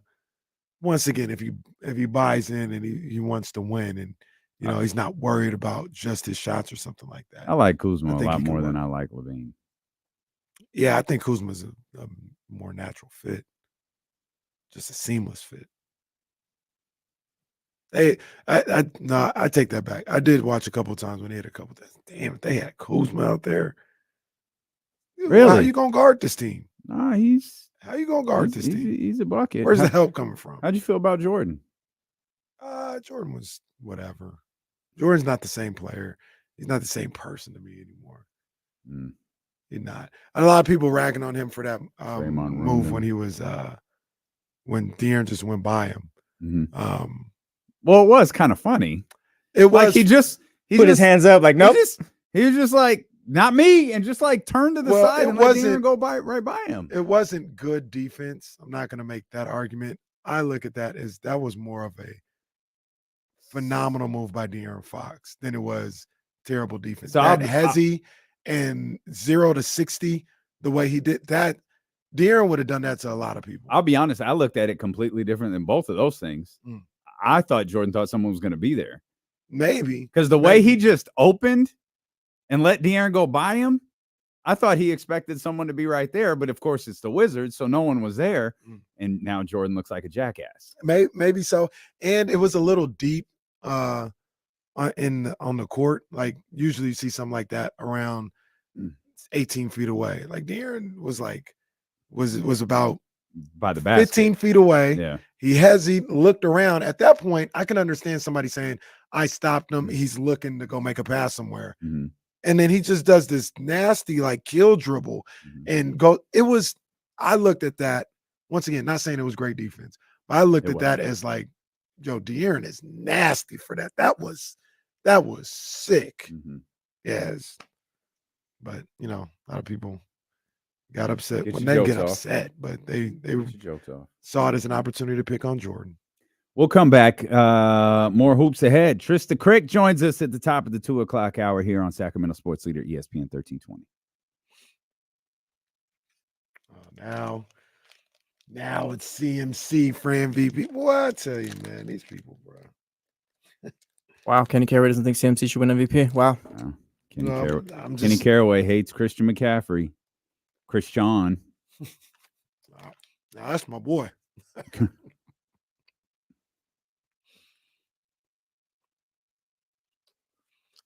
He had a Christian moment on his touchdown catch. This one, I think, right here.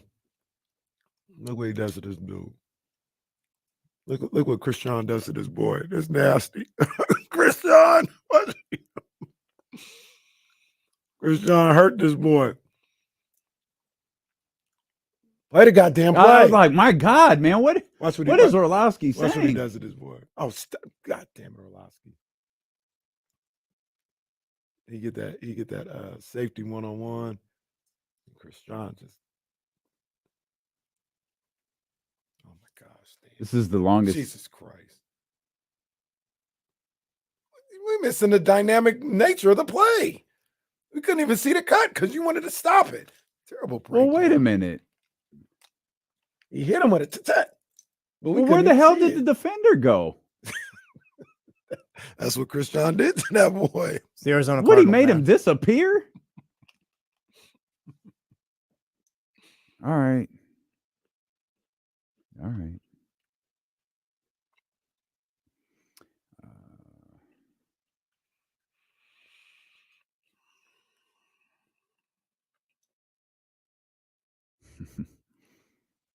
True Down is not having it with Dakota. That might be a loser leaves town match this week. Dallas and Miami. Oh. From the conversation? From what? Like, if Miami doesn't win this week, I'm just like, no expectations for that team. And if Dallas loses, it's kind of like, all right, yeah. I got you. Let me be clear. I'm about as confident in that game as I was Dolphins and Raiders. More confident than me.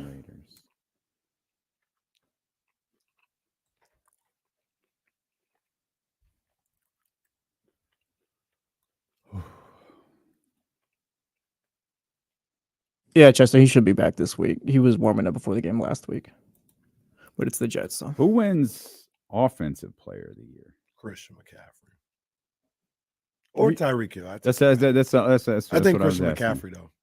I think Tyreek gets it just because how close he's getting to 2,000. How many games does Tyreek miss? Just one? He missed the last one. Yeah, just one. These next 2 games for Miami are big for his case for that. If he puts up numbers and they lose, I think he still gets it.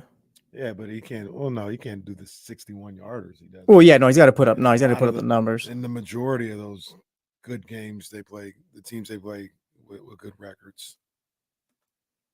Let's see what Deron Blanc can do against Tyreek Hill. That might be barbecue chicken. If Miami can win in the trenches and run the ball, they got Dallas. Bro, don't worry about it. Don't worry about it. It's fine. There's nothing to worry about, Jesse. That might be a 2-score game. I hope you're right. The most Googled people in the U.S. Oh, can I guess? Yeah. I don't think you'll get it.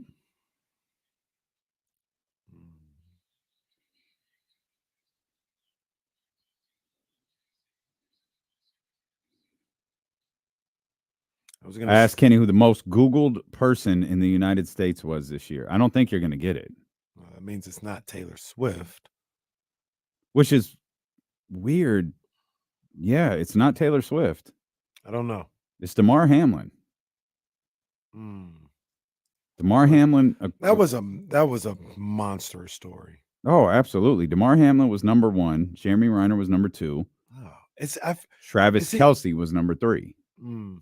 Is Renner's with us, right? He was just in. He's with us. The tractor fell on him. Yeah, he's good though. Yeah, he's with us. Because I saw the Avengers the other night, and he was in there, and I was like, damn, I can't remember. Is he Jeremy Renner from Modesto too?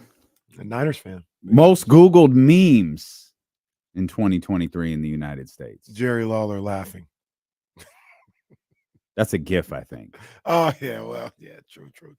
Kevin James is in there. Kevin James is number 1. Kevin James is number 1. Number 4, though, the folding chair. We got to do a best of like the folding Where's chair. our calendar? I haven't seen the calendar since you brought it up. Like they haven't been keeping up with it. I don't think. Damn, I think it's on my. What calendar? The one where it's like the Twitter story of the month. Ja was on there twice. The submarine was on there. Alabama was on there. I gotta. Oh, here's a new one. Kanye West claims African Americans aren't black. We're Indian.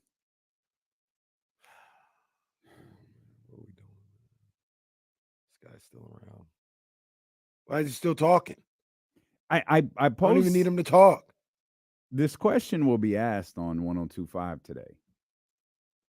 Do we just look at him like a crazy person and like, no, he's really talented. He's just crazy. Because hear me out for 2 seconds. Mm-hmm. What R. Kelly did was it was disgusting. Mm-hmm. And it was super easy to just be like, I can't rock with this dude anymore. Yeah. Think of everything Kanye has said and done. And I worked out to, it's a little different, but I worked out to, what's it called? Good Music, Cruel Summer, like 2 days ago. Mm-hmm. Complex played Overnight Celebrity in the mix yesterday. Mm-hmm. He didn't play Honey Love or Slow Down. Like, at what point do we, like, why is that? Why have we been, like this dude, I told you yesterday in researching this thing, dude gets streamed 20 million times a day. Mm-hmm. He has not been canceled, despite the fact he should have been a long time ago.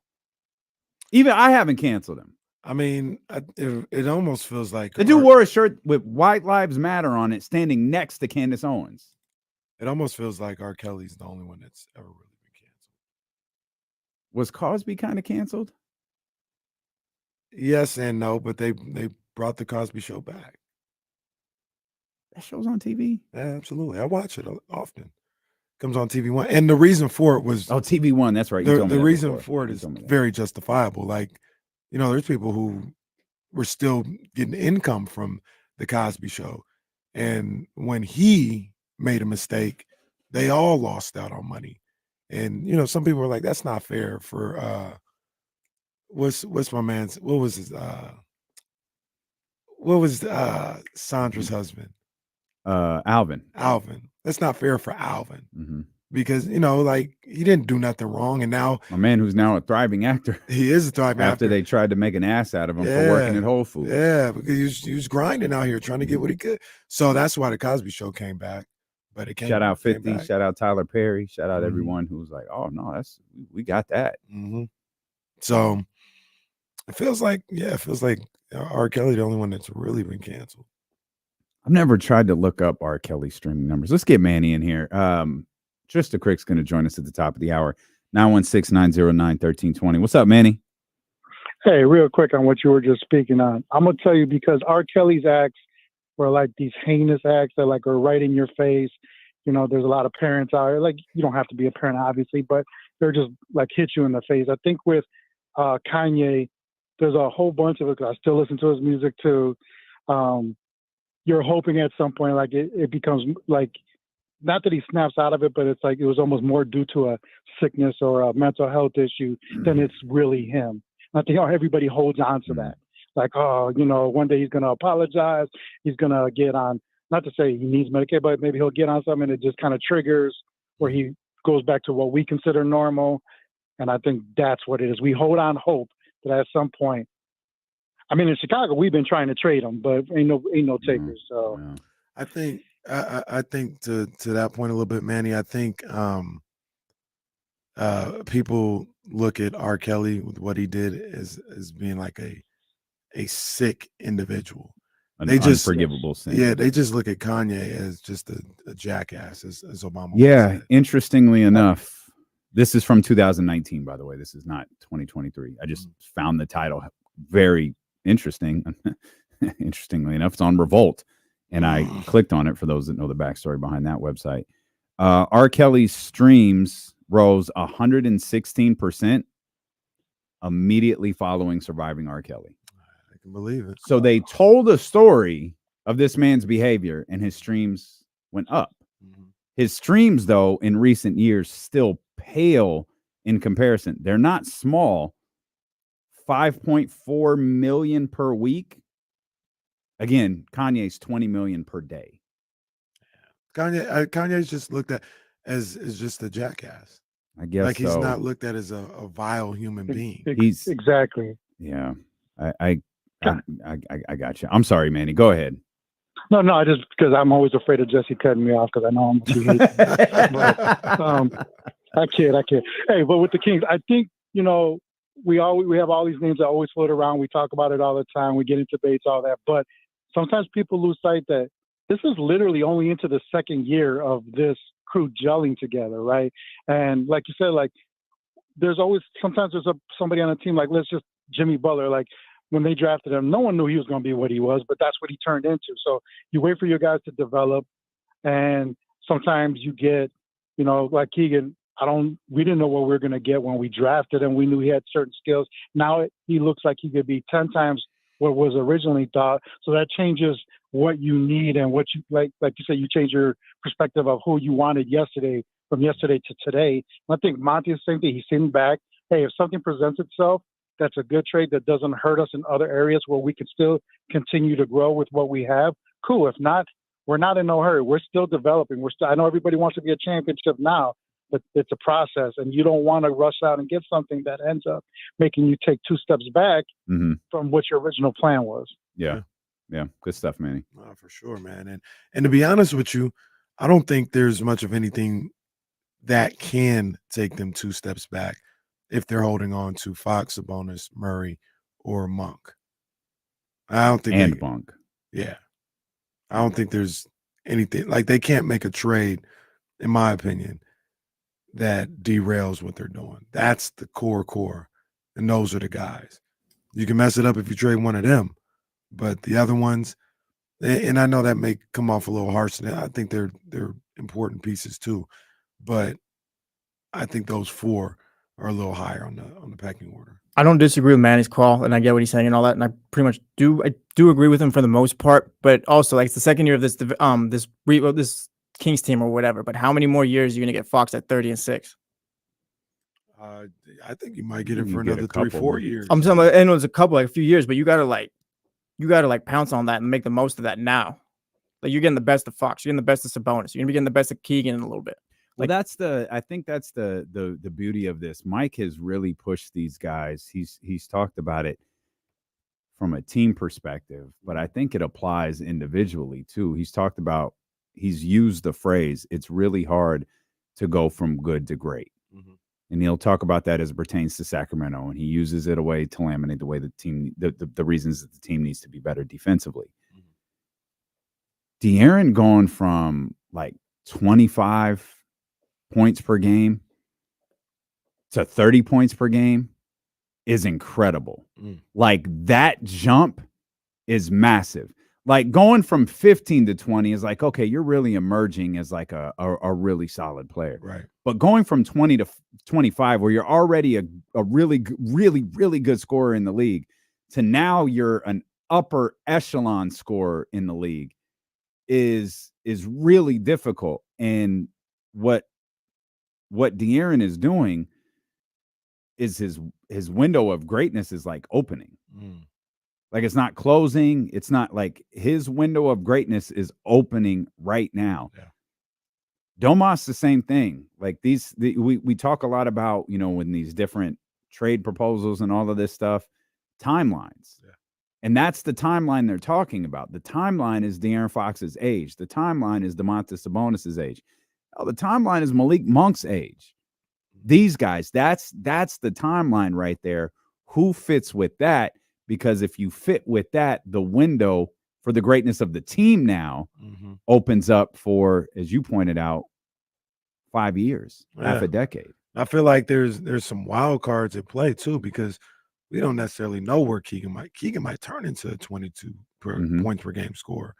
Malik Monk is also a wild card. Malik Monk might turn into this 15, 16 point per game depending on the opportunity. If he gets more opportunity, he can be a 20 point per game scorer.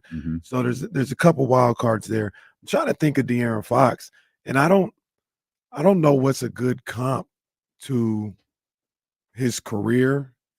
Like him and SGA, it almost feels like it's the first we're seeing it. There's one in my mind, and I don't know. I'll let you and TK tell me what you think about it. What's that voice? What are you going to say? Oh, I thought you were going to introduce. Well, no, I thought you kind of threw it. Well, I guess I will. You're listening to D'Lo and Casey on KIFM West Sacramento, 98.5 FM, KRXQ HD2 Sacramento, ESPN 1320, always live on the free Odyssey app. As our latest tour of Trysta Krick's new home continues, just bare trees behind her, just a forest, just acreage out there at the Trysta Krick compound. But we're happy to be joined by the host of the Heat Check podcast. What was your comp that you wanted to throw at us? Is it Russell Westbrook? Well, that's James's favorite comp, sure. Because I'm trying to think of somebody else that would compare to De'Aaron. And I'm not like, I could say Dame or Steph, but I don't think that's the type of player De'Aaron is. He's not like this dead-eye 3-point shooter like those guys, and that's where they get some of their points. He's this unbelievably athletic guy, a little bit more cerebral than a Russell Westbrook. But is that – I was trying to find what we could compare De'Aaron to see, like, this may be how he ages in the league. But I don't know. I don't know if it's Russell Westbrook. Russ at the age of 26 years old hit 28.1 points per game, 8.6 assists, and 7.3 rebounds. That's so what? De'Aaron's at like 4 rebounds per game. Yeah, he's at about 4 and 6, I think. Yeah, I think I was having a conversation with somebody about this like 2-3 days ago. How similar, if you look at their stats, how similar SGA and De'Aaron Fox really are. Like in almost every way. Fox is a much better 3-point shooter, but SGA is the best defender right now on ball in the league, like in terms of steals and blocks. He's averaging 2.7 steals per game, 2.7 steals per game over a block per game. I'm not giving that one, TK. We had this conversation last week. I'm not getting that one, TK. SGA, a hell of a defender. They're very close, though. They're very close. To me, the difference is Kings play the Warriors, Thunder play the Warriors. It's go time in the fourth quarter. Yeah, but we already discussed that premise was false, that SGA strapped up Steph. They both. No, he gave him work. He didn't strap him up. He gave him work because Steph was trying to guard him on the other end. We watched that overtime game the other day. It was Dort the whole fourth quarter. That's one game, but the first matchup that they had, SGA was the one on Steph. How many times SGA guard Fox? And I think that's more of a testament to the lack of a defense on the Kings on the perimeter. You don't have any other options. It has to be Fox. I think you're wrong about that. I think Keegan Murray. Well, yeah, but you're not going to – I think you're going to want – if you're talking about the positional matchup, right, you would want Keegan on somebody that's bigger, right? You would want – because there's other guys that are – I guess you could try to – who then does Fox guard? I feel like Mike is going to put Keegan on the biggest threat. That's who you're guarding. That speaks to how good Keegan is, because that makes you small in another matchup, right? Whether that's, you can say, well, I just don't really trust Wiggins or Clay anymore, so we'll put somebody smaller on them. To your point, I'm picking Nits when I say who's better or best. They are both phenomenal. With And I think they're just like right there. Like, I have no, if you said you have to choose one to start a franchise with, I'll tell you, I'll get back to you in 9 months. I don't know. And those two guys, that's why I said SGA and Fox, because I can't think of comparable players in the past that are like those two. I don't want to say they're like a one of one, but I just can't think of other players in the past with their type of skill set. So I could say, oh yeah, I could see Fox being this guy in 5 years, or Deschier being this guy in 5 years, because I haven't seen it before, it feels like. Yeah, SGA is going to have to increase his 3-point percentage a lot, because he's shooting like 33%. Foxy right now, that was his big knock. Shooting 38% from 3 right now. That's ridiculous. Yeah, he's on a. He is just like he's averaging 30 points. He's just easily scoring 30 points every night. Like we talked earlier, last night he went 0 for 4 to start the game, then went 10 for 12. And like, even, I mean, I think he's had one bad game that I remember. It was the Clippers game. That's the only game where it was like, oh, that was rough. He was terrible against, I think it was the Pelicans, and he scored 30. Like, he's just a 30-point per game scorer. And real quick, I messed up my own question because I said it the other day, and I think this may be it. Sacktown Tony in the chat. Allen Iverson is who it is. People always would compare John Morant to Allen Iverson. I said, if you watch their games, which I did, I was a big Sixers fan, Allen Iverson fan. De'Aaron Fox's game is more comparable to Allen Iverson to me. Paint scorer constantly. AI was a mid-range assassin on the offensive end, unbelievably quick. Ja plays above the rim. AI didn't really play that much above the rim. He was, jelly around the rim and things of that nature.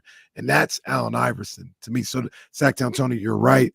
Said this a couple days ago. I think Allen Iverson might be the comp. AI hit 31.1 points per game when he was 25, shooting 32% from 3. Wow. 31.4 next year, shooting 29% from 3. Kids, the league was different back then. It was. We're now seeing Ant Edwards shoot and Kawhi Leonard shoot high clips from 3 as well. And that's not their game. They're bigger, sort of like stiffer players. Like, pause. Kawhi Leonard right now shooting 62% from 3. I call him one bit Atari Michael Jordan. Is that Jordan versus Bird? Exactly. It's like, is that Jordan? Like, is it all pixelated? I can't really tell. That's Kawhi's. Well, one of the little pixelated figure was dark. The other pixelated figure was light. That's how you knew which one was Jordan and which one was Bird. At 23 on a tank top. Well, that's all it was. At least that's what you thought it was. No, Kawhi ain't missing nothing right now. 3-pointers, half court, layups, nothing. He ain't missing nothing. This guy is cooking. If the Clippers continue to ascend up the West, and he plays every game, because he's played every game. He's played the most minutes in his entire career this season. And he's doing what he's doing in the last 5 games, which is, what is it? It's 55, 62, 92, something like that. It might even been 60, 62, 92, which is just crazy shooting splits. He could win MVP. Well, man, there's a long list of guys who could win MVP right now. Joel's been nuts. All 3 of those guys are going absolutely crazy. Are you buying? Are you in on the Clippers yet? I think I'm slowly but surely starting to buy into what they're selling. Regular season James is the truth. I literally just recorded, like literally 5 minutes before, and I call them big regular season game, James. There it is. There it is. I'm tapped in with TK even as she's recording. We're like simpatico right now. That's right. That's right. We locked in, but they look legit, and he looks legit. And he's what right now? Like a third scorer. Like you don't even need him to do anything in the playoffs. If Kawhi and PG are themselves, they're healthy. You're just like, James, just be in the flow of the offense. He's not even, the thing that I think is interesting right now with him this year is he's not doing that dumb, I'm going to jack up my body into somebody else to try to draw a foul and then shoot it. He's throwing dimes. He's jump stopping, bounce pass, chest pass, hitting cutters, easy lays. That's the James Harden that I think he progressed to be in Philly, and he's taking that and putting it into a place that I think he has a little bit more love. Like you're in your hometown. And I think that's nuts too. They're all from LA. They're just back in their stomping grounds. It's like AAU. They're all playing with each other again. Pause. I can't. Wow. And we're 8 minutes into this. I can't wait for. We have flags, by the way, that we could start throwing when you. I do have a challenge flag. If you I got to get my flag out. too. I can't wait for them to trade for DeMar DeRozan so they could have the whole Drew League is LA back. Unified. Yeah. LA Unified be locked in together. Oh yeah. But it's funny you say that because I was watching the game last night while we were doing the KSFM show, and I was talking to Damian and some. I was like, man, they look like they enjoy playing with each other right now. Like they enjoy. And Russ. Russ is cool, like off the bench doing his thing, like using super high energy. James is cool. Paul George is good. Obviously, Kawhi is doing what he does, but they look like they're enjoying each other right now. Yeah, and I didn't even mention Russ being from LA. Yeah, you could, if you added DeMar, you have like the legends of LA all playing together to try to bring down LeBron James. Oh God. Well, yeah. That's funny. You also have the legends of LA going into your $1 billion bomber building next year too. We haven't talked about this, but let's talk about it with TK because I know you did. We're on the eve of Ja's return. Yes, we are. Today. It's tonight. And that team is awful. Awful. And, Ja's on his way back. He spoke to the media, I think, Friday, and he's getting ready to play. What does this mean for Ja? What does this mean for Memphis, the Western Conference? Does it mean anything? Well, I think for the Memphis Conference, for the Western Conference, it means nothing. They're not going to do anything of note. I think the best case scenario for Memphis is they do what New Orleans did 2 years ago when they went 1-13 and found a way to get into the play-in and then make a little noise. Like I would love to see a repeat of Memphis, Minnesota in the first round. That was a really, really fun first round. I think that went 7, didn't it? And Minnesota coughed that thing up. That was pre-Rudy Gobert. That was Pat Beverly. That was a super fun matchup. So I think that's like best case for Memphis. But it's a breath of fresh air now. You have a sigh of relief. Your fan base has finally got something to be excited for. Desmond Bane's a really good player, but he's not a shot creator by nature. He's a catch and shoot 3-point shooter. He's a guy who can get you transition threes off the dribble, pull up type stuff. But like, if you're asking Desmond Bane to run your offense, and Marcus Smart will come back soon too. He's been out for a while. So if it's Desmond Bane and Jaren Jackson Jr. as the key piece of your offense, you are in a lot of trouble, right? So Ja coming back will make things easier for them, make things easier for people to go and watch the games. As for Ja, the way that you can feel someone is being sincere when they've made changes in their life, the one thing that gave me kind of a little bit of encouragement is Ja saying not just all the right things, but saying, I know that nobody's going to believe me. I know that everybody thinks I'm full of crap. And I know that I have to go out and prove them wrong, that I have done the work and that I am grateful for having this time to really sort my stuff out. And I was like, wow, that takes a lot of self-awareness to know. And addicts go through this when they go into AA or and they're like talking about their struggle. Oh yeah, I really want to change, and I know I've got a problem. And it's like people can see right through you, right? And you're just here because it's court ordered. You got to hit rock bottom. And Ja, to a degree, hit rock bottom and had to take some time and really think about the decisions that he was making. So if that's true, and people relapse all the time from whatever it is, the bad habits that they have. But if it is true and Ja has turned over a new leaf and he's going to keep things on the straight and narrow off the court, whatever that means, right? Just not get in trouble with the league. That's huge for Memphis. That's huge for him and his personal life, probably his fulfillment, probably his lifetime earnings, probably everything. Mm-hmm. Yeah. Memphis is 7 games out of the 10th spot as of today. They're actually 7.5 games out of the 10th spot. So I don't know if they can get to the play-in, but like you said, for Ja, I want to see the young dude succeed, man. I don't want to see nothing bad happen to him or him to lose out or anything else like that. I always thought before he was kind of arrogant, kind of cocky, and he can still have that type of demeanor, but have a certain level of appreciation for what he does have. So I hope everything works out good for him, man. I really do. Well, you talk about and I don't mean to say this like Ja should be grateful for the opportunity that he has at all, because I hate that crowd. But when you're a guy who really did sort of find the universe lucking into you, right? Like a scout is going to get a bag of chips at the vending machine and he discovers you, right? And now you have this incredible run in March Madness and are the number 2 overall pick. Like that is storybook stuff. You were not a 5-star. You were not preordained like LeBron James. You were not Zion. You were a kid who has rose out of nowhere.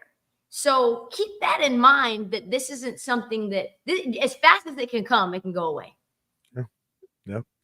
Well, along the same lines, I don't think we've talked to you since Draymond's latest infraction. That guy. And the NBA's ruling on that infraction. Yeah, indefinite. I'm glad that it was indefinite, because what we saw with Ja the first time around, nobody took that 8 game seriously. Like, oh, Ja went to counseling for 2 weeks and like, oh yeah, you can really be reborn by going to counseling a couple hours a day for 14 days. Like that's just 21 days. The real change doesn't work like that. Real inner work doesn't work like that. So they said Draymond's going to be out at least 3 weeks, at least. Mm-hmm. I think that's what they said. That's what according Shams. that's what Shams said. Shams, give credit to Shams. I think if you're talking about real, this man's going through things, he probably needs more than that. It's clear that there's been some sort of psychological change or some sort of life thing that's gone on.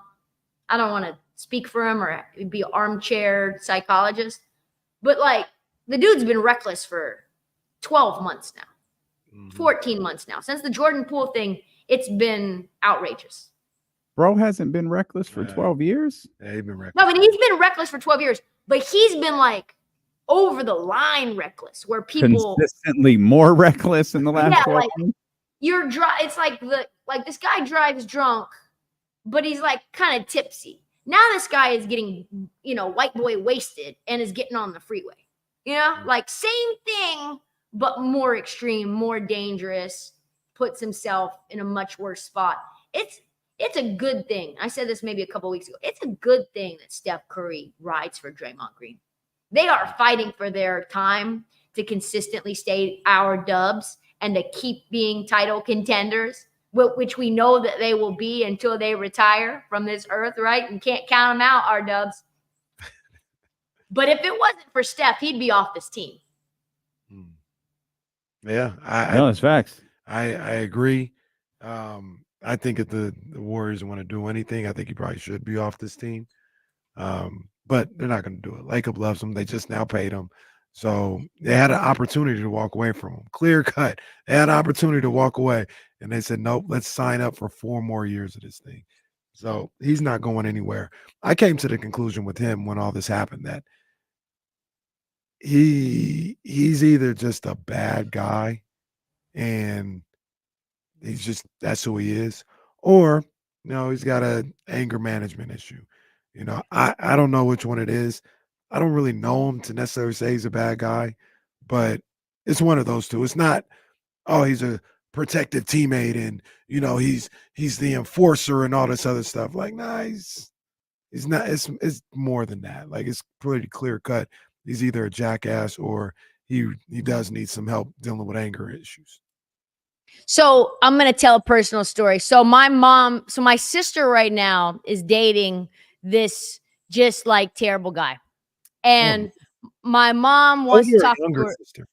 Older. She's 10 years older. And my sister's being shady about it, doesn't want to talk about it, right? And my mom's been trying to get her to talk about this guy and why they're back together. Dude's super toxic.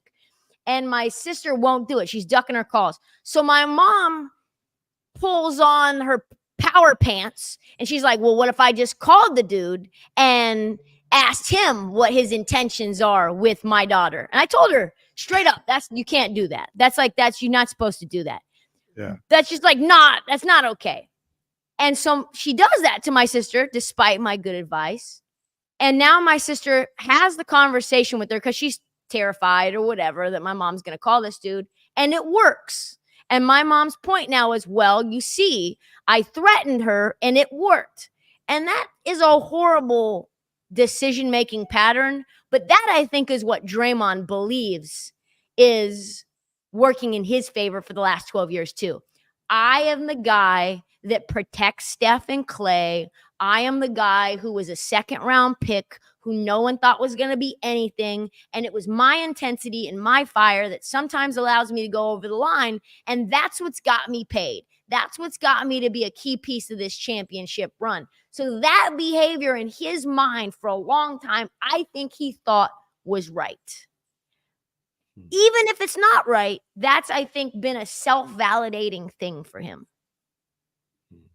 Well, then, if that's the case, Steph has the unfortunate responsibility of going up to Draymond Green and saying, bro, I didn't ask you to protect me. Go play basketball. Right. I don't need protection. I'm a grown-ass man. I'm the greatest shooter this game has ever seen. Go play basketball because your dumbass not being out there on the floor is hurting our team. Keep it moving. It's going to be a tough season. I hate to say it, but it's a real shame that the Portland Trailblazers have our Dubs first-round pick next year. 2024 first-round pick goes to the Blazers. You guys could have had Jaime Jaquez, too. I kept telling you guys, you're sleeping on him. He's really good. Does he fit the timeline? I don't know. He's 22. Wait, when you say you guys, did you mean the Blazers or our Dubs? The Blazers. Oh, okay. The Blazers. I wasn't sure if you were playing into the bid or not. No, I like my boy Scoot. I've been watching Blazers relatively a lot for the last week and a half. See my boy Scoot. He's coming around. I like Scoot. Scoot's coming around. Anthony Simons has been playing really well. Shaden Sharp's been playing well. Those three guys are nice. I'm starting to wonder, though, was that Malcolm Brogdon and Rob Williams trade a mistake for Drew Holiday? What could they have gotten from another team? I don't know. There were probably other places. I mean, Philly was a tough spot because you still had Harden and you weren't going to have him. You probably would have had to reroute him through LA. I don't know what that even would have looked like. The Boston trade was only that. Miami trade would have been similar to the Dame trade. The Clippers trade was, I'm sure, some version of Terrence Mann and the return of Robert Covington and Gross. And the return of Nick Batum, all former Blazers and Terrence Mann and the reunion tour. Yeah, the reunion tour, the old wash. That's the thing that the Blazers used to do all the time. They used to get old washed stars. Do you remember it was Scottie Pippen and Jim Jackson and we had so many old stars that were on our team at the same point. That would be like that, only they weren't even that good to begin with. Like WCW out Steve there. Smith count on that list? Yeah, Steve Smith was on that list as well. The Smitty. I work on that. Smitty. Who's the best team in basketball? Is it the Celtics? Denver. Oh. Still Denver. Denver over Boston. The problem with Boston is the problem with Boston for the last 2-3 years. Down the stretch, it's just too hard for them. Like they just find ways to make basketball. Of the season or stretch down of the the stretch of games, down the stretch in crucial playoff moments when it's half court basketball and things tighten up. They really struggle moving the ball, getting easy looks. It's a lot of Jason Tatum step back 26 footers. It's not. That's why Kristaps Porzingis is there, is to get easy lobs, easy floaters, layups, putbacks, just buckets that are like cotton candy. The thing about the Boston Celtics is you feel like you're watching. Why is it so hard for you guys to score? Why? Yeah, I think it's the Celtics still, and no love for the Bucks. Although the Bucks are like have a really good record, but it does seem a little weird with them. Oh, we need to so you're not buying the Timberwolves either. I mean, I don't think they're the best team in basketball, but I do think they're the team that will give the Nuggets the toughest time. I think. Yeah, I mean the Kings are the team that's going to give them the toughest. That's what it is. Because you've got Tim Connolly, right? So he designed the Nuggets, and I think he designed the Timberwolves as the Nugget beaters. So I think that was his entire intention. I'm going to pause just because I don't. Yeah, Jesse threw a flag.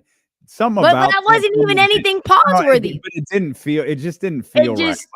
I understand because it kind of felt like that to me, but then I was like, "There's nothing there." It's a precautionary pause. That's all it is. It's strictly precautionary. That's like an offensive offsides. You don't call it much, but today we will. As Brian says, it's a pause with a question mark and not an exclamation point. It's a legal shift. If you're out here and your goal is to get your Nuggets beat up, then you need to go to probably a special facility for that. Well, they probably exist. People are into all kinds of things. You know, if pain's your thing, I don't know what to tell you. But Brianna wrote about it. We always, talk basketball with TK because she is a basketball analyst, right? She's a professional. But I'm just loving the meltdown in Philadelphia with these Eagles so much. I just want to talk to people about it. I would talk to TK about it. I mean, these boys are broken. They're broken. And Sirianni is the bum I said he was at the beginning of the season. I don't know if the Chatty House, how much they know about my relationship with Philadelphia, but they hate me. I hate them. I do. They hate me. I hate them. There was like 500. If you go to Apple Podcasts and you look up the Heat Check, you'll find like 500 one-star reviews from people from Philadelphia just saying how bad I am at everything because I said Ben Simmons was a bum, and then he proceeded to be a bum and lose to the Atlanta Hawks while I was in Philadelphia on a live stream screaming at the top of my lungs to the rest of my bum ass colleagues from Philadelphia who wear slides. Like I had to explain I had to explain to these folks why you can't just wear your little corn nuts out in your slides without socks. You can't pause. You can't wear your slides at any point in time out in public without socks unless you're coming from an athletic activity or the pool. These people in Philadelphia are always wrong. They're just always wrong. We be telling them, whether it's basketball, football, whatever. No, I'm telling you, this dude last year, I'll never forget this. I need to figure out his name. I'm going to call into his show. I'm going to take it old school. I'm going to call into his show because he was on with Bonte and Butch. He was from Philadelphia. Oh, Joe Giglio. Yeah, and he said Nick Sirianni was the next Bill Walsh. I said, no, I gotta talk to this man because Sirianni a bum. He ain't nothing but I can get you his number. I can get you his number. Let's talk. the pain of Philadelphia.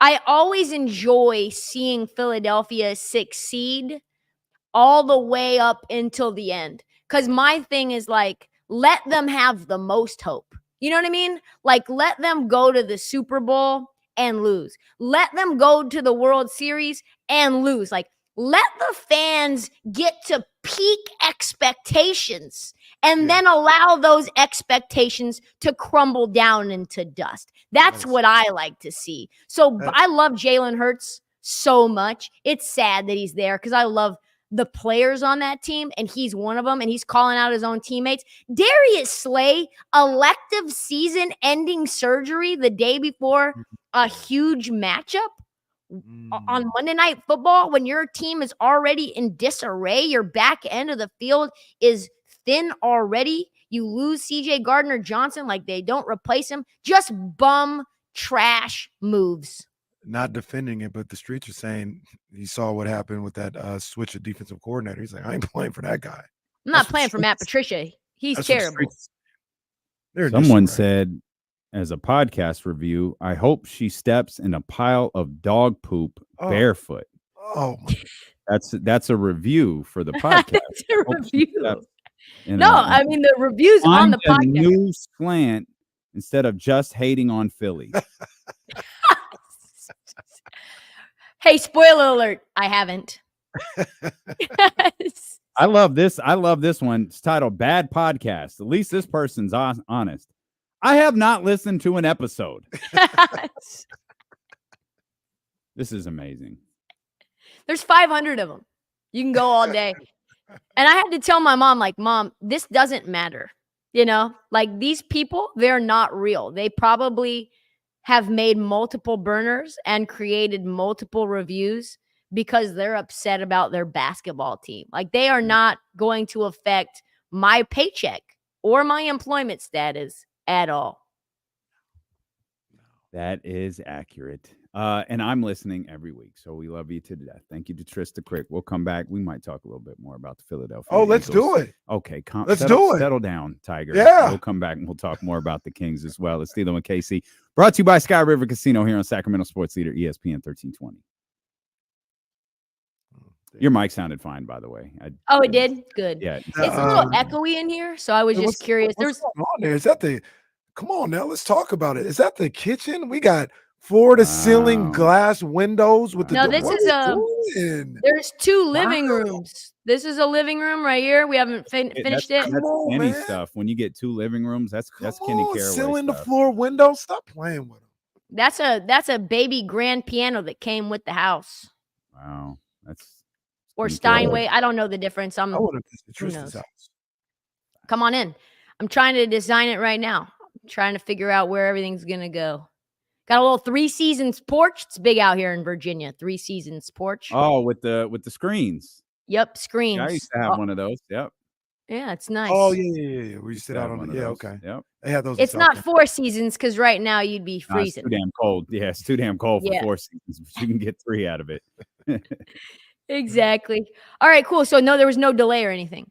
No, he was good. He was perfect. Okay, he was good. Good. And the camera didn't look pixelated.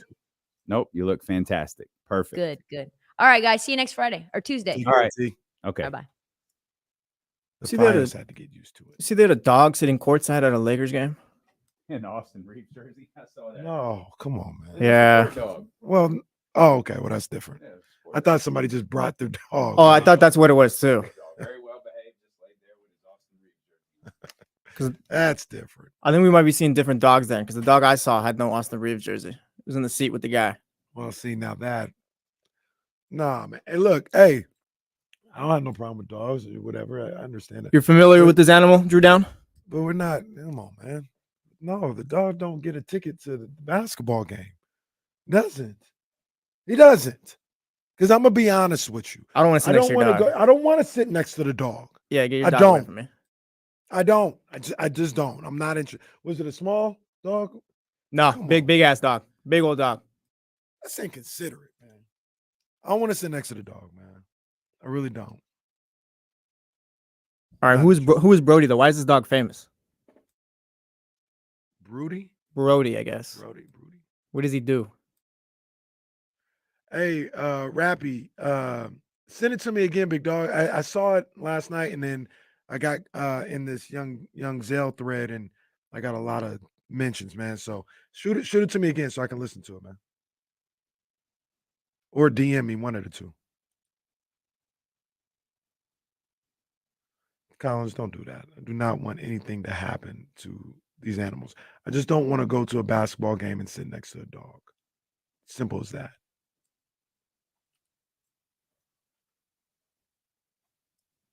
Yeah, Drew down, but if I had the choice, Yeah, if I was sitting, hell, that's even worse. If I'm sitting courtside and I paid $20,000 or whatever, I don't want to sit next to no dog.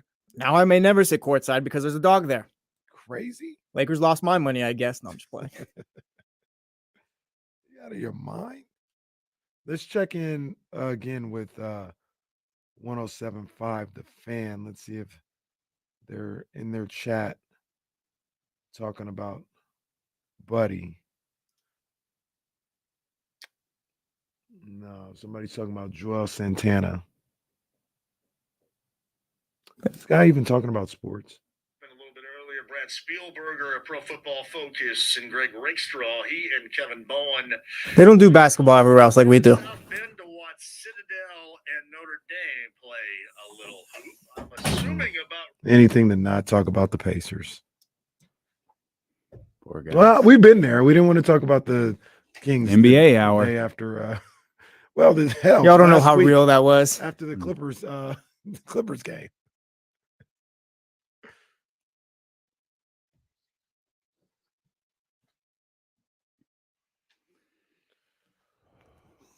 Well, Shout out TK for always riding with us. Always, man. Big ups, man.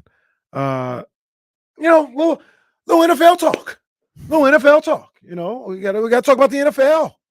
Okay. What's going on in the NFL? They wanted, wasn't nobody even thinking about these people.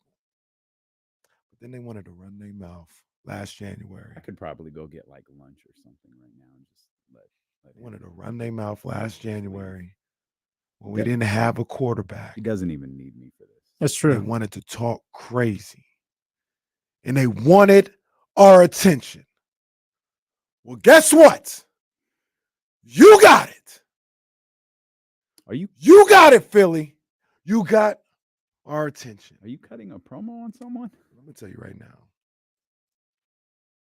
Philly, we broke you.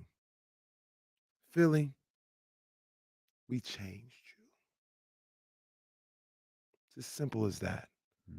You're finished. You guys were never them. And it's done. Y'all done. Y'all done in these streets. And your own quarterback knows it. Quarterback, we ain't committed. Commit what? It's week 17. We got to get everybody committed. Everybody knows Sirianni is no good. He don't even do nothing. He's a cheerleader. There's crisis. He has no idea what to do. He has no answers. He'll be gone in a year and a half. And then he can cheer from the couch the way he does on the sidelines. It doesn't matter. He's finished. And here's the thing that I also got to talk about that I don't really like. Don't really like talking about it, but I got to talk about it. I don't know if Jalen Hurts is that good. I don't know if he's that good. Cook. I don't know if he's that good. Am I wrong? Why do you feel that way? I saw him 2 years ago in the playoffs against Tampa Bay. He looked terrible. He looked absolutely horrible. And I sat there and I said, come on, man.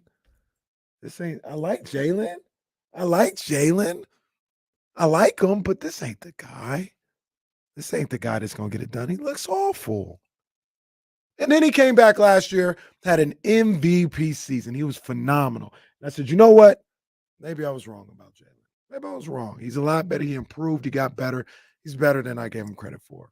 And now he comes back this year, and he looks like that same Jalen again. And now we got to ask the question, was last year a mirage? Was last year a flash in the pan? And this is who he really is as a quarterback? Or what's the deal? I'm telling you right now, I'm not saying if he's good or not. I'm asking the questions. I'm telling you I don't know. It's up for possibility at this point. So is he Kirk? Where is he at? He might just be an average quarterback at best. Oh, welcome back, Damon. Didn't even know you were gone. Welcome back. Are you done? I mean, Let I KC might not cook. ever be done with these bums in Philadelphia. I might not ever be done. And then you got T.O. Brown, who just showing his true colors. That's a hard guy to keep happy, I'll say. That's a tough one. So this is a regretful way to start my portion of this conversation. I think you were right. I think the 49ers did break the Eagles. I think they legitimately questioned themselves after that. And then to get roughed up the way that they did twice by teams that were supposed to be on the same tier, that's tough. You start getting into week 16, you drop a couple of games, and your quarterback, who 3 weeks ago was an MVP candidate, arguably 3 weeks ago was the MVP favorite. Now's questioning your squad. Now you're making changes at the defensive coordinator position.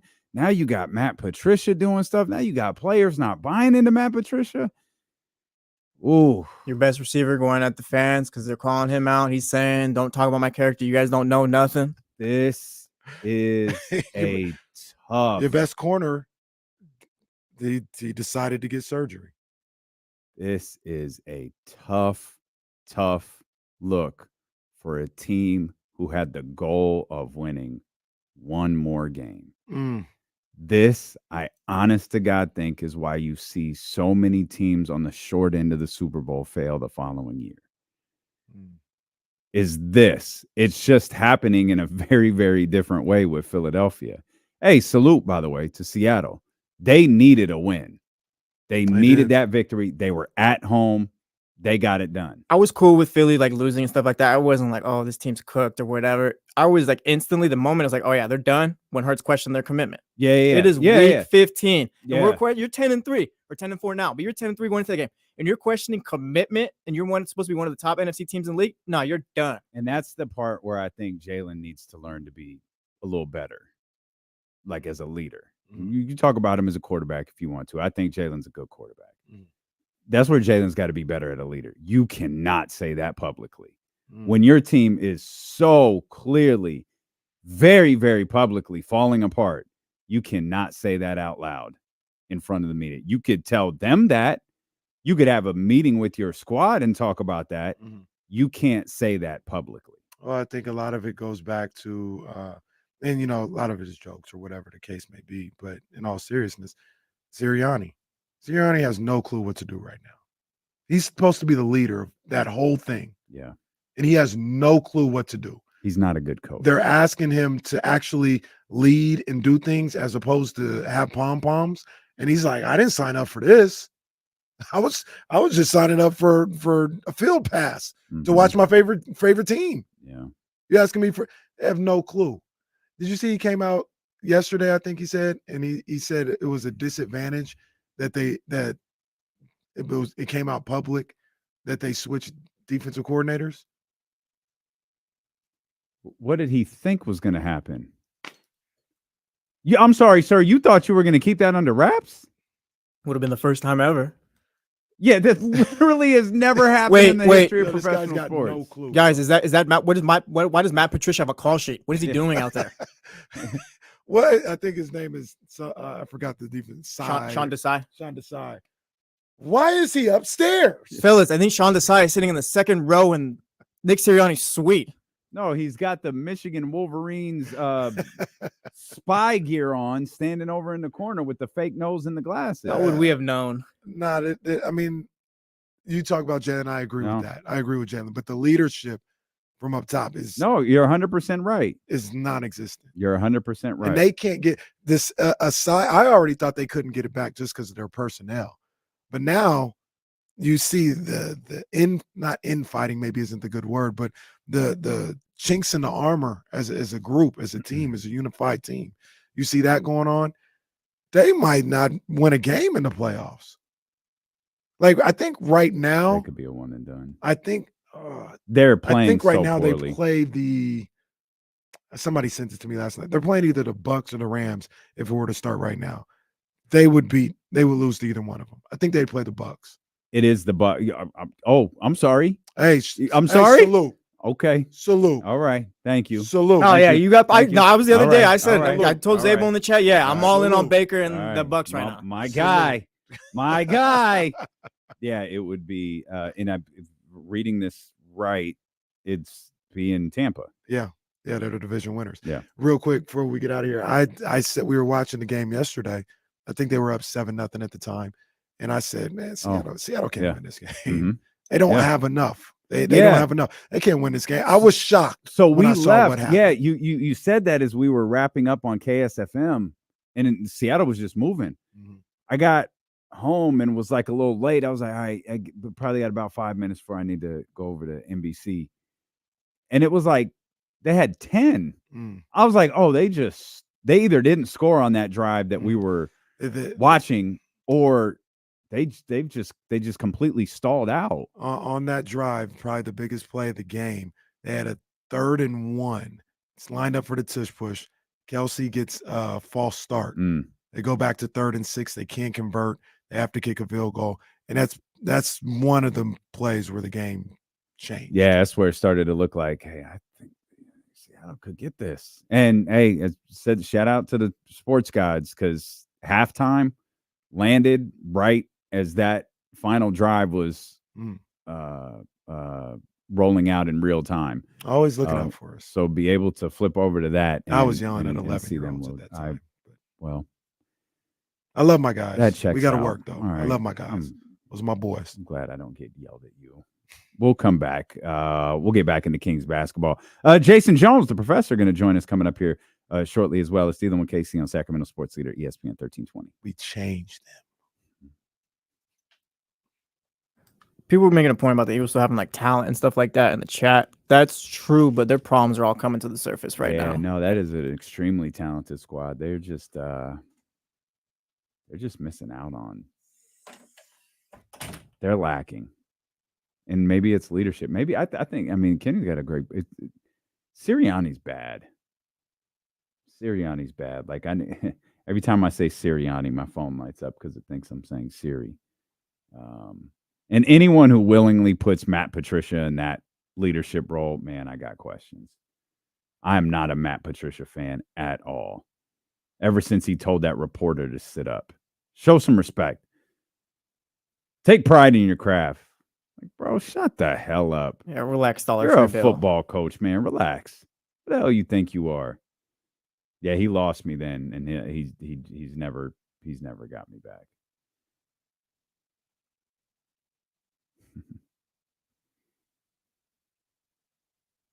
Is there a threat in the NFC to the 49ers?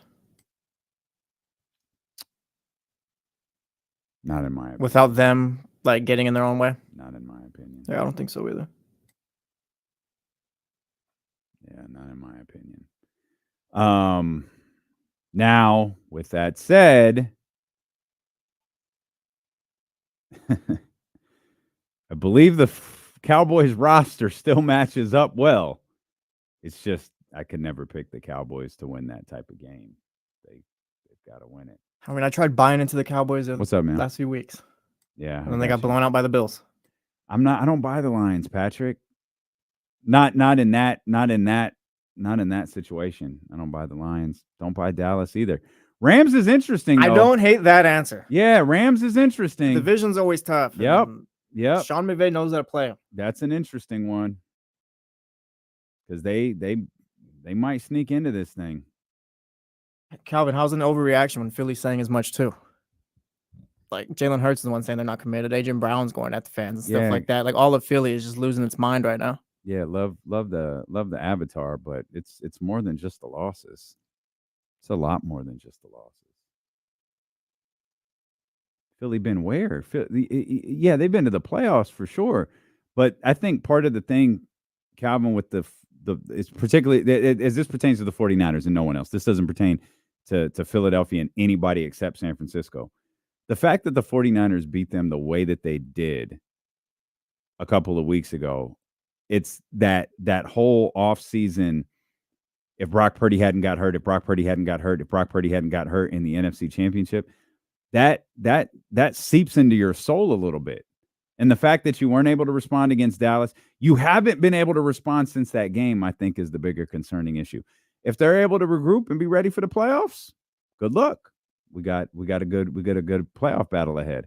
I just feel like I feel like they're in their own head a little bit, to be completely honest with you. I feel like they're in their own head. I think they're an extremely talented team, but they are in their head right now. Pat, they got the Giants, Commanders, and someone else coming up, so they should win out. And it ain't Niner bias. Oh, Patrick went to say bet Philly doesn't lose again. Yo, Patrick, I'm not even a Niners fan, bro. Like, are you a Philly fan? I'm confused. Are you a Philly guy? Big Niners bias from the Dolphins and not Philly guy. Like, Niners I'm guy. not a fan of anyone, bro. There's no Niners bias at all. Bro, do you think they're playing well? They're not. They're not playing well at all. Y'all are so quick to point out like bias, forgetting that I ain't a fucking fan of them. Jesse's a fan of the Dolphins. Carry the Raiders as well. So what y'all talking about? We carry the Cowboys as well too. Bro, they're just not good. Right now, they're not good. Yeah, absolutely. That's and that's the thing. Look at them now. Absolutely. So you'd be willing to bet on Philadelphia doing that heading into the playoffs? Not talking about the last 3 regular season games. I'm talking about you'd be willing to bet on the Philadelphia Eagles doing that through the playoffs? Because I'm put your name on it if you're willing to do that. I'm with you. Well, it's not like the Niners have had problems all year too, like Philly has. Like I said, a lot of Philly's issues got masked, and now from their own team, they're coming out. I'm with Gwitty. I'm a Bucks fan. I'm just talking about the Bucks from now on. Y'all leave me alone. Talking about Niners bias. I'm a Baker Mayfield fan. You got a Niners bias. Yeah, Patrick is got heat. Like, hey, settle down. Somebody that's the killer too. Somebody always thinks somebody got some type of bias. How about just right? How about we just right? Yeah, right. Big Niner fan, Damian Barling. Yeah, well, apparently. How many Super Bowls should the Niners have, Damian? 19. At least 19. That's just when I stopped counting. Gold-blooded. Gold-blooded. Goal. Niners Empire. Bang, bang, Niner gang. Bang, Niner gang. What else do you guys say?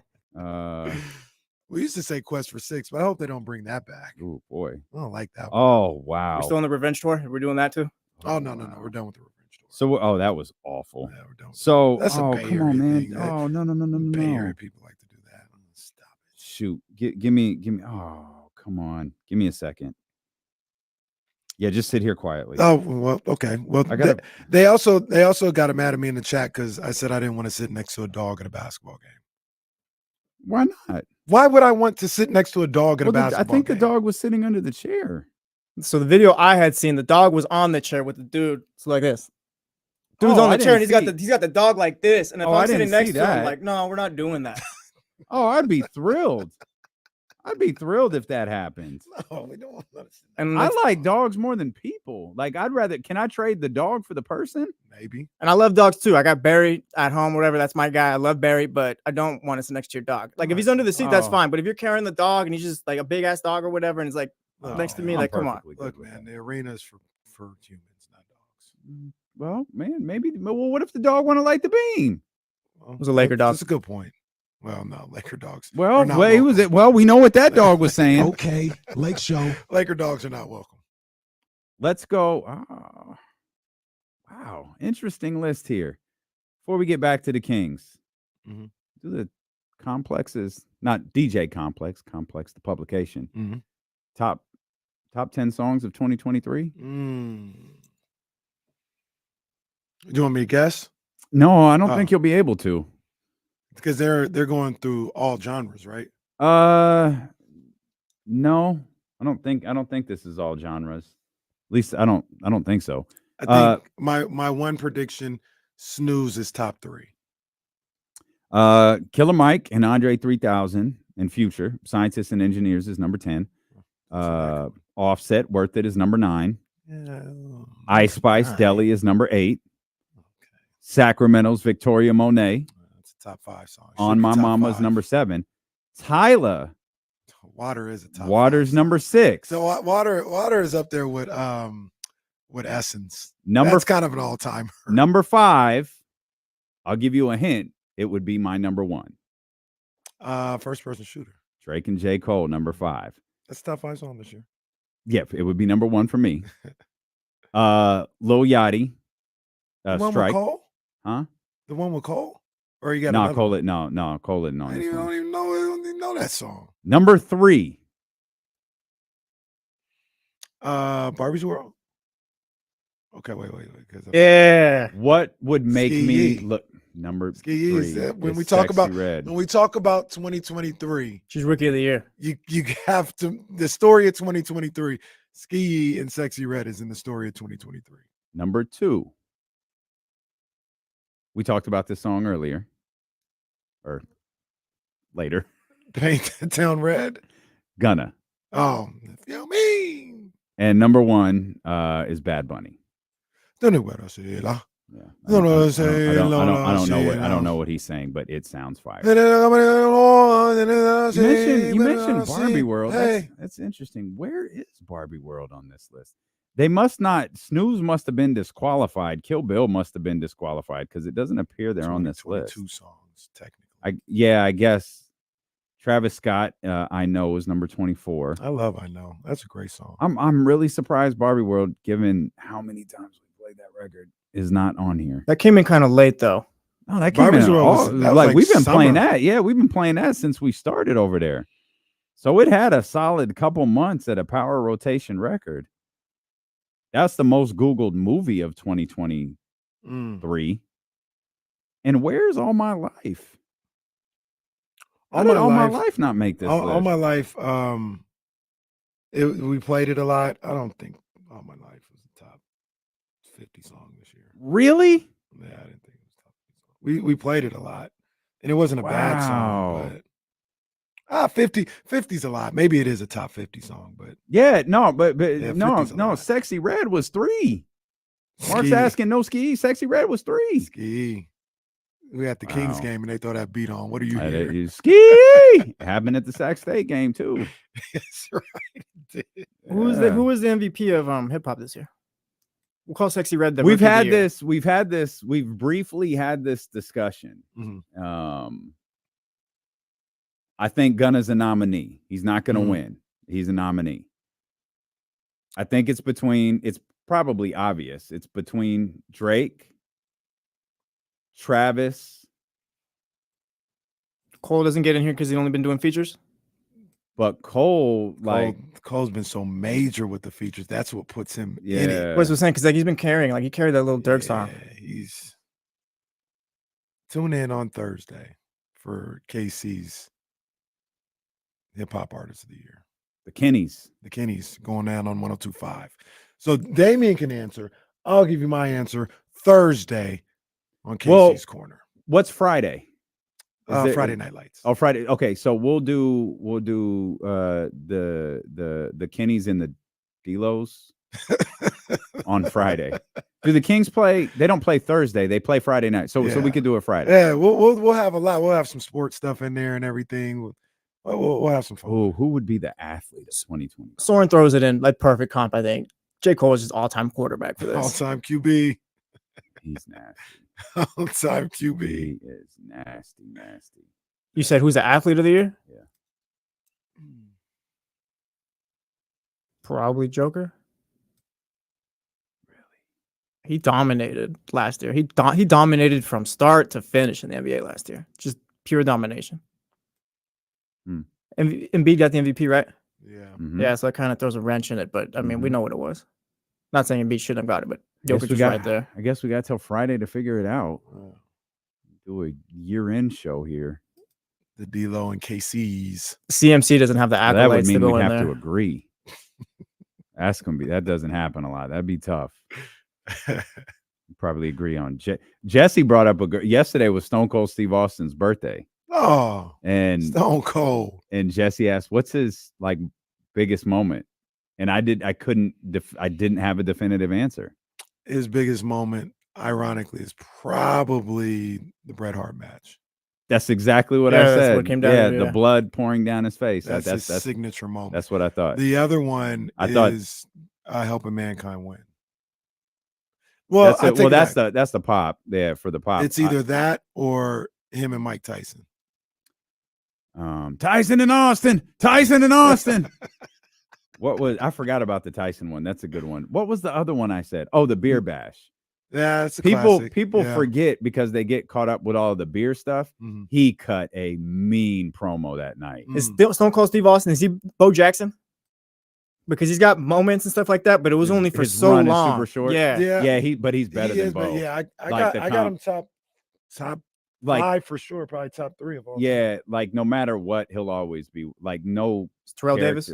Yeah, like Hall of Fame. no one ever resonated with a majority of the fan base the way that he did. He you could say he saved WWE. Absolutely. Absolutely. Where's the King of the Ring speech fall in there? It's up there. King of the Ring. Yeah, it's up there. It's probably a top 5 moment because it's the origin story. Was that the end of Jake the Snake? Because I wouldn't put him on TV after that. Bro, he just flamed you. You're cooked. You're done. Like, you're done. To be fair. He said, "Look at you." Like, I can't put you on TV after that. Like, you want to go to WCW or something? I'll buy you out right now, but you can't go on TV. That's the other sneaky part of that. Like, walking Jake Roberts back to the dressing room in front of Austin. That he cooked him. So I don't think anyone's ever been cooked that bad. Bible and you talk about Psalms 3:16. Austin 3:16. Was that the end of Jake Roberts? To be fair, I think the end of Jake was like 4 years earlier. But no, he was at the 97 Royal Rumble. Like, he was around. Like, it wasn't, we never saw him again. Yeah. But yeah, that one is probably up there. I'd put that above the beer bash. I just think I think the promo for the beer bash was really good. Do you know, because you know these things, do you know what their plan was with Austin winning the King of the Ring? Obviously, they didn't see that coming. But were they like, hey, let's get this guy a push? Wasn't Triple H supposed to win it? Yeah. He was the last. So King of the Ring was in June. As of May, Triple H was supposed to win the 1996 King of the Ring. But they did that thing at Madison Square Garden with Razor and Diesel on their last day where they hugged and did all of that. Yeah. So with Razor and Diesel gone and Shawn is the champion, no one could really get in trouble except for Hunter. So that's crazy. Vince pulled Hunter into the office. He was like, look, people are pissed. I can't do anything about Shawn. I can't do anything about Razor and Diesel, but you're going to have to eat crap and like it. Yeah, because he did that for like a year. Yeah, you look at him like he's getting beat up by like the hog farmers and he's in like hog pen matches. Didn't he drop to Ultimate Warrior WrestleMania? Yes. That was actually the beginning of his turnaround because that wasn't supposed to be what happened. The idea was they were going to have a match. He was going to lose, but it was going to make Hunter look really good. Warrior was like, nope, I'm just going to go out there and beat you like in a couple of seconds. And Hunter was like, what do you want me to do? And they're like, don't worry about it. Just get this over with. And so he did it. And that was kind of the start of, okay. You'd have paid your dues. We were going to get you back on track. So the Austin thing was kind of a last minute thing. Bro, that is crazy. Like, so they loved if the Kliq doesn't do what they do. Yeah. The 96 we may never have doesn't Austin. Happen. Yeah, it doesn't happen. Bryce was in a nice little butterfly effect thing too. Like, what if like the current call just ends Triple H? Like now he's running WWE now. That's 30 years like later. Like that has effects. Yeah. Wow. I didn't know that about that moment and how you got there. And they love to tell the story of it was crazy. The next day there were Austin 3:16 signs everywhere. There weren't. Like from May, June, July, August, he wasn't even on SummerSlam. Like no one, I don't want to say they didn't care, but it didn't matter. Was that the same year as the Bret Hart match? That's what mattered. Was it King of the Ring that same year? No, it was the next year. So Bret, remember, if you remember 15 Bret, months. Brett went away after WrestleMania 12, after Shawn Michaels won the title. He just went away. His comeback match was against Stone Cold. So Austin started to cut these promos about, if you put the letter S in front of the word Hitman, you got my exact opinion on Bret Hart. And he started to have like this edge to him. And then they have that match at Madison Square Garden in November. That's incredible, right? It's a classic. That was the launch of Stone Cold Steve Austin, not the Austin 316 promo. Bret is I'm not the biggest Bret fan, but Bret is the reason Stone Cold became Stone Cold. And then I don't even know how they got to the WrestleMania 13 match, because all of the rumors were it was supposed to be Bret and Shawn, but Shawn lost his smile. Bret wound up working with Austin, and then you have that iconic match with the blood pouring down his face. Man. When's the last time you think Bret Hart brought up Goldberg knocking him out? Probably about an hour ago. I saw Goldberg yesterday. He did a video with Lethal Shooter. Oh, did he really? Yeah. He did what was he with the Hawks? Oh, it was the when he tackled that guy? Yeah. It was that was Falcons. Okay. And that's what he did. So I don't know if you ever seen Lethal Shooter. Have you seen like this? I know you've seen him, but like every 3 or 4 months, he's got this huge buff black guy who comes and like Lethal Shooter. It's obviously a skit, but Lethal Shooter's teaching somebody how to shoot, and the buff guy comes around and he takes the ball, then he like rips the ball in two and like pushes Lethal Shooter, like, what are you doing? He's supposed to show me how to, throws the ball on the backboard, breaks like the backboard of and or whatever. So the guy comes around, like I said, every 3 or 4 months. So the guy comes around this time when Lethal Shooter is working with Goldberg, and the guy comes around and they're at Goldberg's compound, which is crazy. Like he's got a auto manufacturing garage as a house, like crazy cars. And the guy goes and chases Lethal Shooter. Goldberg goes a different direction, and he comes around. They cuts to him coming around the other side of the garage, and he spears the big black guy. Goldberg's still getting put over. Give it up. Goldberg still thinks the streak is happening. Oh man, he did beat Brock Lesnar in the worst match in WrestleMania history. So was it? You said WrestleMania history. I thought you meant ever, because that would have been the Undertaker match. You still haven't watched that, huh? Oh, Undertaker and Goldberg. Never watched it. Sorry, I know I told you I would. You have to. No, I'm seriously. You need to watch it. I'll get to it tonight. Seriously, watch it. It's that bad. It's sad. I'll get to it when Kenny gets to his next episode of The Office. The thing about it is not even that long. It's like, it's not, dude. But like, you'll watch it. Like minutes. it's like we're hyping up so much. You'll watch it, be like, oh wow, they weren't lying. It's Goldberg versus Taker in Saudi Arabia. Yeah, I think I heard about it before I saw it. People were like, "Yo, they almost died in that match." I was like, "There's no way." I watched it live. I said, "Oh," like 3 times. I was like, "Oh my god!" I watched it live. I was like, "Please get him out of there now." Oh my god, these people were lying. Like Undertaker's died in WWE like 10 times. This might be his last, bro. Like, get him out now. Oh, here this video is titled "Goldberg Nearly Kills the Undertaker." Get the projector out. Here comes the jackknife. Oh, see, God. You're listening to D-Lo and KC on KIFM West Sacramento 98.5 FM KRXQ HD2 Sacramento ESPN 1320. Always live on the free Odyssey. Oh, this is bad. CJ calls right here. Even when you know the result, we've already seen it. You still think someone's gonna die in that match when you watch it back. This is so bad. Oh man. It's like, what if you put Ric Flair and some other old wrestler in the ring right now? Oh, that is awful. Taker nearly killed Goldberg. Yeah, they just taking turns. There's about 7 of those spots in that match. 7? It's bad, bro. Like they almost kill each other. Oh Like, man, I couldn't believe it. Like I said, I heard about it That's before I tough. saw it, and I was like, "There ain't no way." Oh no, it was like Patrick Ewing on the Magic or something. that is tough. Holy cow. somebody just do a clothesline. Stop lifting each other up, Man. Just choke slam them. Get out of there. Kings are 3-0 or 10-3 at home. There we go. I don't know. Oh, this is a tough video. This is bad. It's tough, man.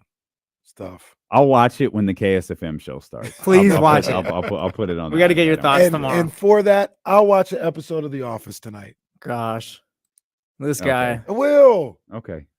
All right, that's I the think I'm on trade-off. episode 5. You're on like episode 6 because you watched the basketball episode. I thought think that that's was either 4 or 4. 5. Maybe it's 4. And look, I enjoy The Office. I don't know why I don't watch it more. Yeah, the 3 years, Yeah. every 3 years you watch it. I love that you'll make an Office reference once in a while. Oh, that's like Jim and such and such. Like, bro, what the hell do you It kills know? me when we do the Office joke and Kane's like, ha ha ha, just laughing at the joke. Like, do you really know what we're talking about? Because it's funny. Like I get the comedic moment of it. I didn't see the episode, but I can imagine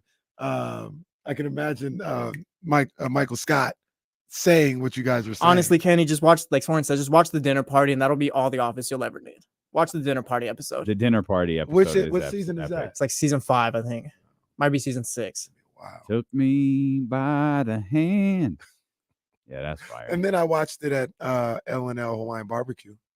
No, you didn't. You saw it while you were waiting for I your was food. That's watching not the same as watching the show. Dinner Party so far, yeah. Michael ran through the sliding door because he heard the ice cream truck. Now Drew Down says we need D'Lo and Casey Dundies for sure. What is that? See, you don't even know what the Yeah, I Dundies know what are. Dundies. Come on, man. See, Brett, look at that's the most a Dundee segment is in order. You see this? You know what, Casey? Just watch Scott's Tots. No, don't watch. Just watch that. Scott's No, Tots. I gotta watch it now because Damien Scott- says it's so bad. Scott's Tots is the episode. That's probably the equivalent of watching this Goldberg Undertaker match. That's literally it. You got it. It's so cringeworthy. I'm about to watch Scott's stuff. What season is that? It's right. It's probably 6. Yeah, I think Oh, 6. it's late in Yeah, the game. I think it's his last season because, yeah. Yeah, Anyway. instead of watching SVU when wifey goes to sleep, I'll turn on The Office. That's what I've been on I lately. love SVU. And I'm like, I'll be seeing episodes. I'm like, yo, this is heavy. This is heavy. What would I do in this situation if I was them? It's crazy. Stop thinking so hard. Watch something makes you think less. SVU is. That's why I stopped watching SVU Grey's would be- Anatomy with my ladies. Like, this Oh. is too much. I cannot Oh, watch yeah, this That anymore. sounds like a lot. I don't even watch a lot of Grey's, but I know how that's like watching This Is Us. Bro, they were blowing I up watched hospital that. floors on Grey's Anatomy. It's like I can't. Like, I'm trying to watch the Kings game or something. Man, SVU is heavy, bro. I was Well, Dang. The Office is heavy too because they had racial sensitivity training with Mr. Brown. no, I think I've seen that one, That's a right? shoot. Yep, I That's think the you did see second that one. episode. Yep, you did see that one. The funny I thing is, forgot Bryce says watch the sexual harassment episode. That's all of them. Oh, I want to get ethics training. That's a good one right there too. Brian says KC is talking the Office like Zach Harper's talking the Kings. No, Casey's Hey, not Zach that bad. Harper. Casey's not that bad. Zach Harper on a league of his own. Don't put me with Zach Harper. Oh, He had a league of his man. own. Zach Harper. No, I was talking about this, guys. Nope, but you said this. Somebody said he getting jumped on Twitter by the Kings fans. Oh yeah. What did he say? I might have contributed. So Wait, what happened? What did he say? it was the Zach Harper stuff. I mixed it up earlier. I said KOC earlier. It was Zach Harper who said that the Kings don't have a guy who can guard 1 through 4. He called Harrison Barnes their best defender. Mentioned Davion Mitchell, who hasn't played a lick of He basketball. tweeted all this? It's in his article, his power rankings article. And then he followed it up with Wait, what did he say about Davion? Just said he's one of their better defenders and like he helps, but like he's not playing. Come on, pal. he followed that up with a tweet a couple of hours ago saying Kings fans are apparently mad because I mentioned they need more defenders for what is currently a mediocre defense. And I simply responded by saying, what? He got jumped by Damien. I responded by saying, Damien got a sock in there. all I said was no. Kings fans are mad because you're horrible at your job. That's all I said. Oh man. If you're gonna say the Kings are bad on defense, at least acknowledge the guy who's their best defender. Well, then he tries to placate it after, like, oh yeah, no, I was talking about like spots they can upgrade. That is not what you Bro, said that's at not all. what you said. It's not even close. Stop. Is Zach Harper the Isaiah Thomas of sports writing? You know, Isaiah Thomas. I don't know if it's a good comp because Isaiah Thomas from Chicago, and the adage is Jordan took over a city. You're talking about being Zach Harper can't come home. This ain't your city. Can't come home. Yeah, this is not Jordan. No, Kwame no. Brown? Yeah, he can't come. Can't come here. You can't go to no Jesuit game. You better check in when your punk ass comes to a game this year. Yeah, you check in with Trick. The KOC one was funny though because someone quoted him or whatever. Like, oh yeah, not talking about the Kings or whatever. And the quote tweet, like I said, is Kevin O'Connor. Oh yeah, gonna stream Warzone on Twitch tonight and talk about whatever. It's like, okay, there's basketball on, but okay. I was like Suge Knight at the MGM. I was like, I'm gonna come get a lick in. Get out of here. Stomped on him. Yeah, Harper is unfortunately from Sacramento. We don't claim him. I don't think he claims Sac either, which is weird. That's fine. He hates. He hates. I don't get it. That's fine. We don't like you. You don't like us. Stay where you're at with Coffee Boy. Little barista. There are two people who did take exception to what I wrote. One says his name's Vincent. He's listening right now. Thanks, Vincent. Sorry, Zach, but in Kingsland, 2 good games against some bad teams means we have no issues in the world. Championship is on the way. Vincent's been on Twitter complaining too lately. I think he was going at Deuce the other day because Deuce was trying to be nice. So yeah, we know about Vincent. Ruben says, you stutter when you try and talk fast and are rarely prepared for segments. I still listen, though, because of your time slot. This dude does not know our show prep. What is this? People be saying stuff like it's going to affect anything. He says, you're better than that. In fact, sir, I'm not. It turns out I'm not better than that. Does Vincent have a picture? It looks like of the Tower Bridge. Come on, man, get out of here, bro. I'm thinking of a different Vincent, though. He has a picture of the Tower Bridge. Get out of here, bruh. All right. Not being prepared for the show is this wild. Really got out of hand. Yeah, that's one I like. Do I really sound like I'm not prepared for this show? Me and Kenny get yelled at every few weeks for that. Yeah. Zach Harper. No, that's not true. That's not true. I wish to tell the whole story. You're always prepared for the show. There's no question you guys are always prepared for the show. That's not why I yell at you. And I don't yell at you. I exclaim. I'm trying to prop you up with this story. I exclaim. Well, he says I'm better than that, and I just want to make it clear I'm not. Zach Harper, my bad. I thought we were past the quote, happy to be there phase. Kiss my ass. Buddy, they're a game out of the 2 seed right now. Yeah, what are you talking about? Oh, this is odd. He does think we have the best show in Sacramento. Oh, thank you. And I know this because he's told you recently. He told me? Yeah. You probably Vincent have this. Did? You probably have this gentleman. No, this is Ruben. Oh, no, yeah. This is Ruben. Yeah, Ruben says I eat into the microphone. Oh. Okay. And I told him, well, thanks for watching, ho. Well, and he said, if I'm a hoe, you're a bitch. Thanks for replying.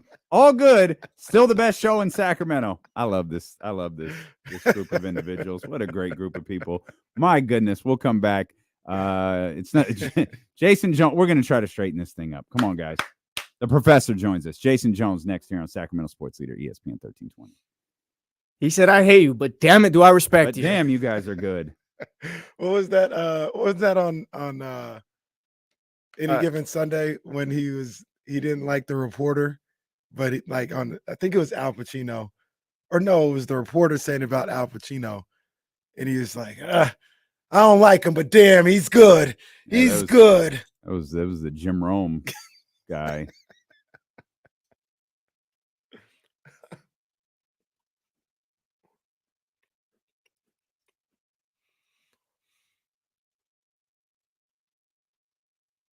I run in and jump someone every once in a while. Never hurt. Did you see that picture Duke women's basketball posted? Yeah. No, I saw what the coach was wearing the other day. Well, you might want to pull the recent one up. Hey, come on, man. Come on, coach. I just need one just one gift bag, man. That's it. That's it, coach. That's it, coach. This right, you'll get one before me. Oh, come on, coach. What we doing? Crazy, right? Mm-hmm. Yeah, Jason. Jason always gives us a few minutes. Those are fire, though. I think those. I couldn't wear those, but that's your bag. Those are fire. Well, she pulled up in the red Mamba sweats. I said, "Come on, man." Fonzo, you'd be surprised at how much this happens. Like people will call in and be like, "Oh, this sucks," but I'm still gonna watch. Yeah, I don't think I've ever done that. I'm not trying to sound above it. I'm trying to think if I really did. Like, I hate these guys, but I'm gonna watch anyway, or I hate this show, I'm gonna watch anyway. I don't think so, because like they're like, for instance, I've been having WIP on a loop in my house since about 9 o'clock last night because they lost. So I wanted to hear all their misery. If they would have won, I wouldn't listen to WIP. Well, I mean, the guys like come in, you're like, people come in, like call and say, "Oh yeah, the show sucks." It's like, "Oh, you don't have to listen." It's like, well, this is my suggestions though.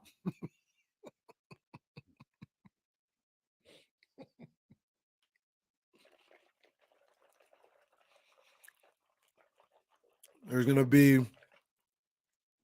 in this business, in this profession, there's gonna be people who like you, people who don't. It happens. Not everybody's gonna think I'm good at what I do or the show's good or anything. It happens, and they're entitled to their opinion. It's cool. It's all good. That's why there's options. Yeah.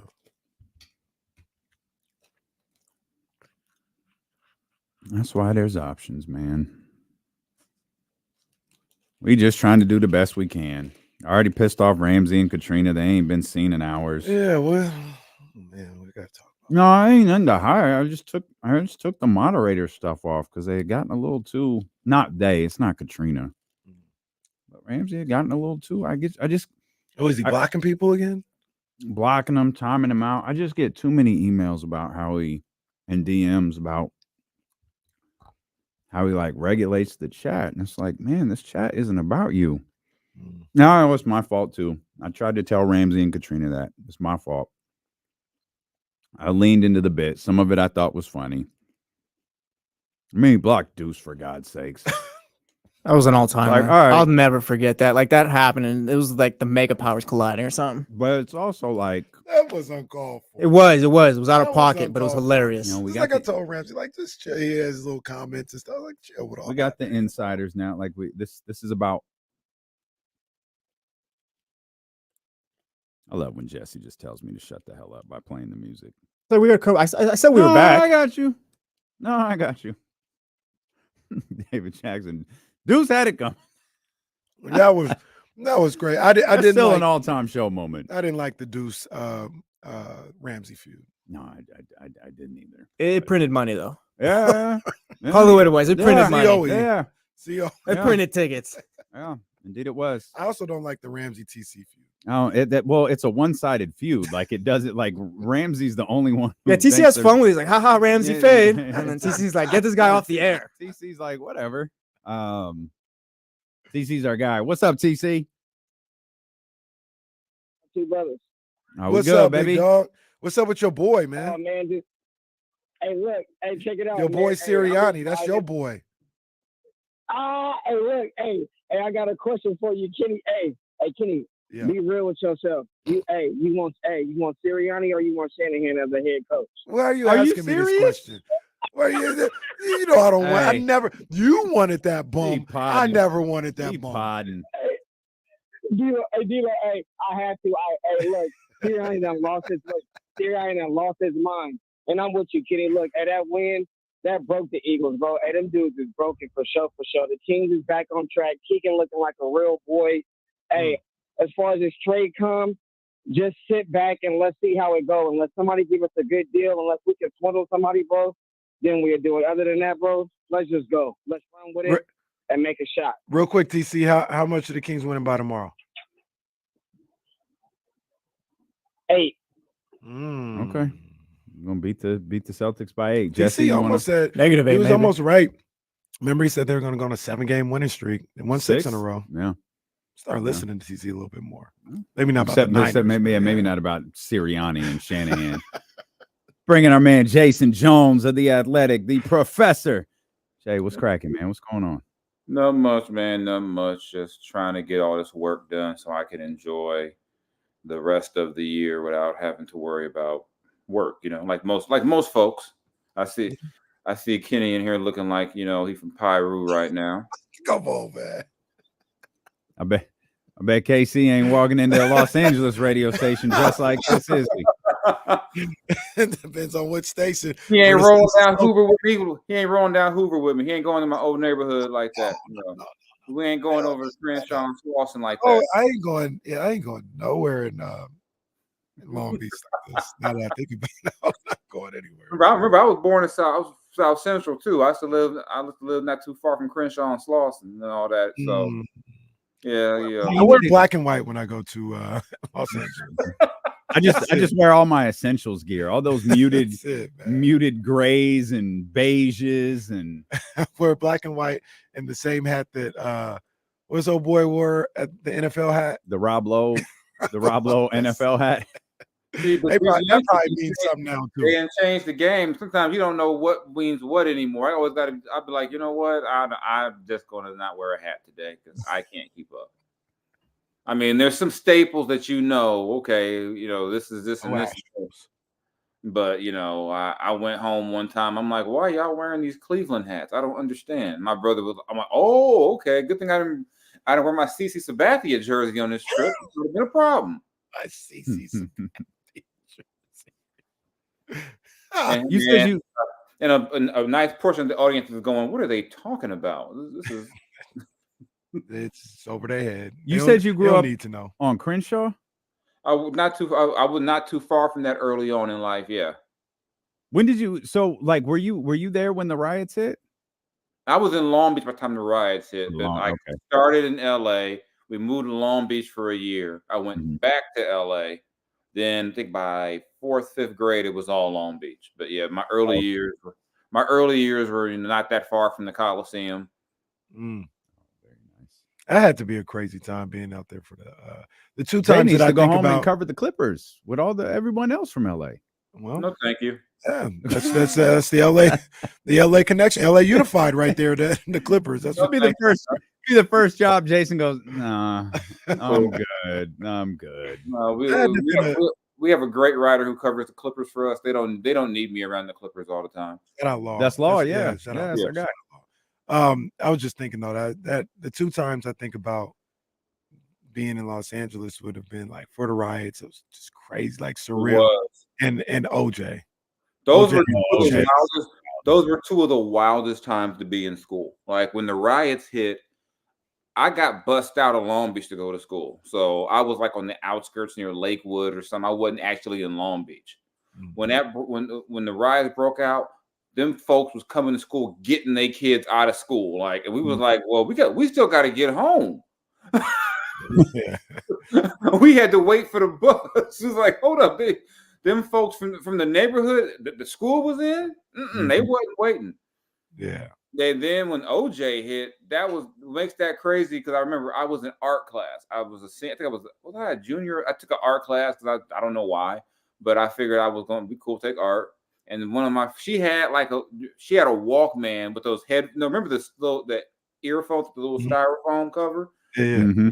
We're leaning in, like trying to lean in and listen to the thing. And then she blurts out, "Not guilty." Half the class is like, yeah. Half of the class is stunned. And then people started taking their kids out of school for some reason that day, and I don't know why. Yeah, man. Yeah, I'll never. Well, it depends on what side you were on. You were celebrating or you were distraught. I will say this: it was the first time in my life I saw people who were not of my culture stunned by the legal proceeding, the judicial system. They were just like, how could this possibly happen? We were like, we could give you several reasons why this could happen. Man, hey, a century's worth. Yeah, I said, where do I start? I mean, I'm gonna go back to Dred Scott. I mean, I got a list of them. They were like, I can't believe. I mean, there were people literally shocked. They were like, but the evidence. I was like, yeah, okay, yeah, we've seen this play out a million times. I'm like, don't y'all remember a couple of years ago while we were rioting? Well, there's that too. Somebody should have put their arm around it. Hey, lady, we can't believe it either. We're just reacting in a different way than you. Hey, look, we look at Jonathan Majors and be like, it don't matter that you're running away from somebody. They still gonna say you the one. What? There's some things I could say about Jonathan Majors, but I'm trying to keep my job. And that one, I didn't even know they ruled on that till last night. Well, that's when they ruled on it. That broke yesterday. That was that I, broke yesterday. I saw the video. I didn't know what I was watching. I was Yeah, like, the video was weird to follow. Yeah, I was like, the what am video I- was really weird. I To thought it follow. was like a minutes? parody. It looked like I'm like, what is this? Like, I was like, man, can he play flanker? Or can he? I'm like, God, and I was Done it more forever. and I was like, she's like really running with him. Like, what is this? Yeah. Yeah, I mean, I'm trying to be like cool about. I don't think I'm making light of the situation, but that video was wild. I'm like, what is That's this? what I'm saying. The video was crazy. Yeah, That man was running for his life. I could say some other thing. I'm like, yeah, let me stop because I want to keep my job. When you said OJ, I was thinking the chase. That's what I was thinking. The chase too. That was a being Friday in LA for the chase. A Friday afternoon. Yep. They put the I'll NBA never finals forget on a little square. The people were hanging out on the Poor on Bob the freeway Costas didn't know what entrances. to do. He's like, we're going to news. I don't remember Dan Rather or who it was. Yeah, that was a wild time. The OJ stuff is funny because I have one of my favorite Schiavano stories was when we were in San Antonio and Schiavano realized I was old enough to have to remember all that, and he was mesmerized by the fact that I remembered the OJ stuff. Well, so is Schiavano, isn't he? Oh, okay. All right. I'm sorry. My bad. And leave my man Schiavano Rainier alone, man. But he's aged 3 years since being in Indiana. Those Pacer fans are confused as hell. Matter of fact, I'm checking in here on the fan. No buddy slander right now in the chat. Somebody says if no Turner or Halliburton, it'll be nasty. Well, so that's have they turned on our friend in Indiana? On Twitter, they have. Oh yeah. Yeah. Oh, in a major way. Yeah, I don't be on Twitter like that anymore. So I didn't know they had turned on our good friend Buddy. Yeah, they turned on him. They're in the midst, I think, of losing 4 straight. Oh, they have someone they are blaming. And it's not Kawhi Leonard's defense on Tyrese Halliburton. It is Schiavano. Poor Buddy. Man, he don't know. I don't want to go that far. I mean, the residual annoyance is still in Sacramento. It's like, I ain't gonna feel bad for the guy. Let's not go that far and think we feel bad for him now. But the best part about it, I can guarantee you, Buddy doesn't care at all, and he's oblivious to it. I'm certain. Buddy's chilling. Yeah, I'm certain. He ain't checking for it at all. Kings have won. Kings have won a couple here in a row. Man, I feel like there's so many directions we could go with Jay, because I was thinking about our earlier conversation about Austin, and as we were having that conversation. So I'm gonna ask this. This isn't gonna get us stuck for the next 40 minutes. I'm just gonna ask. Steve Austin, his birthday was yesterday. Mm-hmm. His defining moment is what? Defining moment? If you said, if your kids go, hey, and of course they never would because they were raised right. But if they said, hey, Dad, who's Stone Cold Steve Austin? And they said, you got to show me one moment, what would it be? Probably that first time he stunned McMahon. That was. Oh, that's a good one. We didn't even bring that one up. Yeah, that's a good one. We after working through it for a while, we went with the WrestleMania 13 match with Brett, where the blood was pouring. Yeah. Oh, yeah. He didn't, and that was one of the first like big spots where they used the he didn't submit. Yeah, right. Yeah, and that was the time. Passed out because of the pain. He didn't, and both of those guys left the match just as hot as they were going in. He didn't give up. Brett didn't lose. Yeah, that's a good one. Yeah, the greatest. That was probably the moment where the Rocket was on his back for real. And that's a great point Jay makes too about how hot both of them were, because there was the Ken Shamrock thing too, where Ken is I'm like in my zone.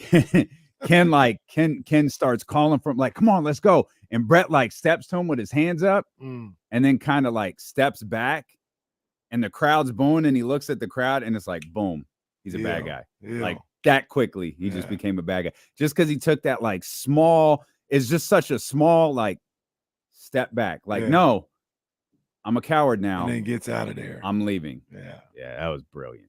So good.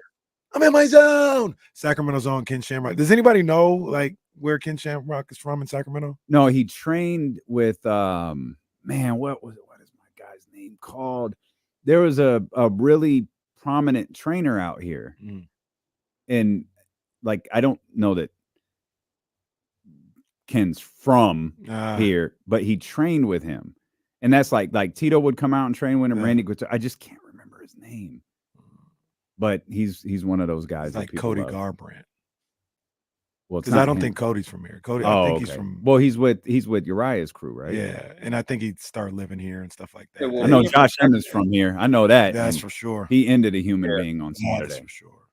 Yeah, being from Sacramento doesn't matter. You just go ahead and claim San Francisco and so you can join them. Well, apparently Come on, man. Get these baseball players out of here. my man from Elk Grove chiming in with, yeah, man. Growing up, my man came off the top of the cage. And it's just like, yeah, San Francisco's just dangerous. It's just not a good place. It took me 2 hours to get to the game, but hey. Come on. I didn't like that. I didn't like that at all. I do want to get to the Kings, but before I do, I want to show love. You talked to Prime recently. Yeah, a couple of weeks ago, yeah. That set up his doc that he's got coming out or is out. They're dropping like episodes appropriately over on Amazon. How was your conversation with Dion?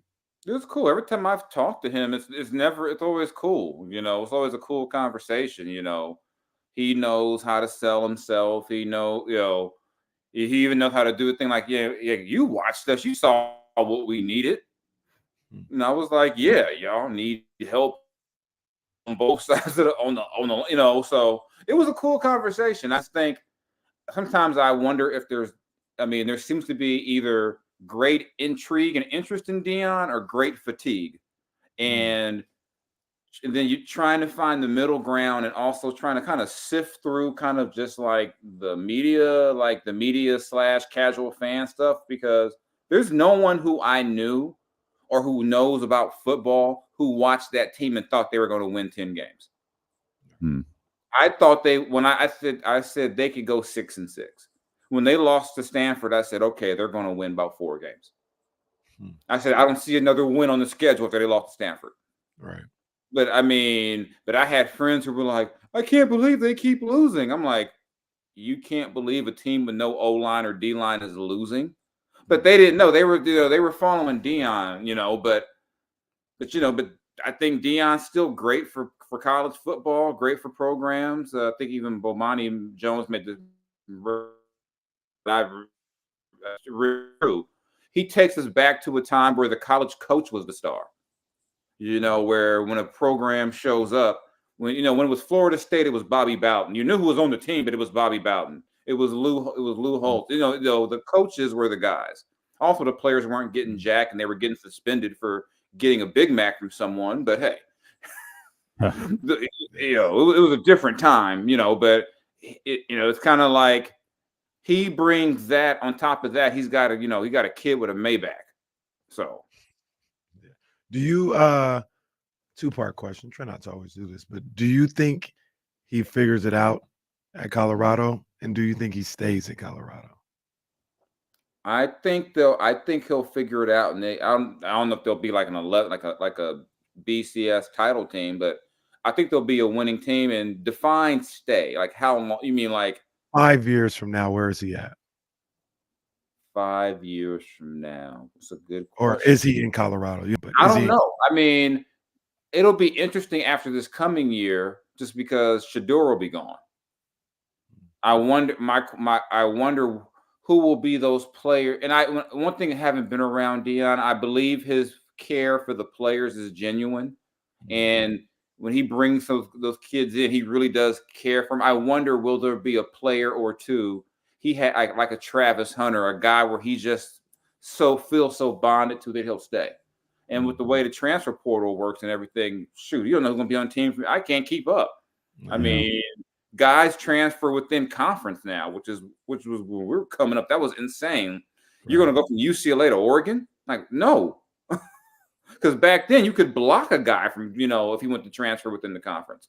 Yeah, you can't do that anymore. Yeah, you can't do that now. So, but I don't know if Deion's at Colorado. I do believe he'll be coaching somewhere. Like, hypothetically, if Florida State calls him, how does he tell Florida State no?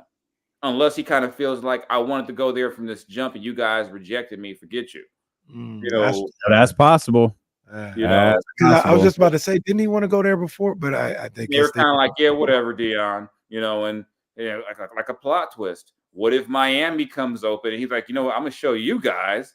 Oh, I'll go to Miami because Miami showed love. You know, I do think Deion will be. I don't think he's going to be like, you know, an 80-year-old coach on the sideline. I couldn't see that, but I do think I'd be surprised if 3-4 years down the line he's not coaching. I know, knowing him just a tiny bit. Like I said, he really does care about those young men, and he's getting a decent amount of money out of this. You know, I know he made money in the league, but that was what 20-something years ago. Yeah. And I don't know anybody going to turn down $6 million a year or whatever he'd be getting at that point. Yeah, that might be what Shedeur gets. Right. Shedeur got $5 this year. Shedeur got $5 million this year. He almost gave it to his pops did then off. Because what was Deion 5 years? It's like basically 5 years, $30 million. Yeah, Shedeur looking at his dad like, get your broke ass away from me. Get out my commercial, pops. Yeah. Move. Yeah, I got a better credit score than you do too, Punk. Get away from me. KFC, who gave us one of the greatest commercials of all the season with the Kirk Cousins. That was outstanding. That was a good one. Yeah, that was unintentionally funny. You get the chicken. I was like, that is so unintentionally funny. It's a lot better than Jerry Rice's Popeyes commercial. Well, I mean, that's not one of his. Yeah, and shout out to Will Compton, former Raider linebacker, who broke down that Rashard Mendenhall bowl game better than anyone. No, that was wild too. I don't know how I went from being intrigued and offended to this is the funniest thing I've seen on Twitter in 2 years.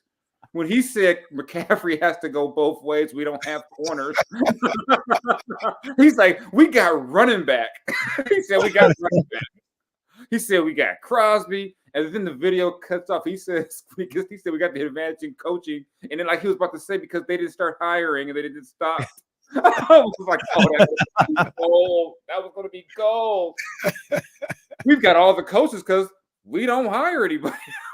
That would have been gold, but we've done everything with the Kings or the NBA, but oh well. This is well, we can shift our attention to if we must, yeah. Kings who are playing well right now, 3 straight. They're 10-3 at home, Jay. But I think the biggest thing that's got Kings fans most excited is Keegan Murray. The way he's playing, obviously, he had that massive scoring output a couple of nights ago, 27, but he followed that up with a 25-point performance last night. But where it feels like, Jay, that this team could really take a step forward is the fact that Keegan Murray has emerged, like maybe you go so far as to say, undoubtedly the team's best defender. And you need a defender who's like taller than 6'3". Right. Yeah, you need that in today's NBA. You look at the teams. I mean, it's really different measuring defense nowadays because back in the day they were like, oh, you held them under 100. That's not happening most nights in the NBA anymore. But what I look at now, scheme and are you at least making things difficult on teams, and what do you do? Kind of what things can you do? And if you can have a De'Aaron who can be, I still believe De'Aaron has the ability to be an all NBA defender. Then you add a Keegan to that, then you can, you start mixing in more guys. Yeah. That now you see why now Keegan goes to a guy who has all-star potential down the road. If he, especially if he stays aggressive on both sides of the ball or both ends of the court. I mean, we don't need to see any more videos of Mike Brown yelling at him for not shooting. I mean, I think you make 12 threes in the game or whatever. You should know you have a green light. Do you are you a little more surprised with how he started to pan out as a ball player? I didn't think he had this type of versatility in him. I didn't think he had this ability to guard wings the way he's shown earlier in the season. He's better than I thought he was. I thought he was good. I thought he was a good ball player, but he's shown different levels to his game that I wasn't sure he had. Yeah, I am too. I know everyone I talked to before the draft that year kind of the take on Keegan was he was a safe pick. Like, he'll be solid. The whole thing was, I think, like one person texted me after the draft. They said, look, the team with Harrison Barnes just drafted Harrison Barnes. And they didn't mean that like to slam Harrison. They were just like, Keegan will be like he'll be like, he doesn't have a low floor, but he didn't have a high ceiling to some people. So he'll be a solid starter. But I'm a firm believer, if you're going to take somebody that high, you need one of those guys to hit beyond just a solid starter. And if he can keep this up, you've got a guy who, I don't know where you put him at, you got, in that kind of, you're going to have to pay him like a Michael Porter Jr. down the road, which the Kings, of course, will gladly pay him, but now you've got a guy, you can say, we got 3 guys. And if you got 3 guys, that changes what you can do a lot, but then when the lights get bright, we have to see, that you get to a playoff series and say Sabonis is struggling, like, okay, Keegan, you can't disappear, But these are all, the fact that he's aggressive to me is the positive sign. I mean, there's certain guys where even if they miss a bunch of shots, as long as they're shooting, you're happy. I think he's a guy for the Kings where he just got to be aggressive. And if he's aggressive, that makes life easier on everybody else. And then we're not focused, then you're not hyper focused on what if Harrison's struggling, if Kevin's struggling, because now you got 3 guys. And the question, sorry. No, I was just going to say to what Jason's point, that's the benefit of him getting that experience last year in the playoffs, because obviously you can have NBA finals, Western Conference final, all this other stuff, but those lights were pretty bright last year for that Warriors series. And the scrutiny was there too when he wasn't playing well. And he bounced out of that in the middle of the series. So now, for instance, they make it to the playoffs in his second year. It's something he's already experienced. Like, I'm not saying one's better than the other. I'm just saying, as opposed to Paolo, he's still got to go through, these playoff fights are different, or the gameplay is a little different. It's a little more physical. Keegan's already experienced that and now can just work on being the best Keegan Murray he can in the postseason. Yeah, but Paolo's a different beast, though. Paolo, a bad boy. That's a bad boy out there. Nah, and Keegan benefited too because he didn't have to be the man.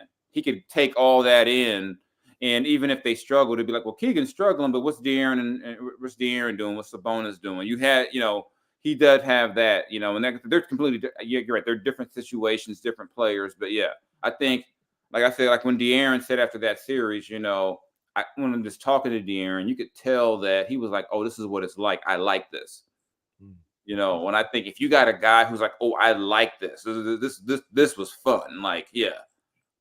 I knew De'Aaron would come back a much better, even better player, because I could just tell he was like, okay, this is what it's like. This is the grind. This is that playoff grind. I like it. And some guys, they get to that stage and they could just they can't embrace it. So I mean, if you get you some guys who can embrace that moment, you got a chance to make a little bit of noise. You said, with the emergence of Keegan and obviously what De'Aaron is doing, Domas is doing, that they got, 3 legitimate guys. The question, for whatever reason this week, seems to have been, yeah, but do they need a 4th? In your opinion, does this team need to make a move sometime over the next 2 months to compete with Denver and Minnesota and perhaps beyond that? I think depending what you can get back, I mean, the guys they keep getting attached to, you're going to have to give up Keegan to get him. And that's not happening. So, and that's the thing. It's like, if I'm Toronto, why would I trade you Pascal Siakam for like Harrison Barnes and like Kevin Huerter? Like, this is an example. Yeah. Like, why would I do that?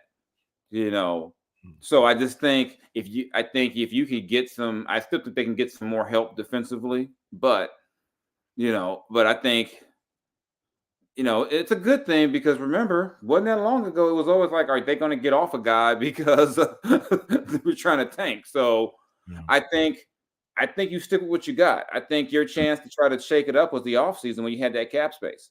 I don't think now like I said, you're probably not, you're not going to trade De'Aaron, Domas, Keegan.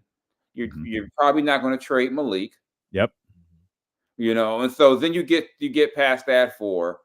what impact player are you getting for the rest of the roster? And I'm not trying to denigrate, but you know what I mean? Yeah. Like, who are you getting? And then how much? And then even if you're getting an impact player, what type of draft capital are you giving up? What contracts are you taking back to make that happen? Because you might meet a team that wants to, move on from a guy who's paid well, but they're either going to want draft capital. They're going to want you to say, you know what, you can have this guy, but we just signed this guy last year and we don't like him. You got to take him too. Yeah. So I mean, there's pros and cons each way. I think if you can get a legit star, like a current all-star caliber player, you trade Keegan, but you don't trade him if you're not getting a star. Does Pascal, OG, or Zach LaVine fit that mold for you? I don't know about. I'm kind of in the middle on Zach. I think Zach would definitely fit in. But do you really need another to get smaller? You give up Keegan Murray, you're giving up not just youth and potential, you're giving up size. Right. I like Siakam. I don't know if I like him that much. And I don't know if you would have to give up Keegan to get OG. I mean, at least I would try to make them. I would try to do everything I can, and then this is where you get creative. You start getting the third team involved, and you kind of do like Pelinka did with Westbrook last year. You get so many teams involved. You find a team that just wants to get cap space. You find a team that's trying to get rid of a bunch of guys. You start doing, before you know it, you've got like 12, 14 guys moving around. But it's going to be tough for the Kings to get a guy like Pascal if they don't want to give up, one of their top three guys. But it's not impossible. We've seen it before. I mean, remember, I don't know if Monty has a friend out there like Kevin McHale had with Danny Ainge back in the day. So, or like Rob Pelinka has with Danny what kind of friendship they got going on where he just gives them anything. Or Jerry West when he sent a pal to LA for. Well, that deal worked out nice for everybody. Yeah, Marc Gasol ended up being a pretty good player. Several years later. Yeah. I think he was still in high school when he was traded. Several years later, the logo was Defensive Player of the Year. The logo was gone by the time Mark won that award, but hey. Well, I appreciate Jerry West so much more after watching Winning Time. Oh, shout out Jerry. I miss Winning Time. Jay, always great to hear from you, man. We appreciate you. Thank you as always for joining us. All right, man. Go Ravens. What the hell is that all about? On his way out. What the hell is that all about? I just had to because I don't know why you're wearing this Niner stuff when you're an LA fan. I'm not an LA fan. That's the first. He's dressing like the game on today's show, man.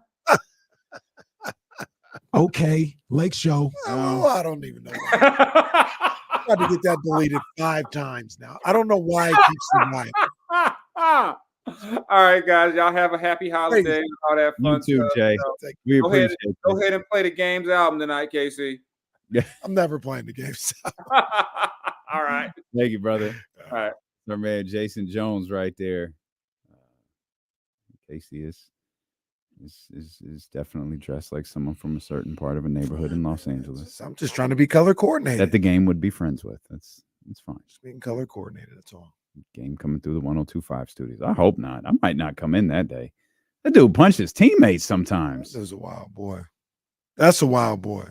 You see our boy De'Aaron's on Twitter today on his day off. I saw him. He had something to say. Your boy, your boy Kevin O'Connor tweeted his podcast with Chris Vernon and a Kings fan. In fact, it was David Schiffer, one of the minority owners of the Kings, tweeted, of course, no mention of how well Sabonis is playing. Chris Vernon responded, re-recorded before the game. So apparently Domas has only played one good game this year. It's a hell of a sentence. We recorded before that game. Sir, what? The first game of the season? First game of his career? I guess so. P.S. I love him. Kevin doesn't. Ha ha. But he has almost the exact same numbers he has had for 5 years. De'Aaron caught wind of that and said, new take, guys. Consistency is bad. That's what I took from it. Bro, they don't know ball. Like Sabonis is all NBA, and you're like, oh, he's got the same numbers. Like, what does that even mean? What does that mean? Man's a 3-time All-Star. And the problem is, if he doesn't play, like if he don't have a game like he had last night in the finals, or in the playoffs, they'll say, see, this is what I was talking about. He's not good in the playoffs. Because they say that last year, and last year he was like, 16 and 11? KOC doesn't play Warzone on those nights. No, not at all. You keep saying Warzone. Are you referring video to game. WWF? No, the video game. No, it's It's a isn't it Call of Duty. or something? Yeah. Wasn't that video game called Warzone? No, well, I think it was called Raw. Might have been Oh, Raw's War. Might have been called Raw's War. You imagine KOC was playing old school WWE video games during the Kings games? Bruh, I got that. That game came out when I was on at a family reunion in South Carolina. I bought the game in South Carolina. Didn't even have my system with me. Just bought it and said, well, I'll have it when I get back home. Well, wasn't playing. I was waiting for that game. Forgive me, I was directed to another person's Twitter account. Oh. Yeah, I don't see anything. Who you?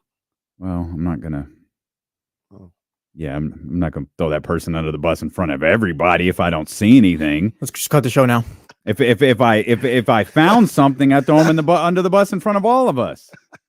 But I don't see anything. Oh, wait a minute.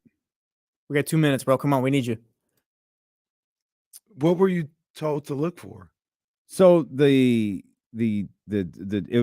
was a tweet to De'Aaron, because De'Aaron responded and someone said, you should take a look at this individual's timeline. His tweets regarding well, if I read this, everyone's gonna figure it out. So y'all can go find it for yourself. Go to that person's Twitter account and then search Sabonis in the little thing. DeAnthony Melton. Oh yeah. But I don't see what this person's talking about. So I'm just gonna.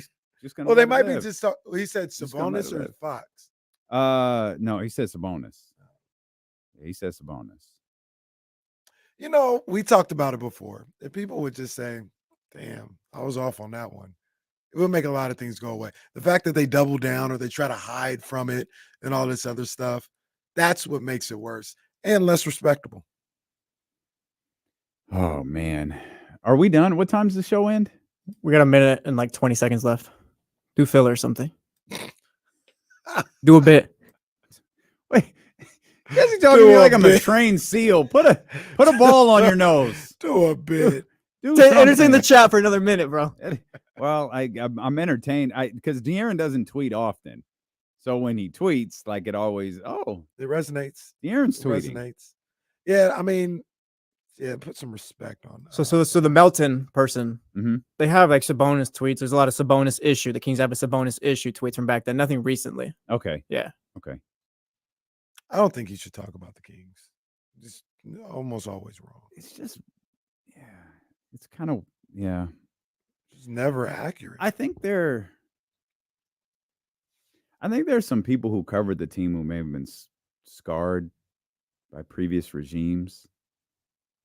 You know what I mean? Yeah. It makes it difficult to cover them now. Yeah, well, they also got to do better. You're getting paid for this. That means you're a professional. I expect you to be better. Start recording your podcast later in the day too. Watch the games. Seriously, do your job. Well, you live in LA. It's not that late, buddy. With that said, we'll see you guys tomorrow. Vamos. Nobody. Oh man. All right. Oh, it was fun. Roddy says, "Nah, no excuses."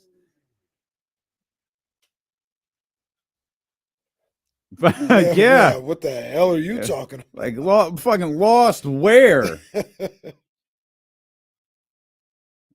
You grabbed your backpack on your way to go talk to him. Would you take it? You on a fucking hike?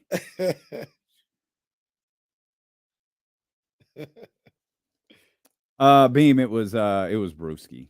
But I didn't see him. I didn't see him talking crazy. Yeah, he's got So I nothing don't- crazy lately. Yeah, I don't know what that person was talking about.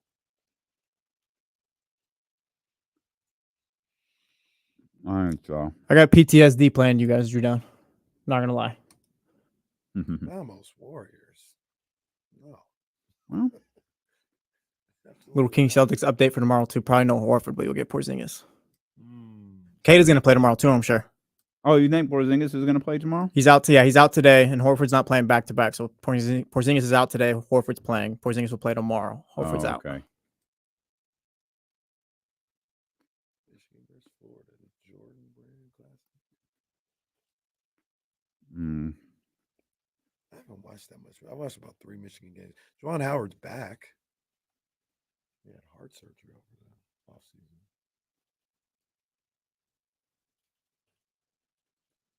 Florida 7-3. Wow. Hey. Indeed, Ronnie's Zabo. on Show number 2. Yeah, I see that, Brian. I guess I'm just not. I tune a lot of that stuff out, honestly. I just tune a lot of that stuff out.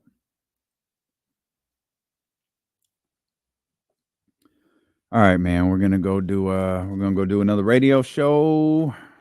Put a game or something on. I guess I'll watch Goldberg versus Undertaker. Please watch it. Do TD Garden West tomorrow. Stop it. Don't do that. Don't do that. Don't do that.